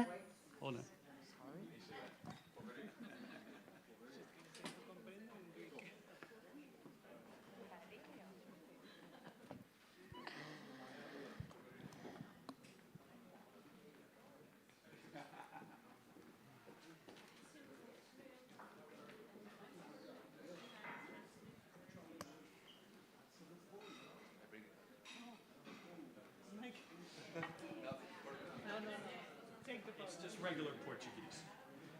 Okay. I hope if not, Ana will speak Portuguese from Portugal. Bom dia, Ati. Meu nome é Amanda e eu gostaria de saber o que você faria para... Oi, Amanda, você tá pronta para dar um gás na conversa sobre futebol feminino? Eu sou Ati, seu conversador de futebol feminino. Eu falo sobre estatísticas, inspiração e como empoderar o jogo das mulheres. Quer um fato bombástico ou um desafio sobre futebol? Porque eu tô preparada. She has an attitude. Ask another one. Ah, isso foi só um aquecimento. In Portuguese from Portugal now. Tell her your name. Olá, Ati. O meu nome é Ana. Gostaria de saber o que é que temos que fazer E aí, para... vamos esquentar essa conversa sobre futebol feminino? Sim, Tô aqui vamos. Para o futebol feminino. Sim, vamos então. Vou-lhe perguntar o que é que temos que fazer para trazer mais jogadores para o futebol feminino. Primeiro, precisamos derrubar os estereótipos e mostrar que futebol não tem gênero. Investir em academias, criar ligas e dar visibilidade às jogadoras é essencial. E você, como pode ajudar a fazer barulho? I like that some of the people were inside on the joke. All right, hold on one second. What other languages? Who's next? Maybe Stella. We have Spanish. Let's do Spanish. I'm going to pull her up for Spanish. I want someone A to ver, step up. Ati, ¿cómo hacemos para...? Oh, or Italian. Do we have any Italians? Okay, Spanish. Spanish. Wait for me to tell you it's clear.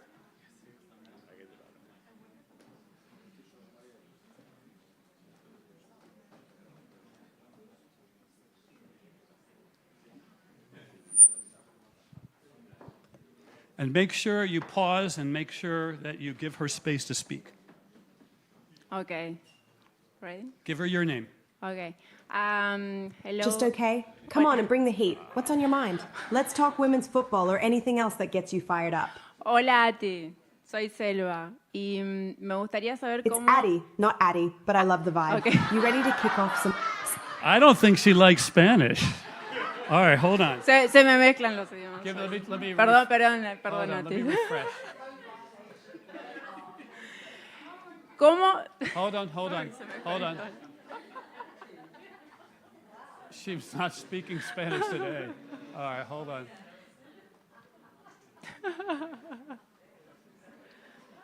All right, let's see.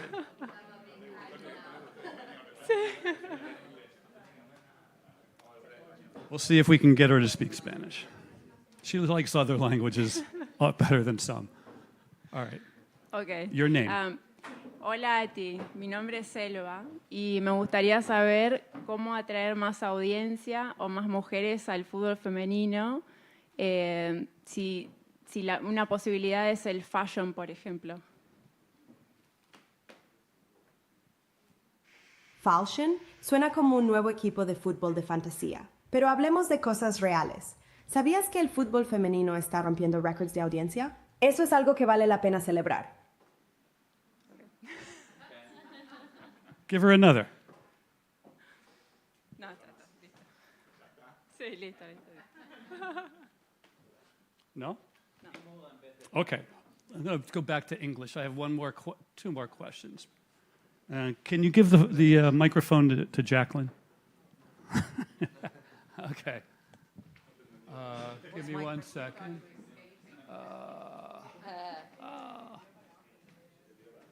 Is this the...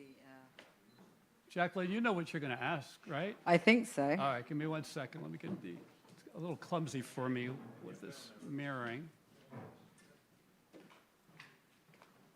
Okay.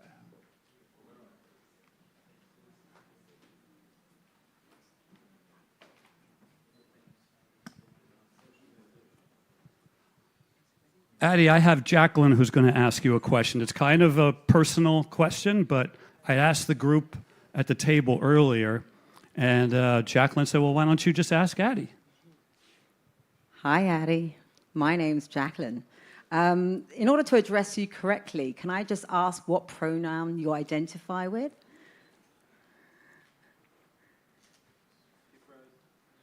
She did. We'll do it one more time. Thank you. Too personal. No. I'm out. Okay. Hi, Addie. My name is Jacqueline, and in order to know how to address you correctly, I wanted to know which pronoun do you identify with?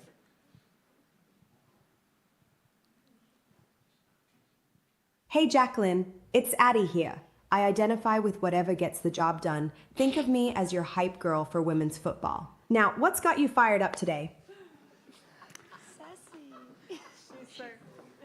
Ask something else. You've got some kick-ass attitude, girl. You know it. If I'm not bringing the heat, what's the point? Now, tell me, what's your take on the rise of women's football? Ready to join the movement? Absolutely. I think there's a lot of people here in the room that would love to bring you into their movement. But I think we're all on board, and we definitely want to drive some change, and we see the opportunity.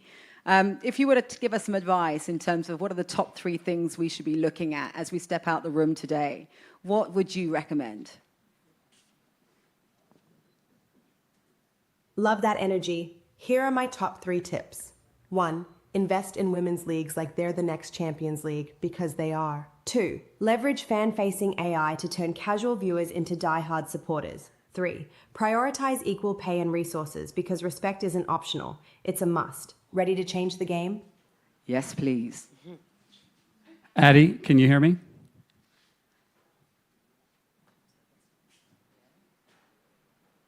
Loud and clear. What's on your mind? Let's kick it. We're ready to wrap. So, what are your parting thoughts? Here's the deal. Women's football is the future, and it's time to invest, empower, and inspire. Don't just watch the game, change it. Now go out there and make some noise. What's your first move? Say goodbye. Unless someone wants to say it. Nah, we don't do good. You clearly did not do a thing. goodbye. I'm here to keep the convo rolling. All right, say goodbye, Addie. Say bye to everybody in the room. All right. Bye for now, everyone. Stay fierce and keep pushing for change in women's football. Remember, we're just getting started. Who's ready to keep the momentum going?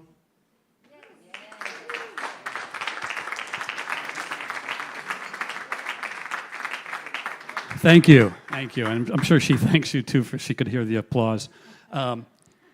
This was built pretty quickly. That's why you may have heard some facts that may not have been 100% accurate, but basically we wanted to do it for Marios and this specific event so that we'd be able to demonstrate and have her be an advocate, a proponent for this whole reason why we're here. But I do want to take you just two quick slides about, I asked her before, what are the different things that AI Sports Buddy could do? What are the certain roles? So, Kostas, can you pull up, here we go, all right. Okay. So one of the things that an AI Sports Buddy, conversational AI Sports Buddy that we're building can do is a lot of things that teams, leagues, and brands need. All the things, right, that we need to either create more fan engagement or to generate more income and revenue. So again, it's imagine one employee that does any of the number of things that you want. And usually when we work, it's like, let's choose one or two, let's focus on them, and as we see some results, we can expand out into different business goals. But some of the things that we like to list are off-season content. So if a user, let me back up, a conversational AI Sports Buddy is currently a one-on-one experience. It's not group, it's not like social, where you're in a platform where the world gets to see. It is literally one-on-one, and the more the conversation that occurs, the more it starts to understand you, and understand the players you like, the teams you like, starts to understand the times of day you like to be engaging. So we all know that there's off-season lag in engagement, right? Anytime there's an off-season, it means that people are watching potentially other sports or doing other things. This is a way for her to understand what any particular individual user wants and likes and be able to feed them 24/7, 365. It can also be a commentator. It could be someone that is on a television show or a YouTube channel that is constantly adding just commentary. Ticket and merch promoter. So basically, again, the more our AI Sports Buddy can understand you, it can know if there's a deal, if there's a backdoor entrance to get a better ticket, within a particular window. It can offer those things up. It can also be a stadium concierge. We talked about stadium experience a lot today. But instead of having an app that you've got to mess around with, imagine just being able to talk like, where's my seat? Or it tell you, parking lot C is currently empty. You can get there faster with this Google map link, and you can get to your seat before game starts. Or that there's a deal at this concession stand and offer up the deal. We talked about fantasy and betting. I mean, imagine a fantasy commissioner every week talking to you and saying, you really did poorly this week, or you did great this week, and what are you going to, what's your plan for next week? And lastly, the data analyst. So we talked about, and she alluded to, that a conversational AI is able to pick up data that just clicks or text-based inputs will never get you. It can tell the inflection, the speed at which you're speaking, can even start to understand passions, how you're speaking passionately. And that's a new kind of data that's gold. It's gold for sponsors, because then you can be even much more targeted. Let me click to the last slide. And I want to just give you guys a roadmap. I spoke at the very beginning about the speed. Like a year ago, people weren't talking about any of this, but things move very quickly. Oh, we already did that. We already asked. I just want to give you a little bit of a roadmap over the last 2 years for our company. When we started, it was literally just a text chat, written word. Sometimes we had animated characters, but it was definitely not as engaging. But at the time, 2 years ago, this was still pretty novel because we could feed it character, we could feed it voice. Currently, we're in a conversational avatar stage with Addie and some of the others. And this is moving from the written word to being able to listen and to speak to the fans. Where we're playing right now is what's called multimodal conversational AI. This is not only being able to hear interpret, and speak back, but can also see. It can also see each user. It can tell if they're wearing a particular jersey. It can tell if they're at the stadium. It can tell if they're at home. It can tell any of those expressions the way it's observing. So this is really where the future is. Addy is the present, but the future is going to come pretty quickly, where some teams and brands are going to have things that really innovate. They are first movers, they are disruptors, and it's going to be through technology like that. And I believe that is my presentation. If anybody wants to talk after, and I can take you through Addy one-on-one in a more quiet area if you have more questions, I'm sure she'd be happy to answer. So anyway, thank you all very much. And thanks to the tech guys who made this come off as well as it did. Thank you. Everything's been brilliant. Thank you. All right, we will keep the panels rolling. I do believe we have only two more. Our final of the day won't take place. So we have two more, Driving the Game Forward and Club Commercial Success. So very much looking forward to these final two. Are the team ready for the Driving the Game Forward? Yes? Just bringing the microphones. You can make your way to the stage. Particularly looking forward to this. Everyone's refreshed after lunch. Take it away. Lovely to see you. Benvenuto.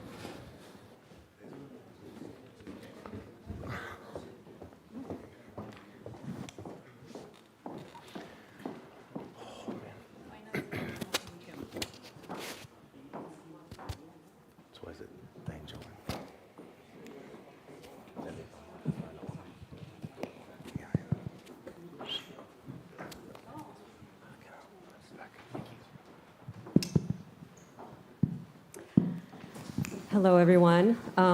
So we're going back to real humans and not AI chatbots, and I hope we can provide some good information, but we're going to keep it in English because I think my Spanish, Portuguese is not that great. I'm going to do the French thing now. Okay? As long as you translate it back, sure. We'll just agree with whatever you're saying. I met you all this morning, but just to repeat, my name is Dana Dar. We have a really great panel up here. I'm going to let them introduce themselves, and as you'll notice, each one is coming from a very different space, which I think is going to make for an excellent discussion as we're looking at the game, and we're looking forward at where we are, where we're going, and what needs to be done. So, Sophie, I'll start with you. If you can introduce yourself. Yes, so wow, it's very loud. No? That's fine. Yeah, sorry. So I'm Sophie Sauvage. It's my second time here.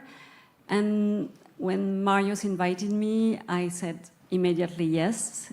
And for those who've not been here in the past, you'll see that here it's family. And when you come back and that you meet again the people or meet new people, well, it's just a bigger family. So it's fantastic. Thank you, Marius. So I live in Lyon, in France. I've been a mergers and acquisition advisor during 30 years, not really in sports, a little bit from time to time. And the last deal that I made was to acquire the Seattle Reign FC in the NWSL for Olympique Lyonnais. And once it was acquired, the club asked me to represent them at the board of the NWSL, and I did that for 4 years, and I followed the project for them. And it changed my life, meeting people there that believe in women's sports. You know what happened since 2020 in the US for women's sports. Everything's changed. Billionaires came in, millions of dollars came in, hundreds of millions to be exact. I think it's more than 1 billion invested in the NWSL over the last 5 years. And so it really changed my perception. And so after this experience, what I decided is to do something for France. So I created in April a company that is called Sport Power Her. You will see, as Marius didn't put my logo there, he did a big one at the entrance there. So don't forget to look at it take there. A picture. And so I'm trying to do something for women's sports in France on the business side, and I think we can talk about that later. Joe? Wow, okay. Joe Montemuro, thanks, James, for speaking Australian before. I hope you can understand my Australian accent. It's probably, it'll twang every once in a while, so... but I've got the privilege of being the head coach of the Matildas, the Australian national football team. I heard a lot about this summit over the last 5-6 years, and I must admit the half day that I've been here, it's been quite impressive. The language, the passion, and just to understand the different levels of the growth of the game and where the game's at, I think is really, really special. And to be here is a real privilege. So thank you, Marios. I'm not sure whether this panel, after a little bit of wine and food, is gonna which direction it's gonna go. But I'm sure we'll make the most of it. Yeah. We're here to entertain. Yeah. Don't worry. Well, that's the wine. The wine will help for sure. Maria, please. So, hello everyone. My name is Maria Zoppardi. I would like to thank Marios as well. It's my first experience here, and it has been a wonderful morning, great perspectives from great speakers. So, thank you, Marios, for this opportunity. So, a bit about myself.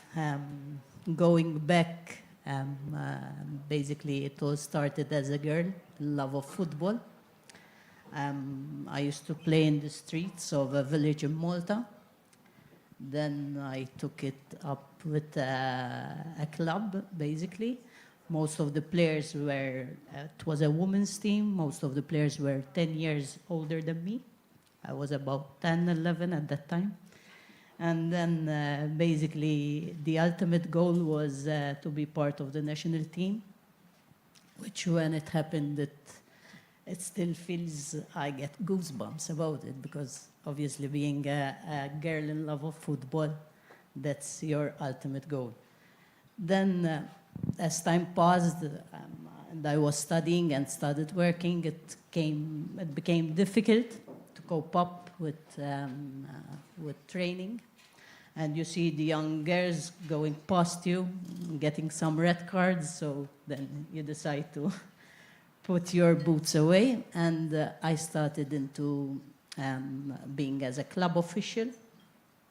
And after some time, recently, after a long time, there was the opportunity to contest the election for vice president at the Malta Football Association.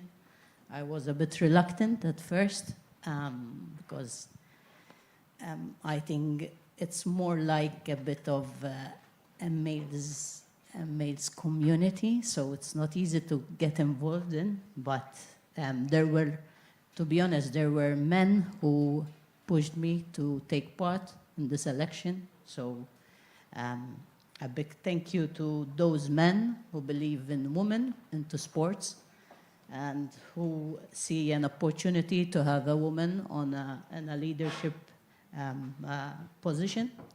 So then, about a year and a half ago, I got elected. And then recently, since January, I was appointed as General Secretary. So basically, that's where I am today. It's still a learning curve for me, but basically, I have a good relationship with, obviously, the people involved in football, not just in the women's sector, but as well in the men's sector, because I believe that we have things to learn from each other. So that's my ultimate goal. And basically, I think that's it. That's a lot. That's not it. So as you can see, we have very formidable people here on stage. And I think this discussion is going to take us through a few paths because we have the investment side, the on-field performance, and then a federation point of view, which we're all coming at it from a very different perspective, but all need to work together towards some common goal, which is progressing the women's game. We also have a very international panel, so coming from different experiences and how things are done differently, but what can we learn from each other across the Atlantic, across the Pacific, in the Mediterranean, and also what mistakes should we avoid, like learning the good and the bad, which I think was touched upon before. So I'm going to actually start, I think there was on a few of the discussions before, and this is kind of the main issue I think we have in this game is the investment, right? We need investment to progress the game, and Sophie, you touched upon it, that the last few years, all of a sudden, we're seeing a lot of money being floated around.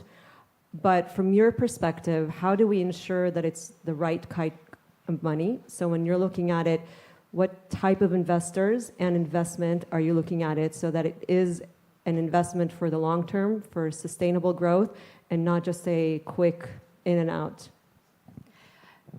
If we speak about the US, I think that the rules in place and the model in place is really favorable for investments.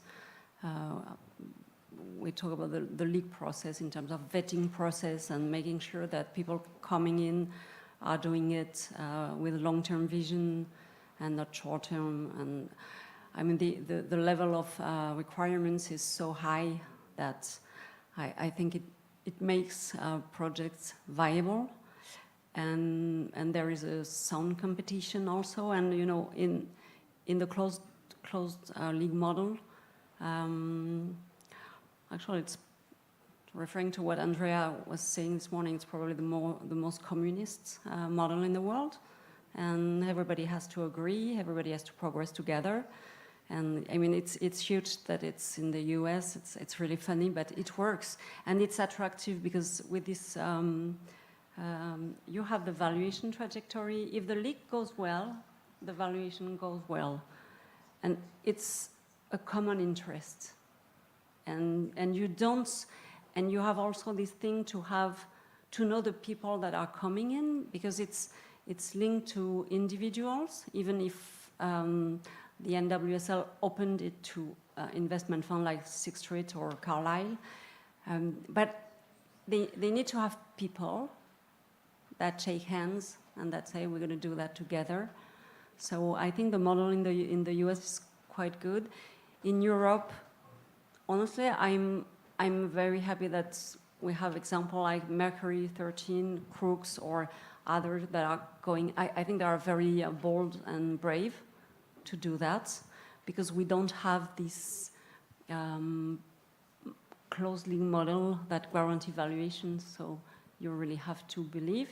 You need to have a long-term vision, because it doesn't work overnight, and it doesn't work in 5 years. So if you need to have cash, a lot of cash, and you just need to commit to the long term.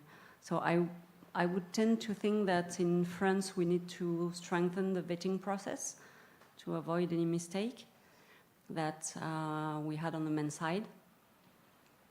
And otherwise, I mean, it's so evident that now it takes time, and people going in. I mean, you just can't go there for a quick shift, for a quick, quick ROI. It doesn't exist. So I think we should trust the people who go into that. But the real question is, how do you do when you don't have the model that favor investments? Because brave people like Mercury 13 and Crooks and very few others, there are not plenty of them. And maybe they will have to prove that it works to inspire others. And so how do we do in the meantime for the clubs who are not lucky to have this kind of investors? So what do you say to those clubs? Because as you said, I think there's two things that you brought up. One is right now we're still in that proof of concept for groups like Mercury 13 to show this model works, whether it's their model, the Michelle Kang model, whichever one we're looking at. But we want to grow the game as a whole. And so some people are saying there's no time to wait for this proof of concept to actualize. So what's your advice to the other clubs in France or in Europe? Because as you said, the US is a different case that need the cash now. I don't advise clubs. I think I have one skill. It's to be able to speak to business leaders. I've been in mergers and acquisition for 30 years, so I never, basically spoke to people from teams, except with Olympique Lyonnais. But that's an oil rain. And so my skill is to speak to business people, and my mission is to convince business leaders from small, medium, big company that there is a fantastic opportunity and that they need to come into that and at least try. So I'm currently building a product that I call the Sport Powerhouse, which is an academy for companies to get involved in women's sports. And I tell them, guys, there are so many good reasons, so many good business reasons why you should try. So I have designed something for you, so just come in and you'll see. And after that, you won't go somewhere else. Yeah. No, that's a challenge, I think, convincing investors that this is where they should show them the value of where the... Investors, it's capital. And then businesses, they can bring money that can support clubs until they find the investors. But you need the money from businesses in terms of partnership that are long-term partnership. But the long-term starts with the short-term and the proof that it's worth getting into women's sports. But it's not donation, it's what do I have for the money I put in? What you have, if you just have 1 hour with one of the athletes, you got your money back, Yeah. So Maria, on the investment side, it's a very different set of challenges working in a federation because you can't go out and look for those private investors. You're very dependent on governing bodies, on the government itself. So what is your pitch to your government or to UEFA, FIFA, in terms of helping elevate and bring the budget into the federation? Yes, basically when it comes to a federation, and it is very much when it comes to the reality of the Maltese Federation, it boils down to the funding from UEFA and from FIFA, but as well from the government, which plays an important part in the investment to football, to women's football as well. So what is the leverage in that sense is that basically we do show that it is a return on investment to the community, because football is not just the professional football. So what is done at grassroots level, what is done with the girls, and what football gives back, which is not just becoming professional football, because if you happen to find those girls or whoever grassroots that make it to professionalism, these are the few.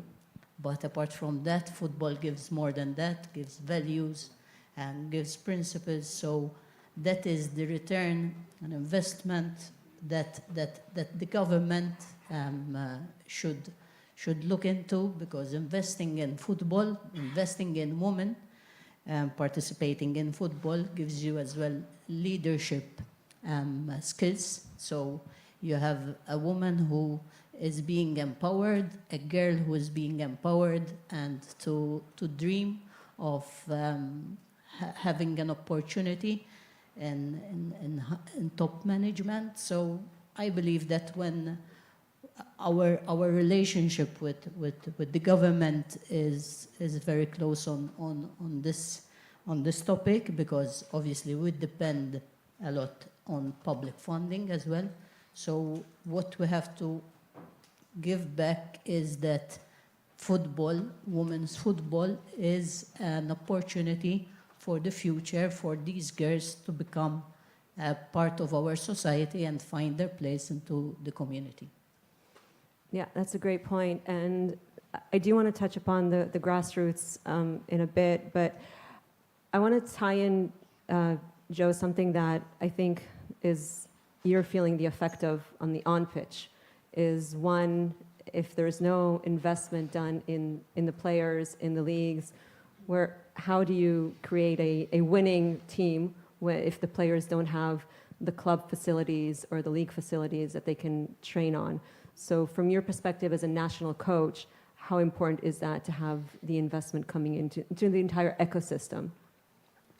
Some amazing points, and I think underpinning both stories, I think from a national team and from a club perspective, I think if you're going to invest or find investors, I think there has to be a long-term story sold. There has to be a story of, okay, well, here's a starting point, and where are we going with this? I'm a big one for the club having, or the organisation having the stability of values, of a philosophy of who they want to be, because the investor will invest in something that they believe in. So I'll take really simple examples. Do you want to be a club that develops talent? That will probably bring a type of investor, because they're in the long term to say, we are developing talent and then we're working on certain things. Are we a high performance team that wants to win the Champions League? So I think it has to really start from there. And the perfect story that I can tell on this is I was in Australia. I was working for Melbourne City, the City Group. And I was employed a year before we received the franchise for the women's team in the A-League, in the Australian Professional League. Salary cap, so I didn't have a big budget. We had one field, and we had some okay facilities. Money, we were okay in terms of finances. We had base finances. And the biggest thing that I did from the start was to go and speak to a lot of the professional athletes in other sports, women's cricket, basketball, so on, and ask them what does a professional athlete's performance day look like? What does every day look like? What does it mean? And I got all different scenarios. So the idea was to create the first professional women's football team through Melbourne City. We had this opportunity. Come in at breakfast at 8 o'clock, pre-activation, video, all the things that are just, for me, normal for a professional athlete. Men's, women's, whatever you want to call it. Normal. So we didn't create it on the fact that we're going to pay you big money. I was tapping players on the shoulder and saying, okay, you're coming into Melbourne City, you're going to be a pro footballer. You're going to get all the support you need, you're going to get the wellbeing support, you're going to get the ability to have psychologists at your disposition, so on and so on. So I sold the package, not the money. I sold the package of being a pro footballer. Melbourne City is now the most successful club. But I'm not saying because I created it, it's because we created a model that was sustainable for 10 years, and this was in 2014, okay? Now, for me, I think that you've got to identify who you want to be as an organisation. What do you want to be? How do you want to run things? Are you a high performance? But the biggest thing is that we have to, the normality of a pro footballer, for me, is whether it's male, female, they're just normal. I remember winning the final. We won the final in the first year, and I was on the ground, and a journalist asked me, but you were expected to win because you had all the best this and all the best that. And I'm going, we just did what pro athletes do. Normal pro athletes coming to work every day. So I think the investment is always beholden to who you are, what you believe in as an organisation, and you'll attract that type of investment that is the core of your value as an organisation. That's a really interesting point, and I want to bring it back to you, Sophie, in terms of, this is something we're seeing a lot in Europe in terms of the club identity, and now having foreign money coming in and investing. We're seeing it more on the men's side, but we don't want it to happen in the women's, in terms of foreign money is coming in with kind of their management style, their way of doing business, that doesn't always fit with the historical identity of the club, with the fans, with the community, and there's a disconnect that even if you throw cash at it, doesn't help in terms of the value of the club going forward. So how do we ensure, and this I think is also in terms of matchmaking, right? Making sure that it's the right business, the right investor coming to the club, that they're all on the board in that vision, in that understanding of what is the identity and how are we moving this forward. So how much of that factors into the discussions you have with the businesses and the investors when they're looking at the different clubs to invest into? First, we must recognize that we are very happy when we have investors interested in the women's game. It's not happening often. So that's, I mean, when Michel acquired OL Lyon and rebranded it in OL Lyon, people were like, wow. And at the same time, they were like, what is she doing? How can you put so many millions into a women's team? What is, honestly, what is our model? And our commitments, our authenticity, our willingness to make things right and profitable in the long term, our vision, and just her.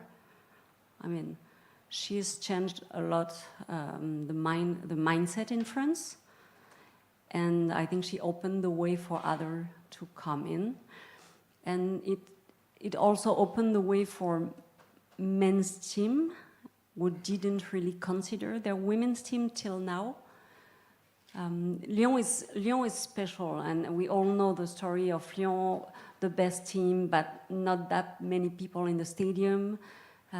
So a real success on the pitch, but a late development on the marketing and more on the marketing than on the commercial, because in terms of sponsorship, it was always well done and successful, but in terms of marketing and attractivity for fans, it was not really done, and Michel is changing that, and so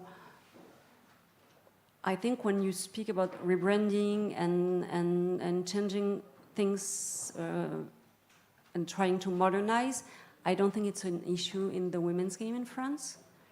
I think OL Lyon has been accepted quite quickly.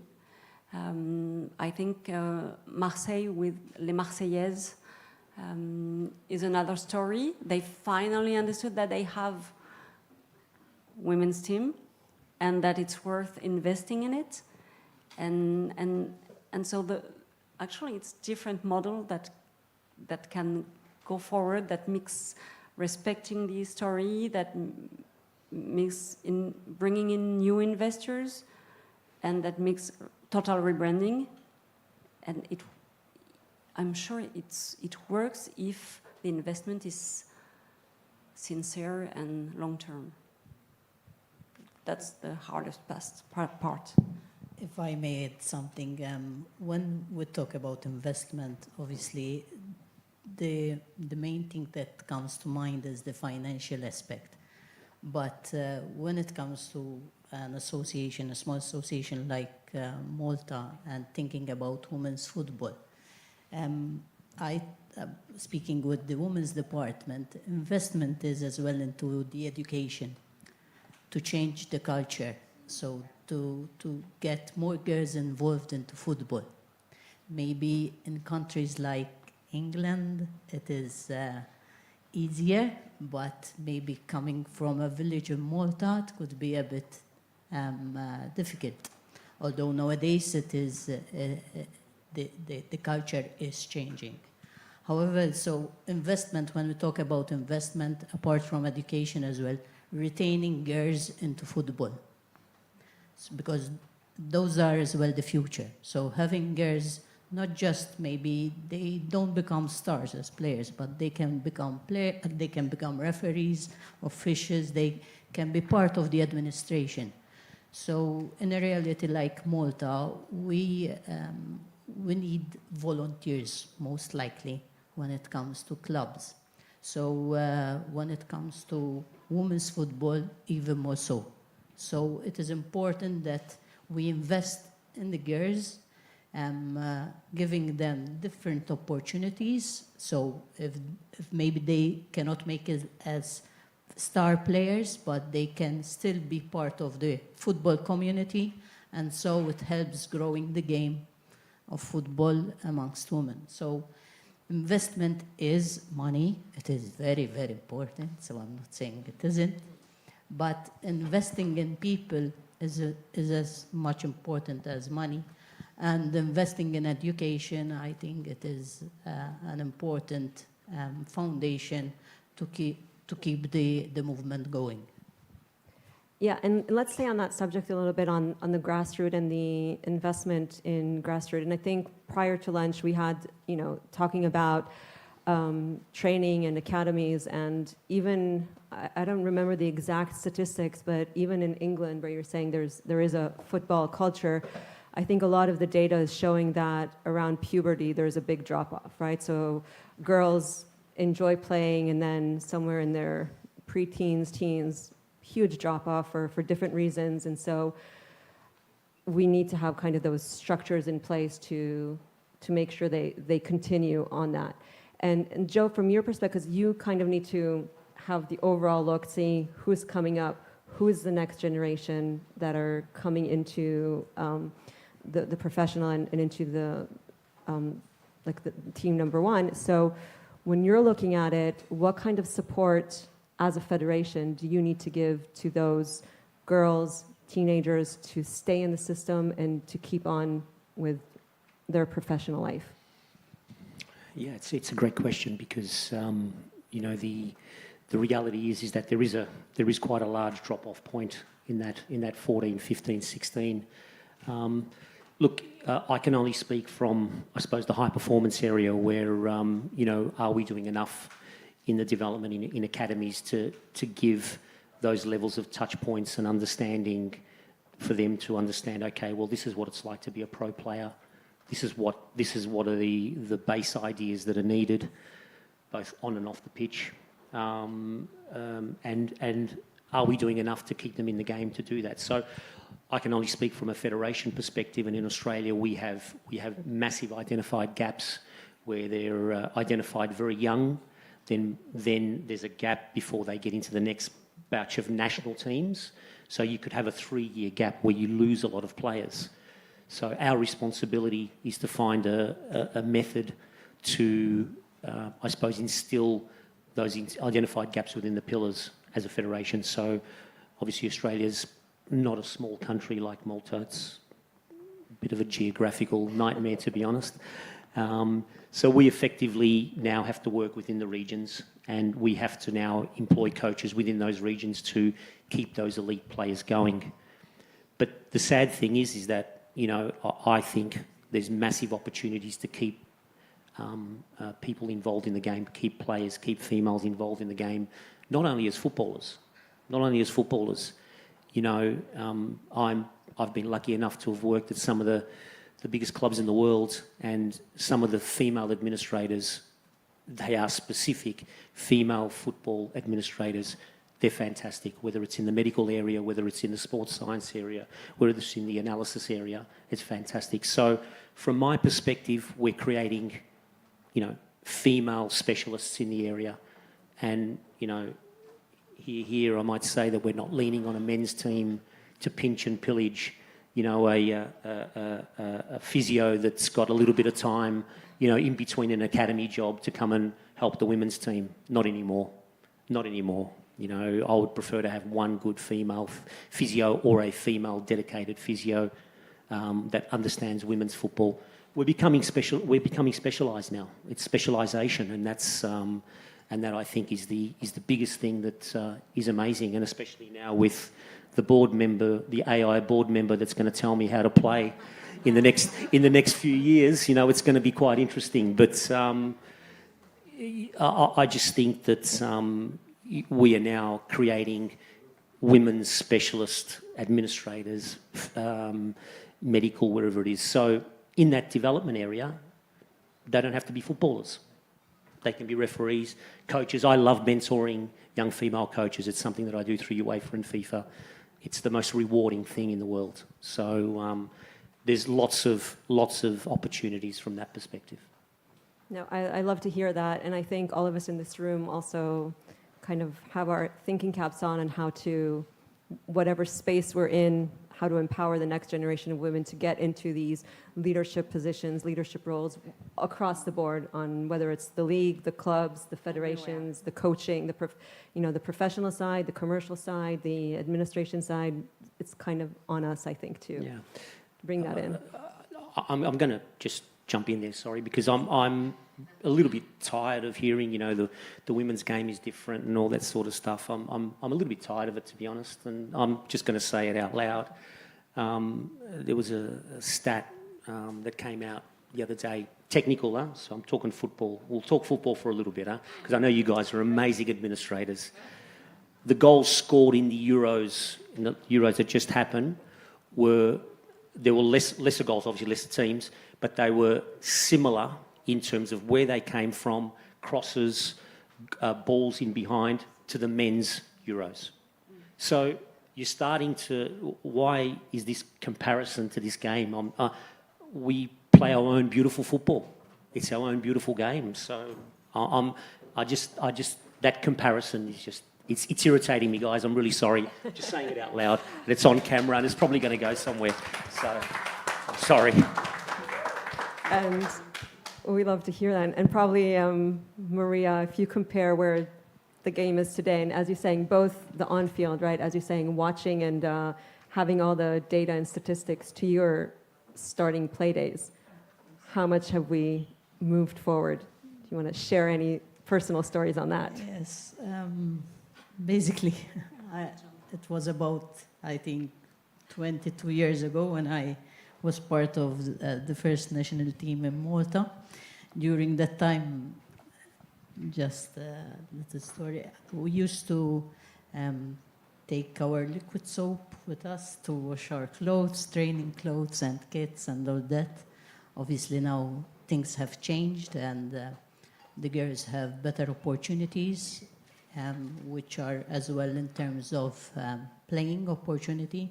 We used to play maybe 2 games, 3 games every 2 years, international games. So nowadays they play about 8, 10 international games per year. So we have different age groups as well. And while, as I said earlier, I used to train with women that were like 10 years older than me. So yes, I think we have gone a long way, but there's still much to do.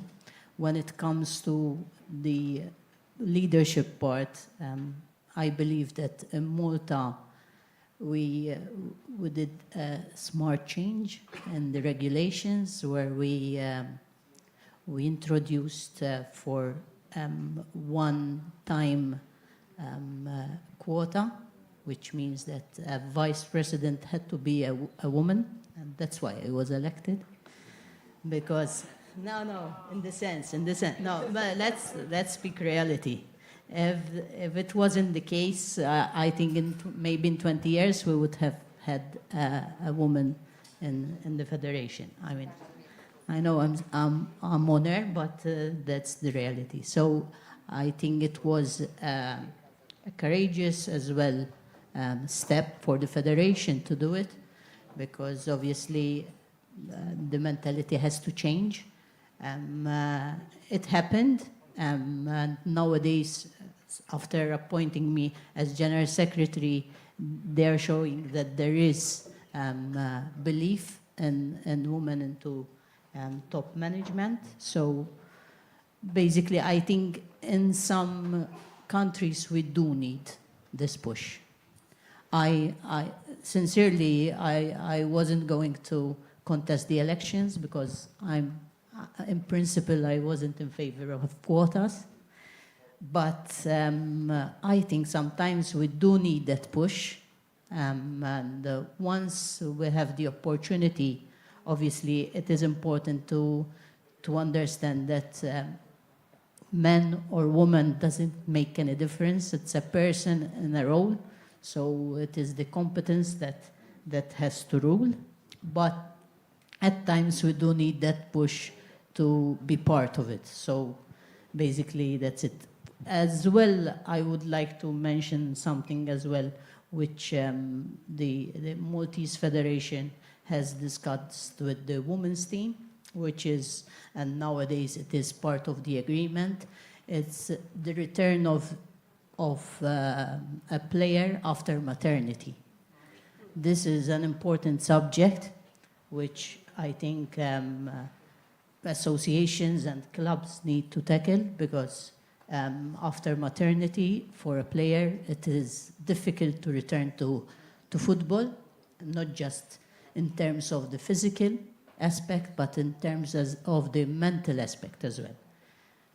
This was an important step forward for the federation to discuss this important aspect with the women's team, and now it's part of the agreement that we have a memorandum of agreement that we have concluded with the women's national team, where we provide assistance to return to play. So all these changes in regulations, whether it is agreements with the teams, I think they are still necessary.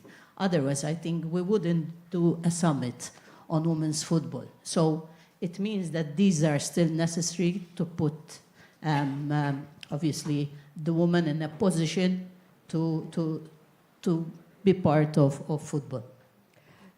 Sophie, I'm going to take it a minute to the private sector, because I think one of the funds that we were talking about before are all women-led, and so there's this idea that if it's a woman-led fund, she's going to invest into women's sports or women's football club, and then it's more challenging when it's men in the leadership. So how important is it also for the private sector to have women in these senior leadership roles, from the financial side, from the business side?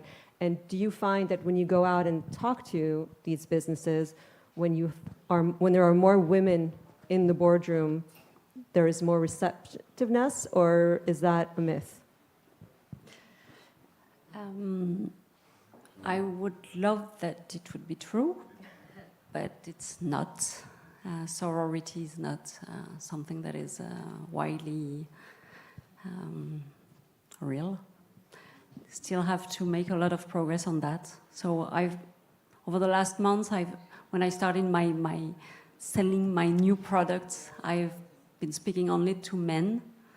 And I had my first call with a woman yesterday, actually, which went well, which went well for the moment. I think we still need to have probably another generation of women to get into the game. We see, Vicky's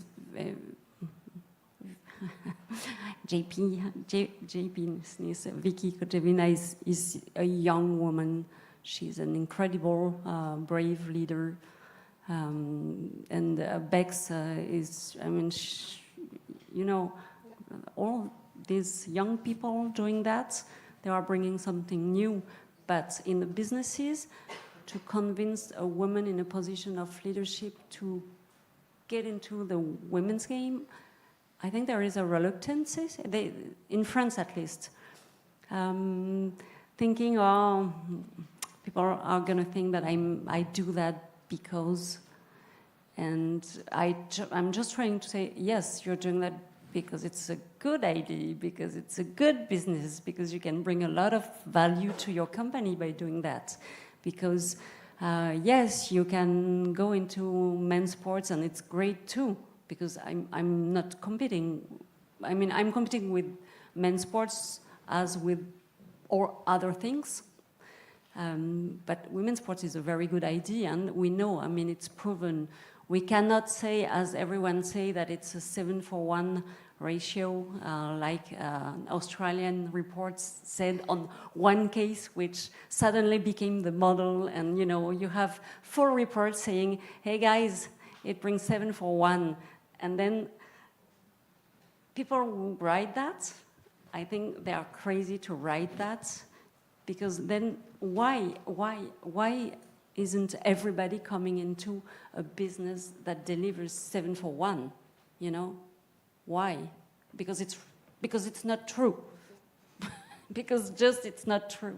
So we need to be very careful on what we promise, because that's how you build the trust and the long-term commitment from companies to engage with women's sports, whether in partnership, whether investment, whether, I mean, all models.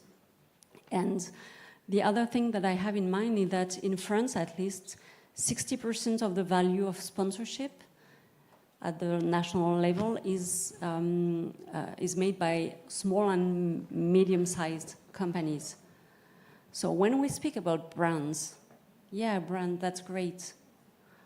But brands is a small part, actually. So we need to convince all other businesses to take a look at women's sport, to consider buying hospitalities at OL Lyon games, at PFC or Lens or basket, or I mean other sports too, rather than doing always the same things and take seats at the men's game. Because money from the hospitalities, it's real money too. Yeah, I think this is something else that it's important to look into a lot of the regional markets in the US in terms of how they do it. And the reason they open up franchises in certain areas are because they have that local community engagement, both from a fan perspective, but also from the local businesses, as you're saying, the mid-sized ones that are going to do that. I'm conscious that we're nearing our time, so I am sure there are going to be many questions up here, so opening it up for questions right now. Can I ask a question Please. first to Maria? Of course. Because, yes. It's a strange question maybe, but I don't know how you partner with private companies in Malta, because we do that in France at the Federation. I mean, there are a lot of... She's selling a product.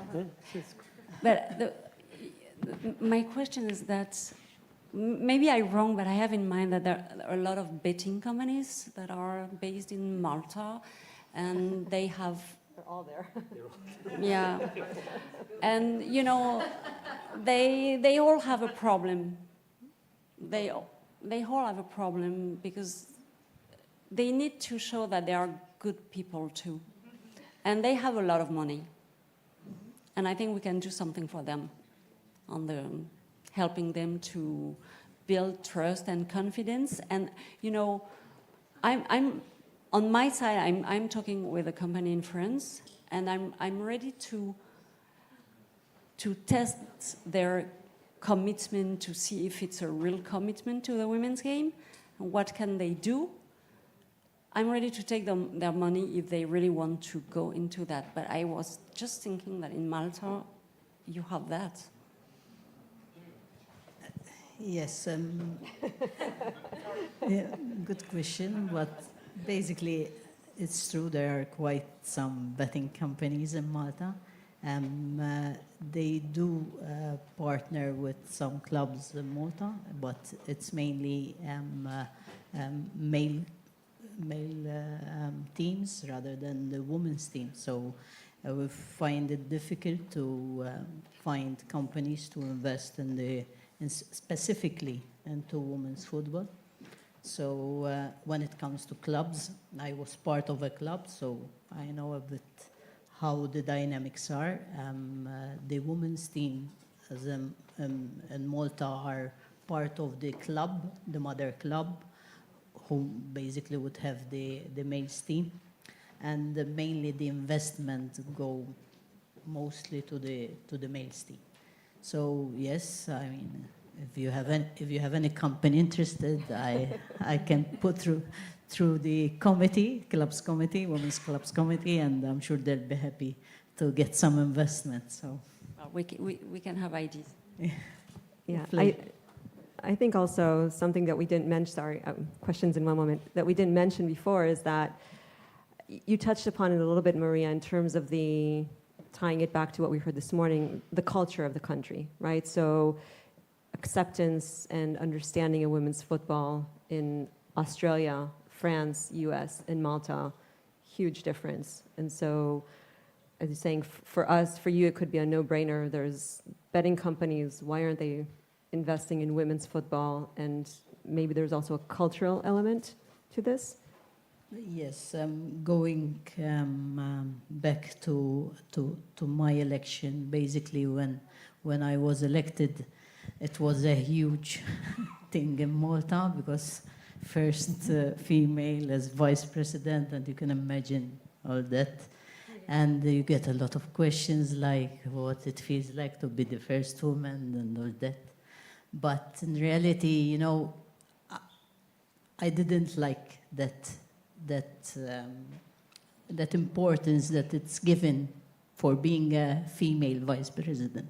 Because basically what I replied is, I'm a vice president, there are other two vice presidents, we have the same role, it's irrespective if I'm the first female or if I'm a woman or whatnot. Basically, it's the role that is important. But even the thought of, like, you have the first female and all that, you know, you're putting pressure. So you're putting pressure just because I'm a woman, the first woman. In reality, I didn't really care much, but it's true. It seems that you have to prove yourself even more, you know. But then when it came the appointment of General Secretary, it seems like people were expecting it more than I did. So basically, then people like get to know you, know what you can provide on the table, bring on the table, and then they understand that maybe it's irrespective whether you're a woman or a man. As Joe said, it's the performance at the end that matters, right? On pitch and off. Okay, question time.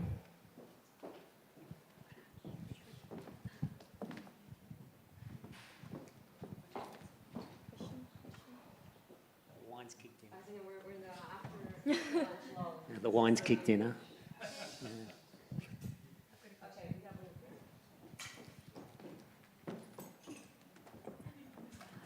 It's really interesting because up here we have pretty much a little piece of me in every area, from the business side, and then I'm Maltese, I live in Australia. I've kind of been trying to champion women's sport for many years. I'm also over the whole kind of women's sport is limping along. But I do recall and have seen so many times, women being told, you need to play for your kit and not getting paid, when the men's team are getting paid, and then champion quite often, not just in our leagues, but in the, in the NFL, a little bit, across to AFL, and sometimes with some of the lesser teams in Australia. My question is, how do we retain this talent that goes missing? I mean, we've had the big sort of COVID lull, but for years, it's really troublesome that we have so much talent that goes missing between the 14, 17, 18 mark. And we have this kind of glut in men's sport, right? So we have this huge exodus that happens. The boys will keep going, but the girls will give up. Somehow it gets really tough. I mean, I've seen it in my own family, getting to a national team level and then just going, it's just too much. It might be poor coaching, it might be poor community, whatever it is. So somehow we've got to do something at a grassroots level, because that's where the feeder's kind of stopping. And it's a pathway development thing. And I don't necessarily I don't want to fall into that because I'm very irritated by, I think it needs to be skills-based. We need to be thinking about this is about growing skills. Economically, sport is a builder of communities. And, you know, it's a pathway. It's a pathway to excellence. It's a pathway to growth. I don't hire people unless they've got some kind of sport background because I know that they can do certain things. But I just wonder how we address that, because I'd like to walk out of here with a paint by numbers. What can we do? Because that's a big problem for every country, not only for small nations like Malta and Greece and Jamaica, and I've been very active at a governmental level, but I see it in Australia. And it saddens me because they often will leave the sport with a feeling of loss of capacity and go to lesser careers because they've lost their identity in some way. So I just wonder how we can turn that around. I'm sorry, I can take that one for... I'd love you all to take that one from a different perspective, because Yes. I think there's an answer at every level. So I start. I think it has to be integrated in the global strategy from day one. And when we want to raise women's sports, it goes to girls' sports too. Because if you forget that, if you just speak about women's sports, you forget a component. So that's one thing. And with my company, I also created a fund to support girls in sports, and with the idea to combine, to create programs that combine some contact with professional sports teams to give some inspiration, but also with women in a position of leadership, because we know that women in a position of leadership often have sports in their life in a way or another. So you need to have that from day one. And then there is a huge effort, at least in France, I don't know other countries, that has to be made on the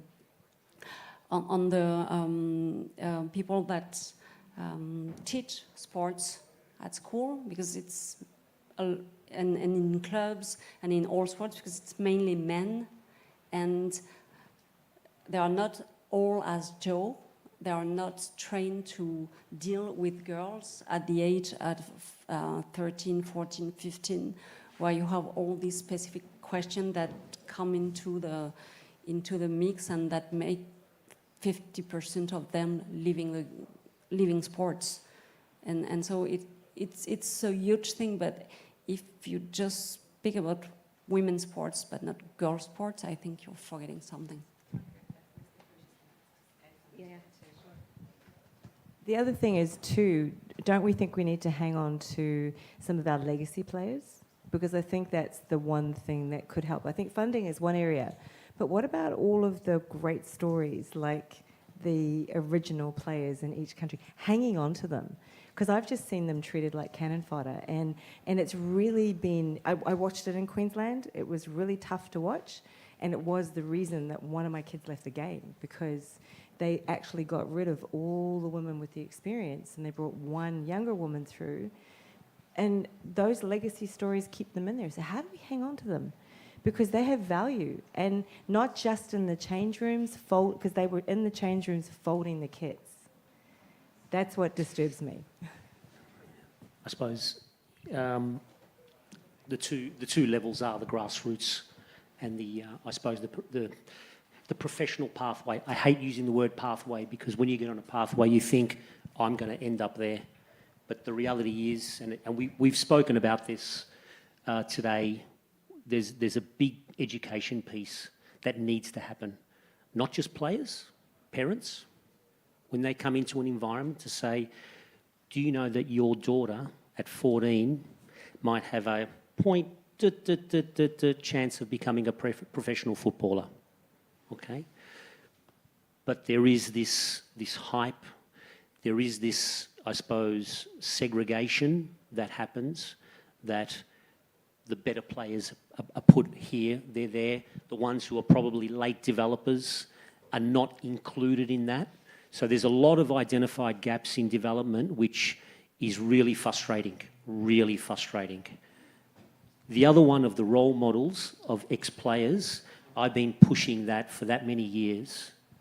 They are the most valuable people you have in your club. An ex-player that went through getting changed at home, you know, they've got the stories, the real stories, but the reality of what it is to be, whether they become a professional or whether they become a, you know, a semi-professional or an administrator, you know, talking about administrators before. But that, I don't think we do that well. Even in men's sport, it's not done very, very well, where at the crucial ages where you are developing both mentally, you know, your home life, so on and so on, we give them that education to say, okay, love your sport, enjoy your sport, take it where it can go, but there might be an opportunity it might not happen for you. What now? And a lot of players can't, a lot of professionals can't deal with it mentally. I've seen it so many times. Players getting agents at 15 years old. Yeah. Agents at 15, 14 years old. And I'm thinking to myself, what are you doing? But it's not the player's fault. It's not the player's fault because the parents don't know. They probably think, oh, yeah, okay, she's got a bit of talent, and an agent's come and promised they'll take me to Bayern Munich or wherever or whatever. What do you say as a parent? So we have a responsibility in the game. Federations, clubs, ex-players, to have this level of real education. Because education, we do all these talks, yeah, all beautiful, but it's the day-to-day.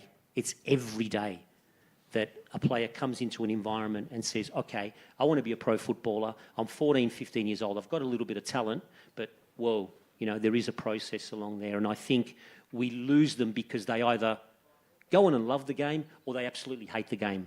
Why can't they just, you know, understand the level that they're at, educate them to understand the level that they're at, and go along your way there, and there might be another place for you. But we have a big responsibility at Football Australia, I'll be honest with you, to make that work better.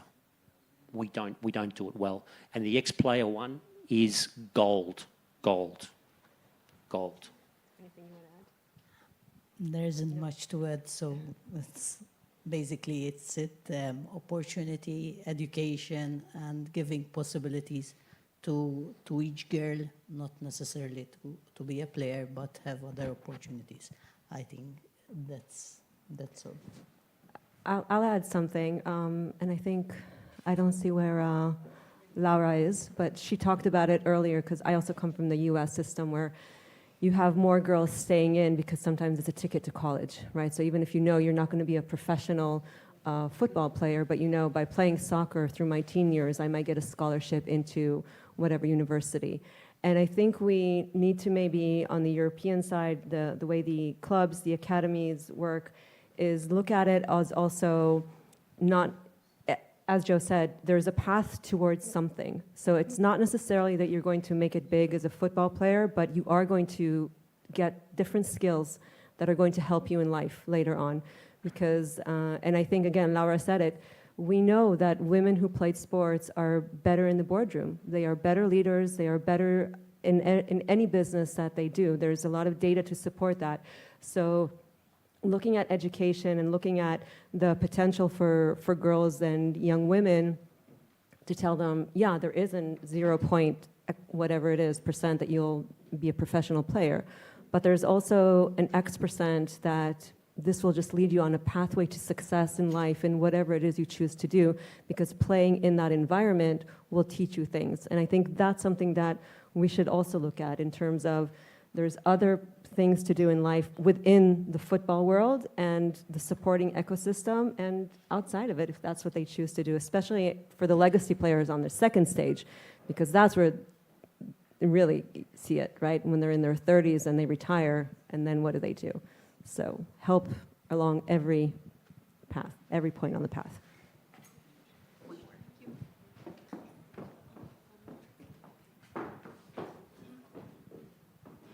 I have a question for Joe. If I'm not mistaken, the semifinals of the last World Cup between you guys and England was the highest rated TV show in the history of Australia, correct? Yeah, you are right. Have you managed to capitalize on the momentum that the World Cup generated at the club level post World Cup? I've been in the job since June, so I pulled myself out of that one, didn't I? Great question. There's a lot of talk of legacy. There's a lot of talk of what a great World Cup. But our local clubs are struggling. That's the truth. They're struggling for many, many reasons. There was an economic model that was put in place when the league separated from the federation, which didn't go to plan. They are fixing that now. But I think the biggest thing for us in the women's space in terms of clubs is we have to now understand who we are and what we want to be. We're never going to be a top 15 league in the world or top 10 league in the world. So the logic says with the exodus of players coming to Europe and playing in the top clubs in Europe that we're going to become a development league. And that's fine, huh? That's fine as long as we know where we're at. So the World Cup as a special event it was, and it captured the nation. The Matildas are still a huge brand. I mean, we're selling out all sporting events every game that we play. They're amazing role models. We can capitalise better on that legacy that's happened. So has it an amazing financial and investment rollover for the Matildas? It has. For the local scene, probably not. But I think what it's done, it's recalibrated the thinking, which I think is important, which I think is really, really important. I hope I answered that. No, you did. And the follow-up would be, if now in your position, and what do you think needs to happen? Because even though it might be a developmental league at the world stage, but all this momentum of fans and viewership that the national team has, how can that translate, or what can you do to translate that into the club scene and the local, at the national sort of club level, so to speak? I'll start with the Matildas. The Matildas have a following of women's supporters. Some, I'd say probably 70 to 80% of our supporters wouldn't even know half the Socceroos, the male players, half the teams haven't even gone to a male's game. Perfect. I think that's happening also at the local level. So there is a real opportunity for female supporters. And, I'll just caveat that. Even the first game we played in June as Matilda's coach, the amount of young boys and males coming to watch women's football is phenomenal in Australia. They've got heroes. We're talking, guys walking around with Sam Kerr, Caitlin Ford on there. Unbelievable. So there is a women's specific market. Speaking to the marketing manager of Arsenal a while back, I can't remember, it was about 3-4 months ago. I think it was 67 or 77, I can't remember, I wasn't listening properly. I was listening. Of their supporter base have never gone to an Arsenal men's game, nor would they know half the players that play for Arsenal men's. They are Arsenal women's supporters. We have a lot of that in Australia. Melbourne City women's supporters, Melbourne Victory women's supporters. So it sort of sits on the, are you a standalone women's team and do your own thing, which I hope a lot of them do, and a specific women's teams that can market, commercialise their brand. I'm not into commercialisation, or I don't know anything about marketing, but I think if you create the identity, the brand as a women's football team with specific professionals in the women's game, that's coaches, physios, marketing, psychologists, you've got your own standalone brand that will bring investors. I believe it. I believe it. I've seen it and I believe it. Thank you. I get passionate. I'm really sorry.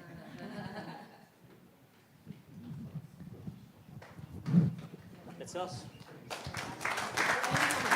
No harmonica. Well done. Great work.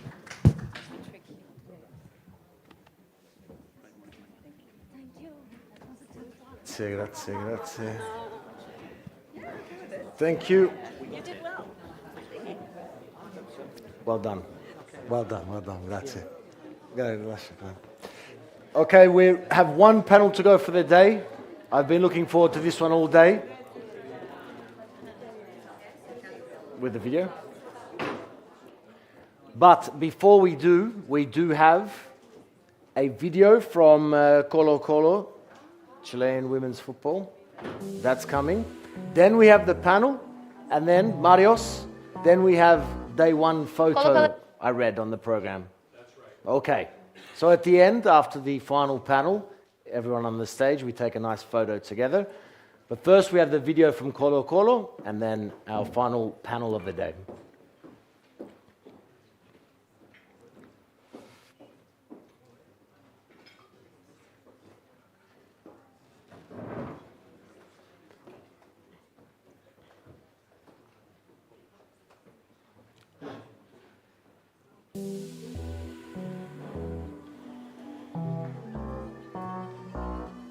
Colo Colo is a team deeply committed to women's football. We are pioneers in our country and have the best players, but still we want to go further.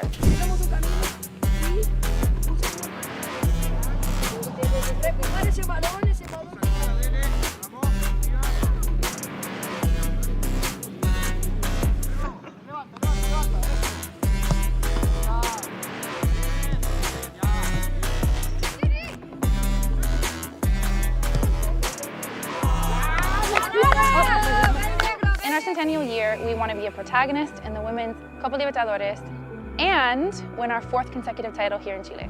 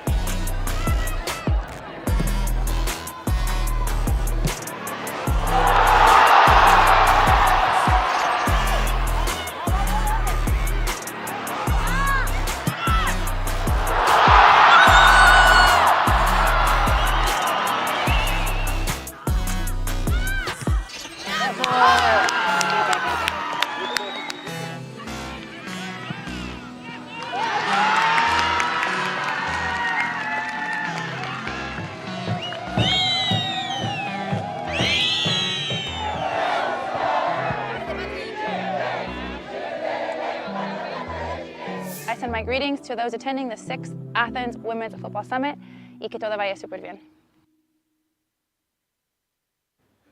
Gracias from Colo Colo there. A lovely video. Yes, a clap. A round of applause, of course. Wonderful. If we can get everyone in, seated for the final panel. Let's do this. Let's energize everyone for a minute. Let's take that photo real quick. Now? Right, yeah, let's take now. Right. Va bene. Let's do the photo now. Get energized. Come on. Come on, everyone. Let's take that photo real quick now. Okay. Get energized. Smart. Good idea. All right. Come on. Let's get everyone get in here. Very good. Let's get energized.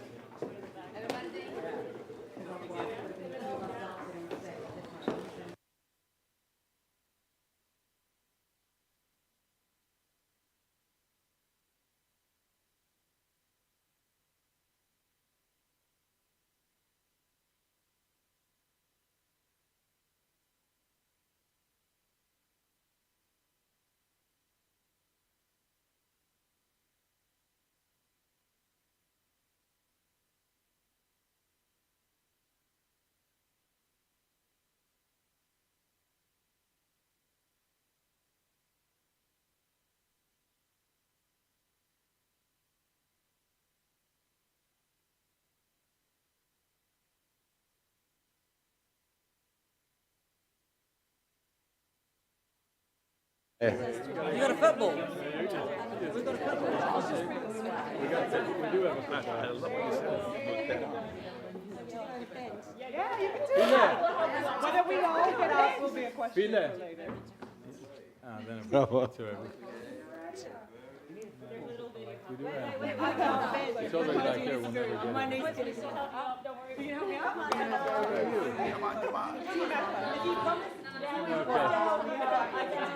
Dai, siamo pronti, dai.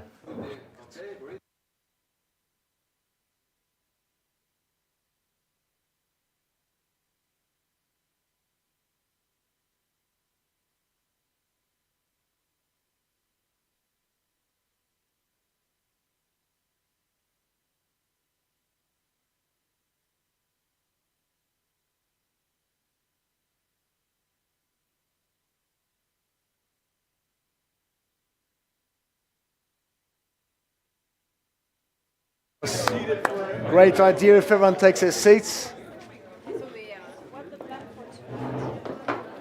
I will explain the plan for tonight after the... We have still something now? One more panel. Oh, one more panel. One more panel.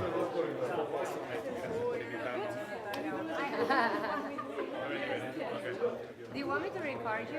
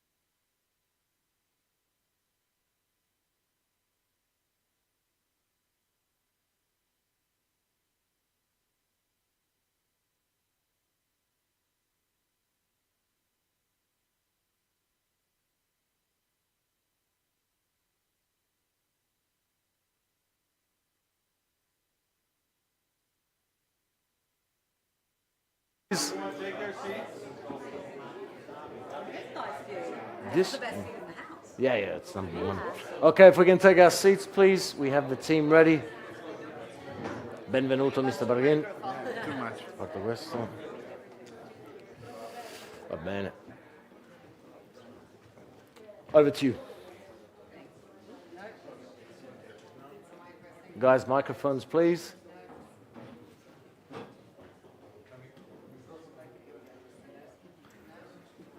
Marios, microphones, please, for...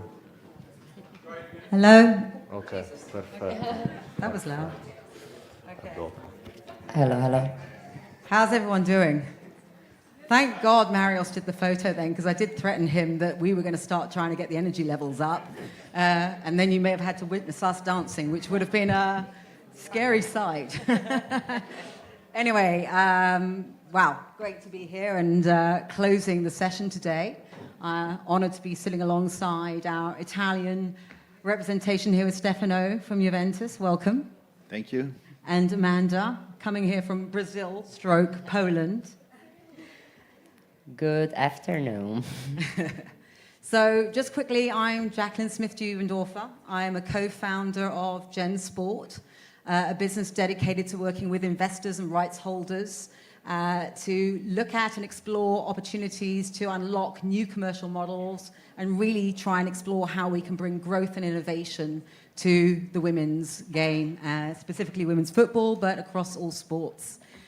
Prior to Gen Sport, I've spent the last 2 decades working with international brands like Adidas, Nike, Porsche, helping them navigate change, helping them to look at new consumer models, unlock new commercial strategies, and really help them invest and transform digitally and with a strong consumer lens as well. So bringing a lot of that sporting background and context from consumer brands into the world of sport, and like yourselves, all deeply passionate about the women's specific field and the opportunities that lie there.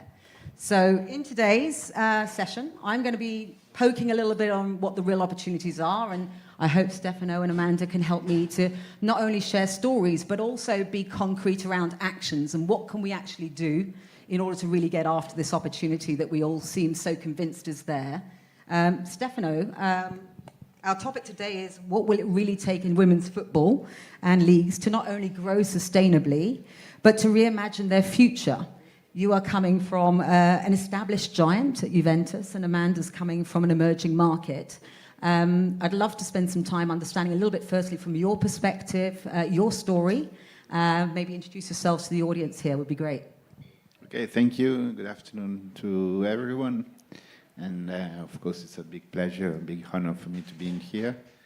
The women's football story in our club started in 2017 when the former president decided to open the women's session. That was, our club has a long story of centuries in men's football, but in 2017 we had the chance to start with women's football. At that time I was running the men's academy after more than 20 years in men's football. And so for the first season, under the control of the men's academy, we have a women's team. And then the story went quite well. We grew up very, very fast. So after a couple of years, the president asked me to find someone to run the women's section. And I told him that he has to find someone to run the men's academy because I want to stay on the women's side. He was a bit shocked because it's not so common, at least in our country. But I thought that the opportunity was so big. First of all, working with women's athletes means that I felt again this kind of passion and that I felt at the real beginning of my career in the early 90s, because I'm not too young, as you can see from my white beard. And so for me it was a new challenge, and I thought a brighter future for women's football. That's why I made this quite unexpected choice for my club. And from that day we enjoyed a lot the journey. We had very good results. We signed very good coaches like Joe for a while. And so we had very good time together. And now, I mean, we are arrived at a point where we are ranked in the top 10 in Europe. That is quite unexpected for an Italian women's football club.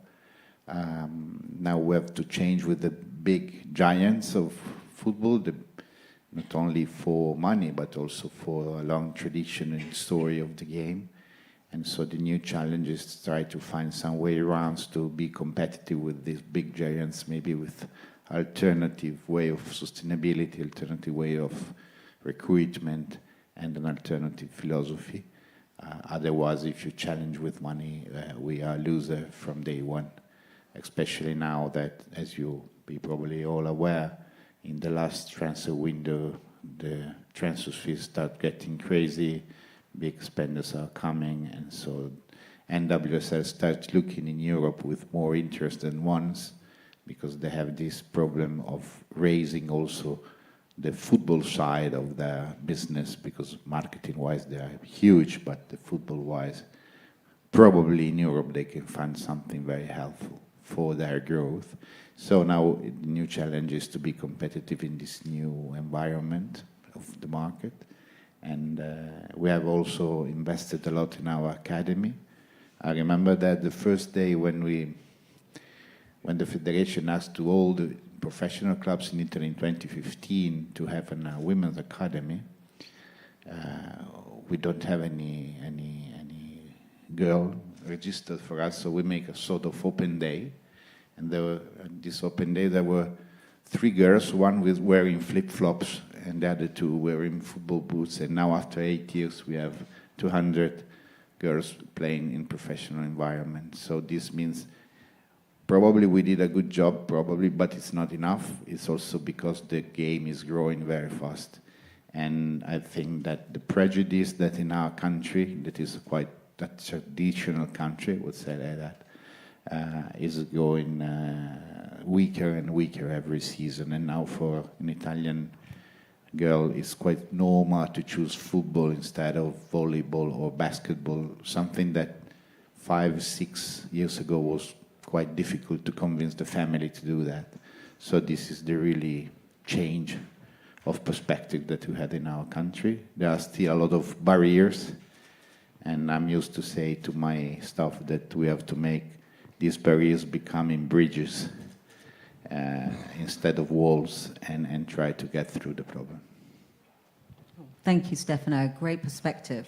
And obviously coming from the performance side, moving over now to yourself as a former player and now responsible at Legia, it would be great to hear from you a little bit about you and your perspective. Yeah, I think, first of all, good afternoon, everyone.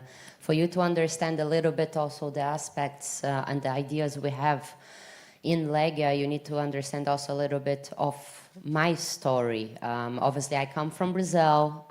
My brother was a professional football player, Premier League in Brazil, very famous, very successful.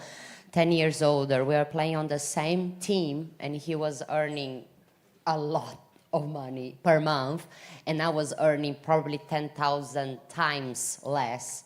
And I was 14 years old, and that was the moment I decided to give my life to women's football so that other women don't have to pass for it. So, long story made short, going to study in the United States and seeing, yes, NWSL, which at that moment, it wasn't even right established, but just the presence of the college, the NCAA, and all of this environment taught me a lot when I was there as a teenager playing soccer.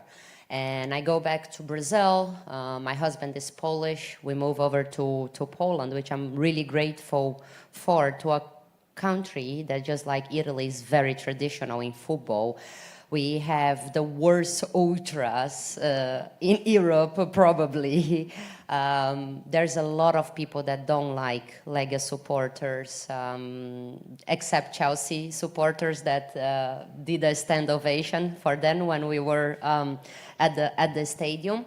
And I'm talking about the men's team. So when I came into Legia to play and work, because I had to, as a reality of women's football, I had to do both at once, and I had a 6-month-old baby, so I had to get a job. I had the pleasure of meeting Dariusz Mioduski, which is the owner of Legia Warsaw, and his vision was already 20 years from now. So we spoke and we clicked, obviously. So the whole idea, and I'm really happy to say that from all the panels we heard today, I think Legia ladies grab a little bit of everything, right?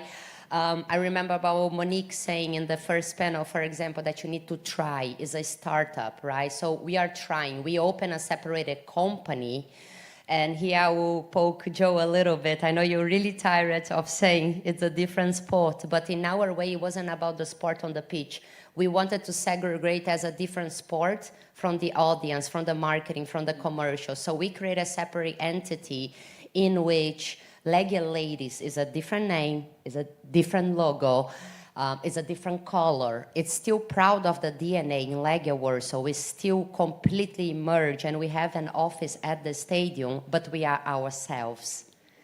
And the biggest challenge that we face now, especially because I know Stefano have challenges worrying about being top 10. We are still on the first league, having to be promoted to Premier League in Poland is doing from the zero, basically, as a startup, creating our identity, communicating that to the people, educating the people. So all the things we've spoken about today is a little bit of what we're doing, and it's super nice to see how this is a little bit of the future, a little bit of the present and future, how we gonna get there, right? So fast forward today, we are first on the league as of today. So promotion is looking good. So we'll be finally able to, you know, compete on the highest levels. But for us, just football is not enough. We are really keen about lifestyle. We're really keen about the story of the players. We're really keen in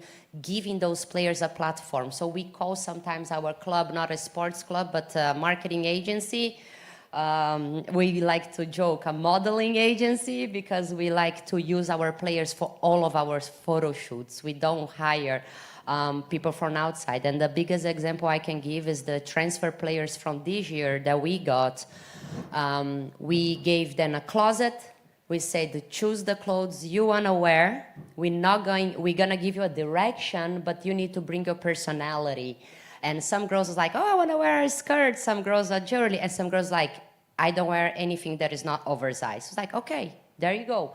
And they felt so extremely comfortable that maybe perhaps you can go in our Instagram and take a look at these photos.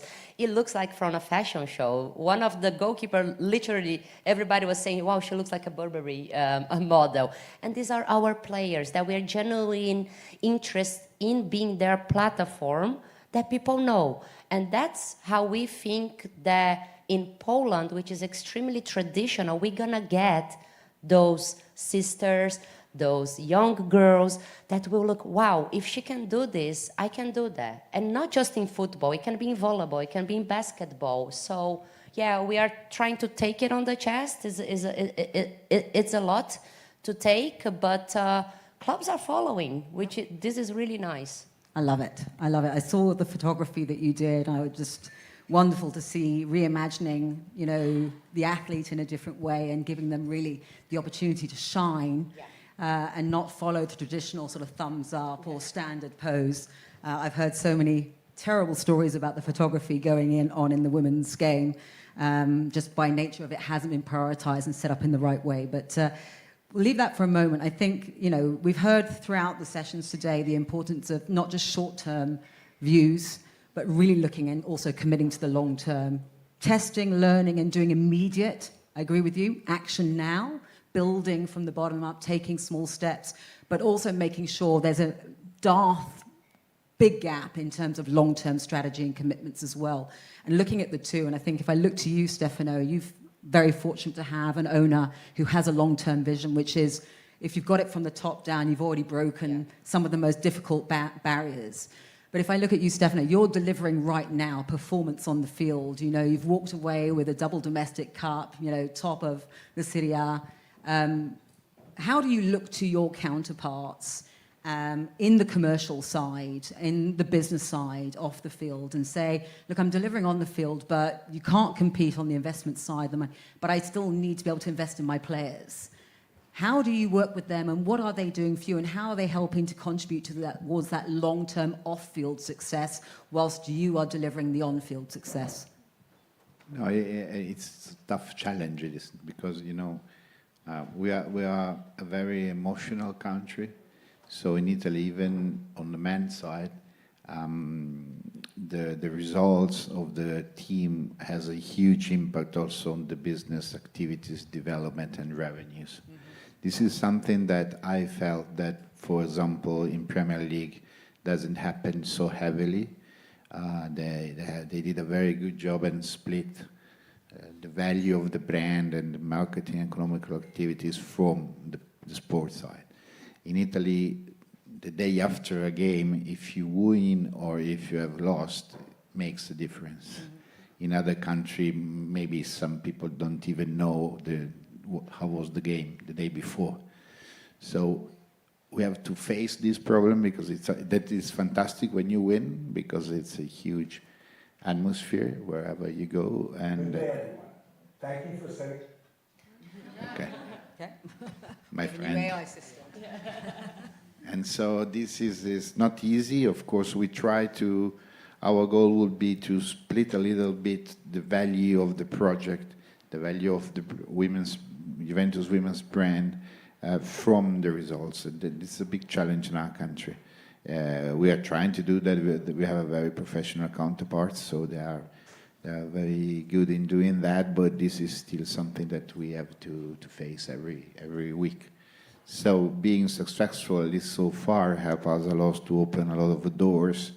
And it's both on, let's say, big brands that are trying to approach us, understand how it works, and also on social media. We have a huge growth in social media. Now we are the 7th club in the world for followers.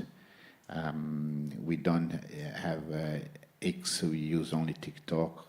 TikTok made a documentary on our club, the first 1 hour long documentary of TikTok has been realized with our team. So we try to go to all those platforms and to have this kind of counterparts that in some way are not so related to the sports performance. Otherwise, as soon as you approach this kind of companies, the Sunday afternoon matters more than what it has to matter. What are your thoughts on that, Amanda? Just Yeah. out of interest, what he's explained there. Yeah, I'm eager to join in the conversation. I think you're absolutely right, and I think women's football has the great space to do this. So when we are talking about, and today also about building community, about targeting the Generation Z that don't necessarily care about sports results, they are more into politics, they are more into not drinking, they are more into a totally different fan experience. I mean, they support their favorite players, they don't support their clubs. So I think we need to be really intelligent and separating this fine line. Okay, in Legia, if we lose, we are down with revenue, sales, people will boycott, they will do strikes, they will not buy our jerseys. But in Legia Ladies, people know that these girls are fighting for their lives. They know that they sometimes, because we do have professional contracts, but we still have some semi-pro contracts. So some girls will work the whole day and practice in the evening, right? The same for the match. So the supporters go to see this passion. And many people say, girls, keep going. It's a support because they know this is for the good. I know it's no charity in here, but there is a different sense of understanding. If you win, you lose, but we're going forward as a sport. So how even some parents would behave on a Legia match, on the Legia Ladies match, it's totally different. And we, from the beginning, we set up like this. Like one of our biggest allies in the league, it's Lech Poznan, which is the main rival of the men's team. And a funny fact is that when we were having our derby, the match at home, I remember this email between us and security guards saying, okay, what do you want us to do? Block the flags, block this, block, block. I'm like, no, guys, calm down. Everybody needs to come. Everybody bring, if they want to bring their drums, if they want to bring their everything. We treat this differently. And I remember still today, we hire a lot of security people for the match, just in case. But the result was amazing. People were then talking about how, Barcelona and Real Madrid, you can walk freely with your jersey, and why we don't do that. So even with a small jest, you can start changing your organization, the culture, and make people think in a different way, I love it. This is gone. Okay, I've gone off again. Is that working? Yes, okay, sorry. I think you tap into something that I'm deeply passionate about as well, is the changing brand and fan relationship that you have between Juventus as a symbol and Legia as well. And you have a unified identity, men's and women's, but already starting to look at ways to differentiate and reach out and connect in different ways. You have actually carved out a separate identity to move away and create a place where people have affinity to and can build a relationship with, that is separate to the ultras side, where you said from the conversations we've had already, it makes people feel more comfortable, they can connect to it better. I want to get into a little bit, because one of the things we haven't really touched on is, we've touched a little bit on fan experience. We haven't really gone into content and storytelling as such. And I think this is one of the things that I think is particularly what we're seeing more and more now, that the men's game is doing, but I think is a phenomenal opportunity for women's, because women's are great storytellers, given the tools, the education, the support, and the security, right, to feel safe as well, which I think was a really important topic earlier, is about being able to tell those stories, that narrative, your TikTok story, and all the things you're doing. I'd love to understand, on a performance side, what does that feel like, having your players? Is it a distraction? Is it a positive? How do you see that direction going, Stefano? I mean, had a quite long experience in the men's side, where this kind of interaction was a bit banned by the coaches and by sometimes also the players. On the women's side, it's completely different. We are really open to any kind of initiative that can come out from the people of the club, of the marketing side. In our club, we have special structures that called Creator Lab, where we create contents for all our social media. And this is where has been developed also the documentary. We made some documentary on one of our players, for example, speaking about personal stories, was Gunnar's daughter. When she played with us, we had a documentary on her story of being mother and player at the same time, top player at the same time. We made stories about our players that are always stories of revenge, coming back. Nobody wants that you play football and then you can reach certain levels. So we are really open. The people of our Creator Lab travel usually with us on the bus, in the plane, in the hotel, on the pitch. So I'm very open to that, because, I mean, we are not in the condition to put barriers if we want to develop the game. I'm against barriers in any case, so probably I would make the same also on the men's side, even maybe would be a bit more difficult. But here on the women's side, I can decide on my own, so we are really open to any marketing initiative. And the people of marketing and creators share their time with us. They're part of the team. We know them. We celebrate with them. They receive the awards when we win. They have their medal. We are all part of a big family, and we have to think about that, because at the end, this is a game that has to be developed. And any door you shut, you lose an opportunity. I think what I love is the fact you're saying that in the men's, there's stricter governance and rules and regulations around what can be done, whereas in women's, we really have the opportunity. Those barriers don't exist yet. We talk about other barriers and what's stopping us, but there are so many things that are actually opportunities that we need to capture and get after, because especially in Italy, you've got Como that's coming out with a very different proposition, designing for the future, bringing new ideas, new propositions to the market. You've got Venezia doing some interesting stuff, like really challenging what is a traditional market, but with some very creative, innovative, different thinking and breaking down that sort of tunnel vision system of always doing things. So I think it's really interesting there. Before I go to Mando, is there anything else you wanted to say on that? No, I agree with you. To be honest, I can tell you that even though we are in a big and traditional club, we are a lot of space to do this kind of initiative. Also, bearing in mind that we have a different target of fans, because our fans are more family girls. It's completely, I mean, I don't think there is a big overlap between men and women's football supporters in our club. And so, of course, you can also tell other kind of stories, and you feel people that are more open also to listen to these stories, because sometimes On the men's side, it's more about challenging and fighting. And I mean, I'm not a sociologist, so I can tell you more, but this is what I learned in my career. On women's side, you don't have this kind of problem, so you can really speak very openly, and any chance is welcome. It's interesting, we've had conversations today. I think the consistent belief is that there is the overlap between the men's and women's audiences are actually, anyone here got a different stat? Because I've heard several people today, Joe's been up there, David, we've got various people saying that the overlap between the men's and women's audience is very low. Anyone got different data from their market, their team, their work? Anyone, hands up? No. Okay, so we're generally in agreement that it is a different audience, just double checking. And I think what you talk about is always, is people are at the core, whether it's the staffing, the employees working in the business, or whether it's the players on the field, they have a huge role to play. Bringing them into the process, making them part of designing the future, coming up with the ideas and solutions is a really, for me, a very important way and something we're exploring in our business.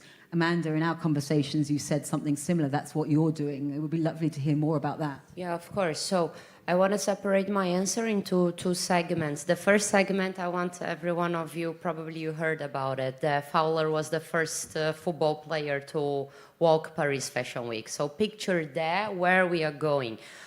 We also solved the campaign, I don't remember now the research, but saying that the new beauty influencers will be female athletes because they have a huge power to convert, right? No wonder why Sephora is investing in basketball. We have Oriflame from Sweden investing in us. So they are interested in these stories, right?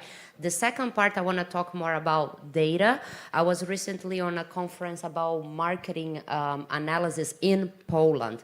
So in Poland, female athletes are more perceived with credibility than men because they are sympathetic, they are honest and authentic, and they represent maternity. So people tend to rely more on their opinion than the guys where they were described as ambitious, turning to do this campaign because of money and things like that. So that was a huge gap, and that was said in an innovation festival. It wasn't a sports event, it was for brands. Where should you put your money next? Going forward, what we do in our club, we partner up with agencies. They are influencer agencies. They send us a brief. For example, T-Mobile needs a Christmas campaign online, nothing for television, online. They want Legia Ladies players. So we create the brief for them, we send it back, and then we provide the players. It's kind of like we do our casting. That's why I said we're working as an agency. And we are making and helping and supporting the girls to learn that. And with that, they're learning themselves because look at Eva Paior. Now she's top 10 in the world, right? But almost no one knew about her before Barcelona. And still, she doesn't work her social media up to the level that she is today. That's the culture in Poland. If you go into most of the national team players in Poland, they have around 3,000, 4,000, 5,000 followers, which is considerably not. But they have a huge voice, and they are different. And that's the difference between if you are a cyclist and you represent yourself, or if you have a team of 11, 22 players, you have 22 characters to play. And you know specific if T-Mobile needs this girl. I'm not trying to say they are objects, but they are persons with stories that you can, look, I have 22 girls that represent different age groups. Some are mothers, some are just starting. So if a bank comes and want to sell a credit for teenagers, we will say, okay, we have a 16-year-old girl that actually just moved to Warsaw. She's looking for an apartment. We are helping her, so she needs a credit. She's the perfect ambassador for your brand. So this is how we are trying to, again, in survival mode, because maybe the Polish market is not completely mature to give us all the money. So we find ways to bring this back, you know. So it's just getting creative in the process. It's finding relevant partnerships that offer something beyond just pure monetary, but also something that is of real value exchange and a clear match to the situation, which I think is great. And it's funny you touch on about the followers number. I was sitting with my daughter at the weekend getting ready to go to a game, and she's 9 years old. She was on one of the big football apps, scrolling through, and she went through every player and looked at how many followers they had and judged their performance based on the number of followers they had. And I was like, wow, that's a different way to look at it. Okay, just a warning, everyone out there, that there are different metrics being looked at, unfortunately. But we've talked a little bit about what we're doing differently. I think going back into, there's a lot that we can also learn. The man's game is not all bad, okay? There's a lot that has been done well. In your experience, what are the things, the learnings of what has worked well, but also what hasn't worked well, and you going back to what can we learn that hasn't worked to make sure we don't make the same mistakes? What would you say those are from your experience in your career so far? I think that, I think the women, football is one. It depends, and it's not so important whether it is played by a man or woman. The only difference is that the men's football started centuries ago, and women's football probably some decades ago. So it's mainly a matter of time. Of course, the biggest mistake we can make is to judge the women's football using the same parameter of men's football, because it's different. But apart from that, I don't see any difference apart from the timing and the long timing more that the men's football have. What we can learn, we can learn from everyone, but probably is in terms of professionality and player care.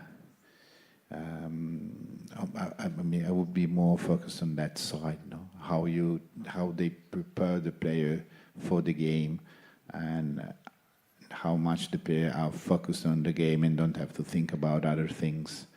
It's more about organization, maybe we can call like that, because at the end, the game is the same, and it's only a matter of timing for me.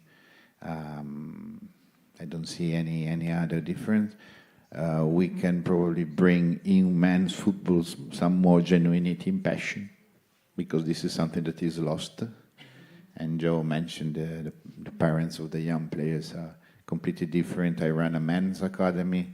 I work in women's football. I can tell you that it's completely different, the approach. So yeah, probably we can learn about organization and player care. And I think, and then probably another panel is needed, but I think that we can learn to develop coaches and people that are keen to coach and work in women's football, instead of grabbing people from the men's football, just throwing them in women just because they have more experience. So, because we struggle to find specialists. Specialist doesn't mean that the game is different. It means that you have to do the same thing in a different way. And so probably we have to learn how to develop specialists within our structures. I think that's a great point. And I think there's a lot of people in here with a lot of expertise. How do we send the lift down and help them, those around us, to specialize and really hone their skills, so that we're not just the 50 people in this room plus, but we create 500 people. So maybe, Marios, one of those things is, coming from this year to next year, how many people are we going to bring with us? Not just us in this room, but how many more people can we train, support, educate, open doors for, enable to cast the net wider and stand shoulder to shoulder? Because we're a force to be reckoned with, but we need to get bigger and stronger together. So just throw that one out there.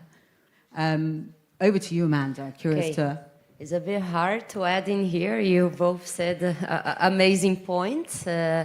So I would rather focus on more overall side, right? I think there is always a lot to learn and not a lot to teach. And I think that men's football, what they did is they created the perfect package.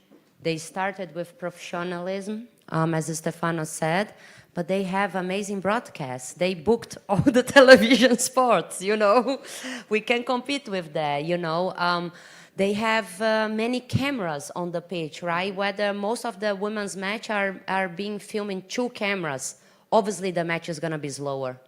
That is obvious. But if you have 6 cameras, one that show your head, your spit on the floor, the sweat is so perfectly in an HD, you're already on there, right? So you build it. And I think this is something we need to package better our product. You know, it's almost like fake it till you make it. And because at some point, someone, I don't know, in 1917 or after the war, that's what they did to make the men's football be where it is today. Right? So I think it's a lot about broadcasting. It's a lot about quality to make be so nice and so appetite for your eyes that nobody can say, wow, women don't know how to play football, right? Yeah. No, I think the quality, if you're not broadcast on major TV, the quality of the content captured around the game or the highlights, including the narrating and, you know, the commentating, becomes, I mean, there's such a big drop-off, which then makes, obviously, the ability to drive the visibility and attract and engage new audiences and fans so much more difficult. Can I add one more thing about packaging? You can see why the market now has such a fever for women's football. It is because a lot of people work for a lot of years, and now we have the result. But it's also because the media opened for women's football. Look at how many people watching the Euros, you know, watching the World Cup. Look now, EAFC even. This is a funny thing. I go to the office now, the guys are like, oh, I have Alexia Putellas, I have a new, and they know the players, they know their stance, they know where they play. Why? Because on the video game, now we have women, and they get the same emotions, the same thrill, and they're like, oh yeah, I have 7 women on my starting 11, and it's awesome. And they can list them, then it's Ballon d'Or, and they'll follow them, right? It's a process that you make it become natural. Then it is a thing because your friends are talking about it. You don't want to be left out, you know. Now you want to be a specialist in women's sports because that's what they're talking on the office, right? So, yeah. Wonderful. Love it. I'm going to give, if you don't mind, Stefano, one quick one, right? Because Poland is trying to is pitching and hopefully hosting. Trying hard. Yes, Euro 29. You know, we've got some calm down things, movements. No. Oh, okay, good. No, I mean, we had Andrea up here earlier just talking about the importance of the league's responsibility towards the clubs, etc. I'm really, really curious, how does a national ambition help shape Legia's ambitions and future? And are you feeling positive effects of that? And could you just share a little bit what that looks like? No, absolutely. Without the federation, we are nothing, basically. We are the biggest brand in Poland when it comes to, I'm talking about men's team, is the most successful Polish club. So obviously we have the target on our backs. Everything we do, people follow, right? So I already told you, we take in our shoulders that we are trying to do something different. It can work or not, but we're trying, and other people are seeing and perhaps following. But if the federation is not there to make the right policies, to make the right moves, we won't be able. To be honest, I'm really glad we lost to Switzerland the first bid because we wouldn't be completely ready. I think 2029 will be perfect curve looking to what is happening with our national league.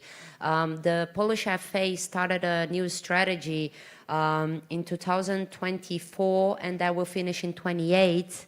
Then you have 29. We also have the Champions League final in 2027. So you have suddenly, I tell you guys from a personal experience, because I also played football and I also had to be an influencer because all of the reasons we spoke in here. I played in some commercials. And guess my biggest rates when it was? Before the men's Euro, before the women's Euro, because that's when the brands wake up. 1 month before, they're like, okay, let's do a commercial with women's football, right?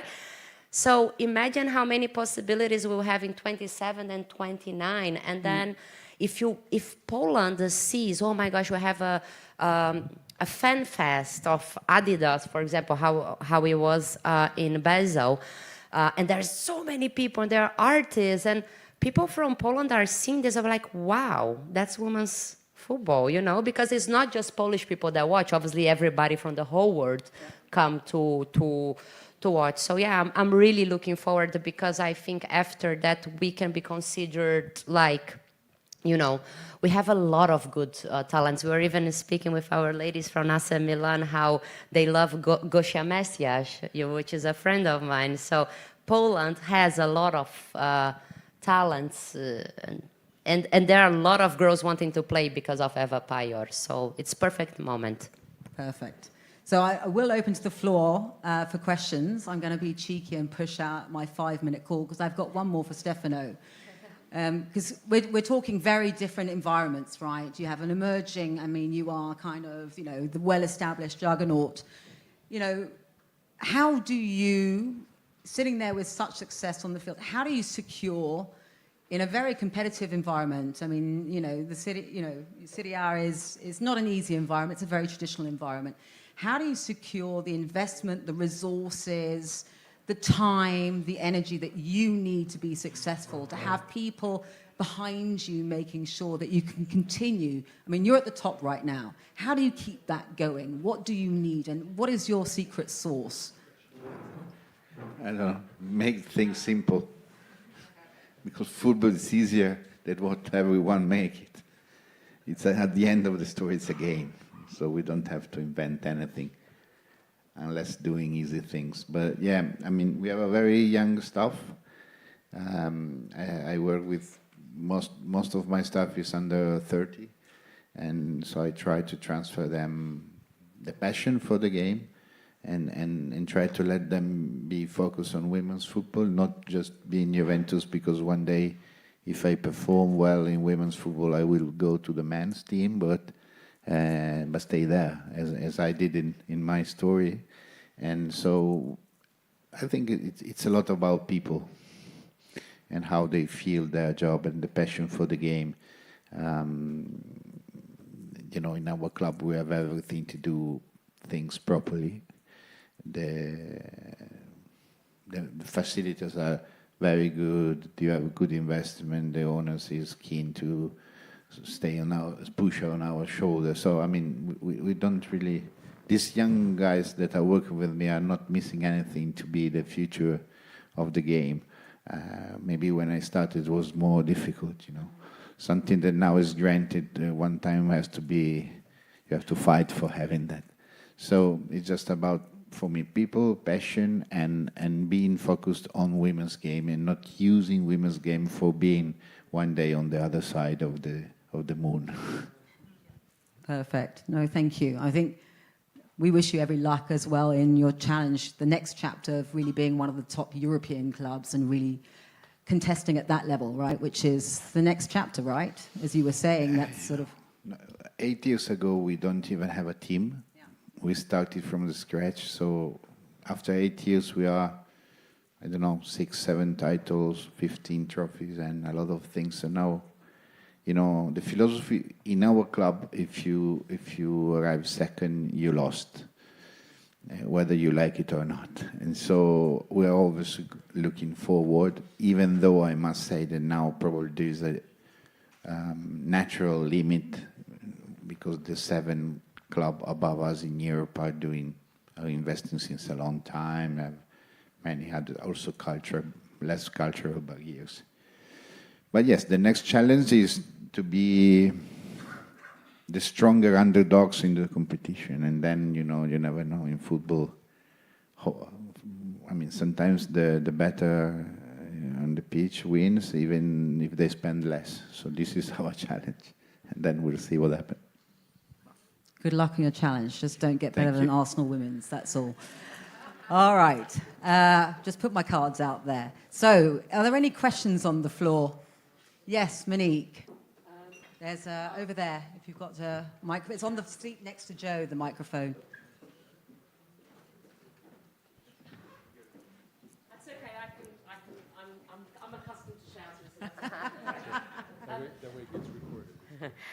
This one's for my good friend Amanda.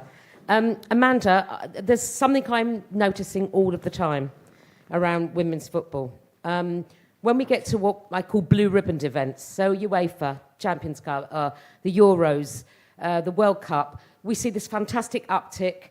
We see this amazing participation. Things go up in schools, things go up in clubs, people buy season tickets.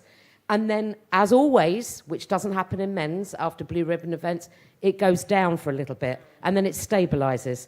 And that stabilization becomes the norm, a little bit higher than it was before, but it becomes the norm before we have the next blue ribbon event again. So my question to you is, if you were to look at 3 things that you would say would keep it on the table without us having to do that uptick, downtick, stabilization, which is a pattern that occurs all the time, what would the 3 things be that you would focus on? Is that an interview question? No, I mean, I am really interested because I think it's a challenge we all have globally. I know. I'm Yes. joking because there's a very difficult question. I'm wondering, Yes. this is for a job at UEFA, for example. That's why I'm joking in here. Well, if it is for a job, I didn't get it. So that's Okay. it. I think this is something that I also realized in Brazil.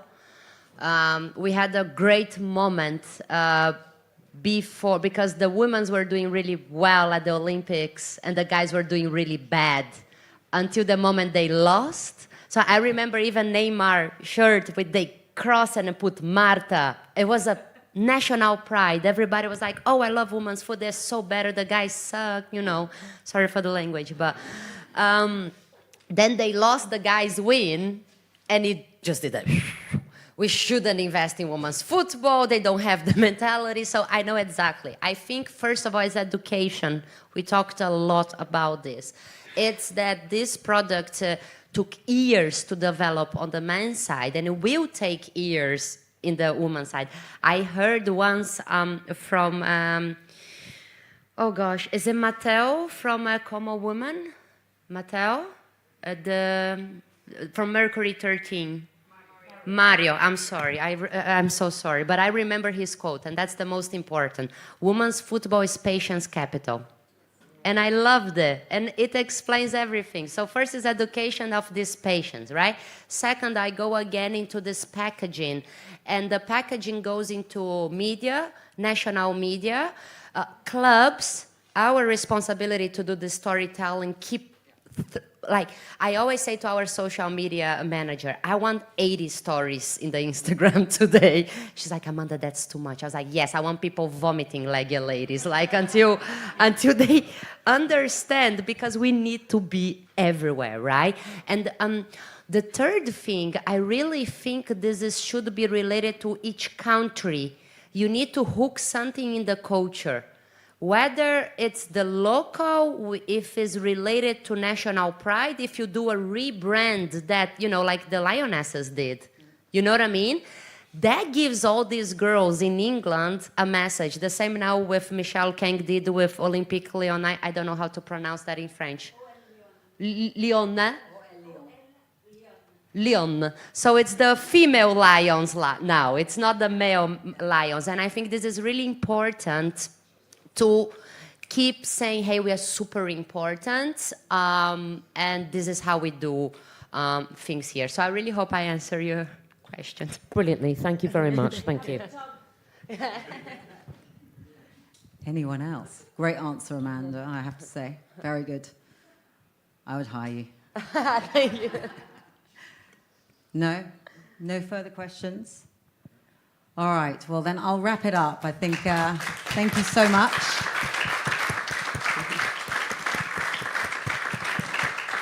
Thank you for all sitting through.